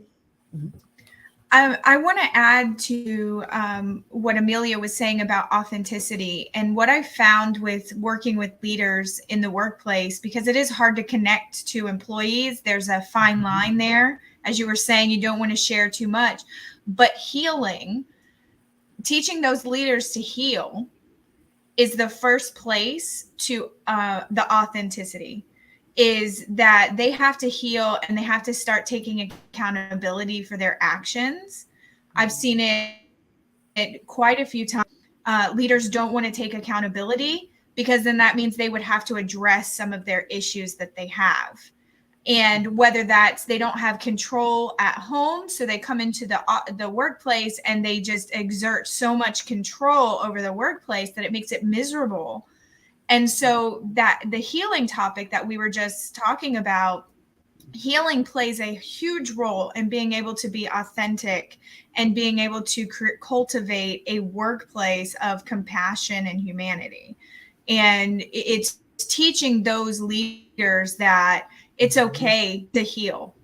It's fine. Like, we need you to do that so we can be more productive in the workplace. And that's all I wanted to add to what Amelia was saying.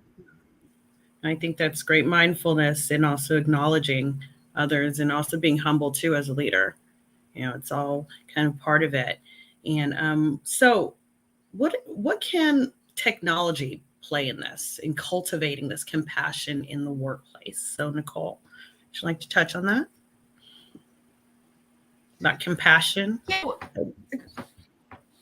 So technology has given us a wide range of resources.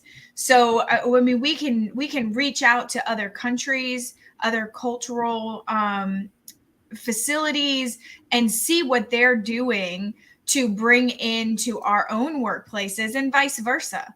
And so using technology, Rosie was talking a little earlier about, the app and the program that they have that can help with the wellness. And we're so used to our phones that we want to do things on our phone, or on a computer. So having our employees go through any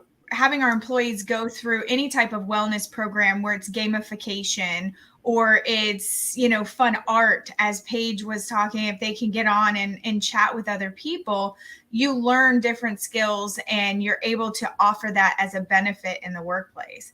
So technology has just been able to expand our resources globally to find the best solution for a specific workplace.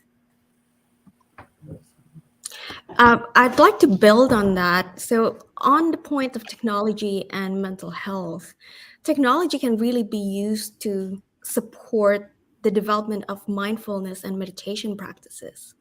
So mindfulness is really considered an important factor of a person's subjective well-being. The field of human-computer interaction has investigated many different approaches that strengthen mindfulness, for example, by inventing apps that support mindfulness meditation.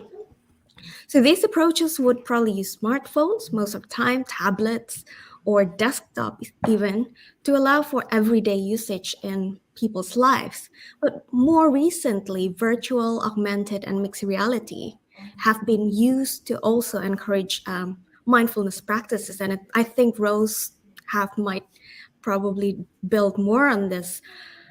So essentially, when we allow virtual, augmented, or mixed reality to be part of our mindfulness practice, we're allowing a wider range of potential sensory stimulation, cognitive manipulations, being immersive in the technology. And it really has the potential to provide interactive and body-based innovation to your practice. Now, the use of technology in general to support mindfulness has massive potential benefits as well, because as we probably all have heard, new behaviors take a while to develop to become a habit. So apps can be programmed to send reminders to help build this habit. Apparently, research shows it takes anywhere between 18 to 245 days to build a habit, with an average of 66 days for behavior to become naturally part of your life. Thank you. Thanks for sharing. So, Rosie, if you wanted to provide just some kind of technical or elaborate what you mentioned earlier about the technology. Yeah, I think the most important shift we're going to see coming forward beyond just having extra tools is having more accountability. So for instance, I won't name names, but there's at least one big technology CEO that's been working on a technology in health and wellness space that just isn't working, and seeing more and more press come out to hold this accountable and to make more room for other technologies that do work. And one of the things that we're doing with health and wellness, there just isn't any tracking to see which modalities are actually helping and not. And so as we do this and start to increase our accountability and access to tools, then we'll be able to have more resources, and we'll also normalize what failure looks like, and that sometimes things just don't work out. We had the wrong idea, and that's okay. And we tried to make CEs fit into this perfect world and operate perfectly, and most of the time they do, but ultimately we'll make more progress as soon as we can kind of show up and see where the mistakes are and whether or not we're actually headed down the right path. And that's what leadership is sometimes you have to admit that it's hard but worthwhile. Paige. Thank you. And this is going to go to Paige, because having your background, artistry, and how are you incorporating that into the workplace and leadership? So I'll have you expand on that. Thank you, Rose. I really explore ways to create opportunities for participants to have agency. So sometimes a leader really should, as I heard earlier today, let go and get out of their way and trust who you're in front of. Better World Museum also has a museum hub in Rec Room, where we really focus on teen leadership development roles. And in this program, especially in the early stages of COVID, we would welcome young people from 11 years old to 15 years old to participate as leaders with titles that they would select, as well as we would work together to find like funding opportunities for their roles. So they were actually being compensated. One member was a 15-year-old was the senior architect and rebuilt the museum. And all I said is, I totally trust you. There were 3 young people, and over the course of 3 days, they worked together to create this museum led by this one 15-year-old. And during this process, they became friends, and each one of them ended up with a leadership role. There was, one young woman of the group became a Halatar educator, where she would be paid little increments, right? But being paid to create these 30-second videos, right? Or now that lead architect is studying in university as in 3D design. This happened because, and we had an 11-year-old artist in residence who built an exhibit about Earth Day and trees and created all of these interactive exhibits. And all of this was in the newspaper, and that made them feel like their work was important. Then we presented it at the World Health Organization as a recipe for resilience during COVID, thanks to Create 2030. And they felt like what they did was meaningful, and it had purpose, and it changed the way they relate with themselves, their families, or how they see themselves as leaders today. We always talk about young people being the leaders in the future, but they're really leaders now. All they need is to choose their title that fits them and get out of their way, right? So creating agency. If you work for a boss that's always, demanding, trivial information, or quick, what is this link on that, or da da da da da, or then you kind of have you lose a part of your soul. If you just tell them what you want and what their job is and get the heck out of their way, they're going to do great. And then celebrate their wins and show them also,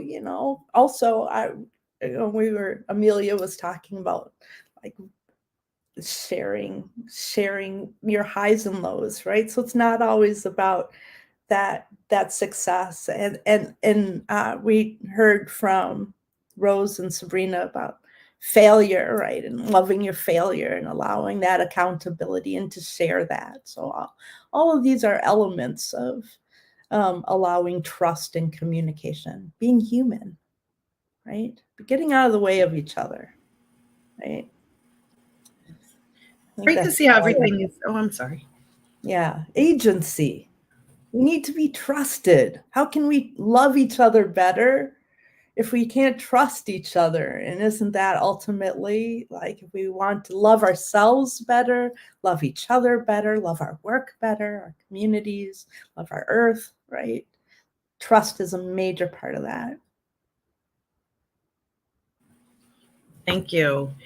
I kind of wanted to go back as far as the timeline goes, as the workplace has evolved, right? Even in what we wear or attire and going to interviews. I remember having to go to interviews, putting on tights, putting on a full suit. And now the culture has even changed as far as how we go into our workplace. It's more relaxed, right? And also companies being more mindful, providing yoga, allowing to have an on-site therapist. And so in going away from those traditional hours, right? Starting off 9 to 5, that was pretty standard. And then we got into the working nonstop, 12 hours. I was kind of used to. I mean, that was kind of what it was accepted. If you want this job, then you're going to put it forth. And it was about productivity and less about the employees. So that's so I want to address burnout. How can we address that in the workplace? You know, anyone want to take a stab at that one? I'm sure we got a lot we can contribute on that one. I have quite a bit on that topic. A technology is honestly one of the biggest and best tools that we can use to address burnout. Technology has proven to raise effectiveness, and efficiency and effectiveness leads to less hours working, less human hours working on the most mundane task, where somebody can take what they actually want to do and what they actually want to learn and want to do as their career and put that to use. So when you look at, if you're a sales individual and you're working off of commission, now they can automate sales emails. They can even automate phone calls.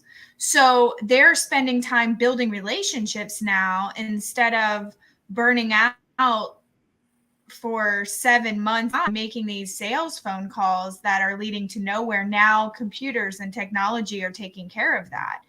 And it's also giving individuals better the ability to time manage, where they can set certain things up on whatever systems or computers that their company has asked them to use.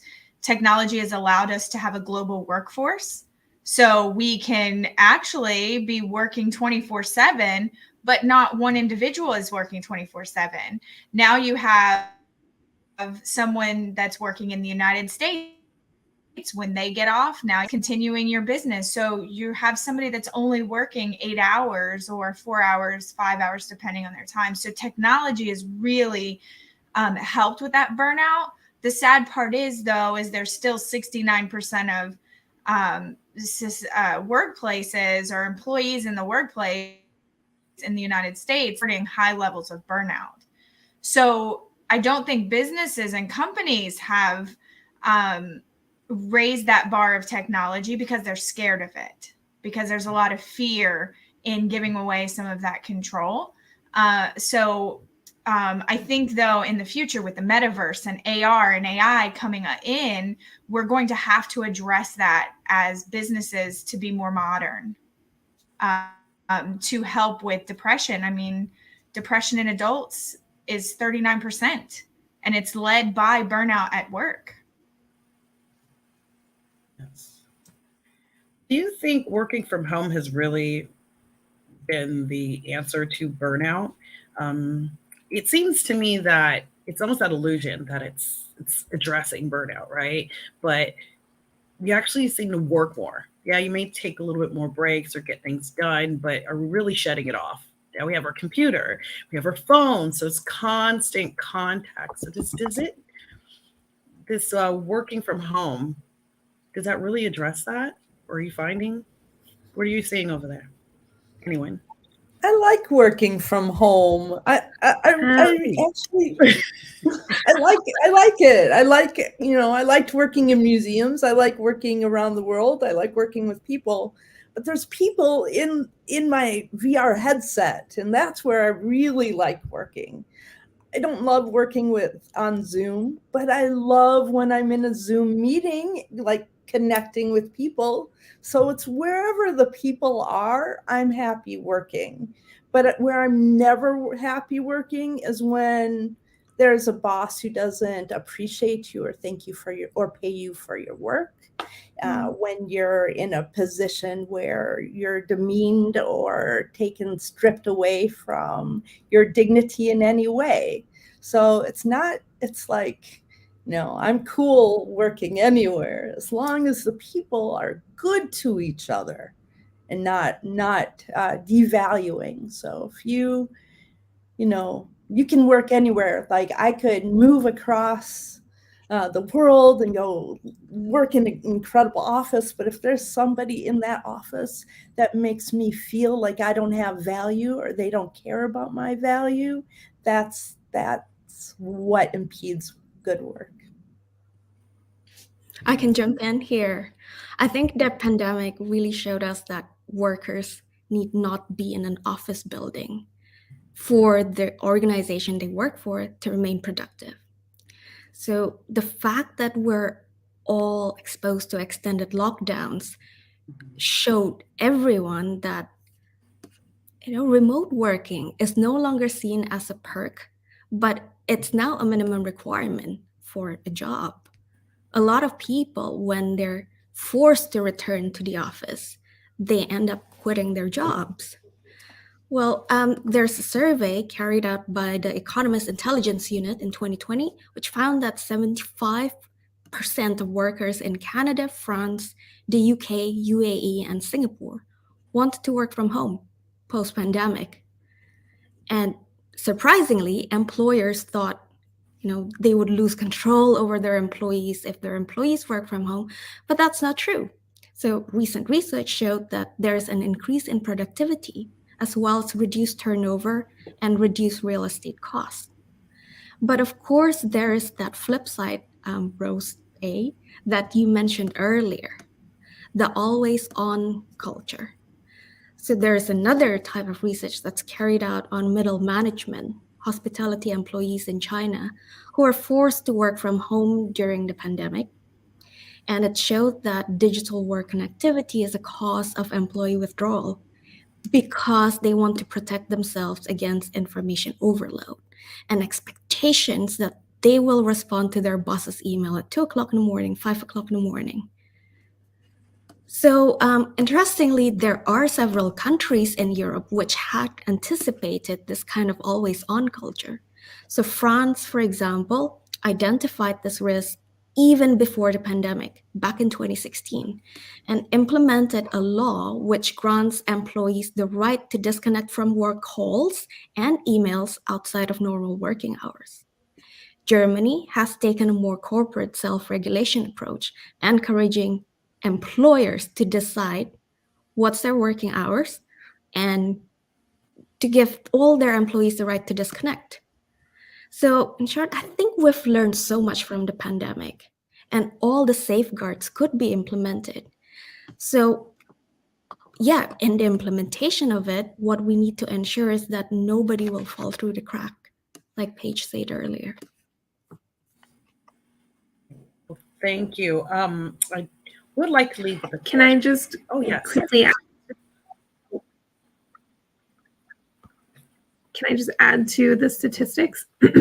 So just quickly, because I think we only have a couple of minutes left, but also if you look at the return on investment of workplaces actually investing in mental health or worksite wellness, ensuring that looking at the metrics, are people functionally being productive, not just putting out work, but how do they feel about the work? Are they thriving? Are they exercising? These sort of programs actually have a very high return on investment and can be one of the best things that worksites do to retain employees and change the bottom line. So there really is there should not be any excuse not to implement the programs. Like worksite wellness definitely works. Well, thank you. I just wanted to add by saying thank you. I appreciate the conversation and takeaways from this. I do want to ask, it seems like we have a little bit of time. Someone can briefly answer. How does one thrive in this shifting work culture? And how can companies support that? Someone can take that over quickly. Yes. Amelia, you want to send it home if you don't mind? Sure. And when you say when someone thrives, are you talking about employees? Are you talking about employers? You can take either perspective since you've been on both ends of it. Sure. So So from the employee perspective, I think thriving depends on the different people, right? Thriving to one person is going to look different to thriving with another person. So it's really figuring out what works for you, and what works for the lifestyle that you want. If you want to stay home with your kids, if you want to walk your dog twice a day, once in the afternoon. So getting clear on that, and then also having the knowledge and standards for yourself to be like, no, I deserve this, and I'm going to find the right place to work that honors these needs and sees these as important. Because if you don't have those standards for yourself, you can get into places that suck your energy, leave you burned out, leave you frustrated, which can leave you depleted for months. So it's really knowing your standards, knowing what works for you, and making sure that you have the power to go after that and know that you can get that. Thank you, everyone, once again. And may our gather continue to be well. Looking forward to connecting with you all outside of this. Have a great day. Thank you. Thank you. Thank you. Bye.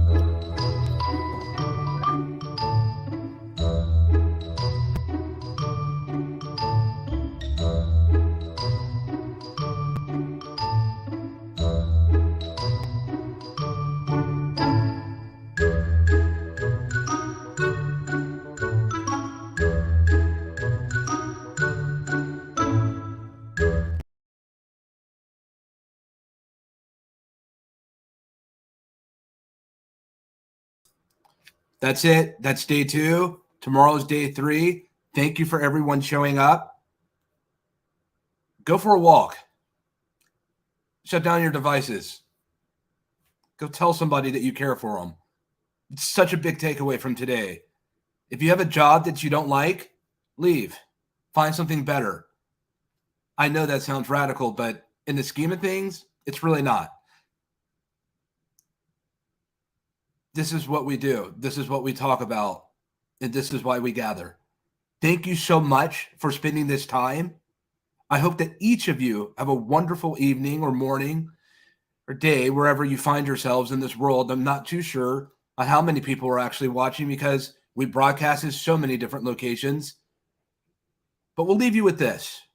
2 things. 1, what do we do when the technology becomes more advanced than the technologist? And 2, if we don't express these things, then who will? Our gather was well. See ya.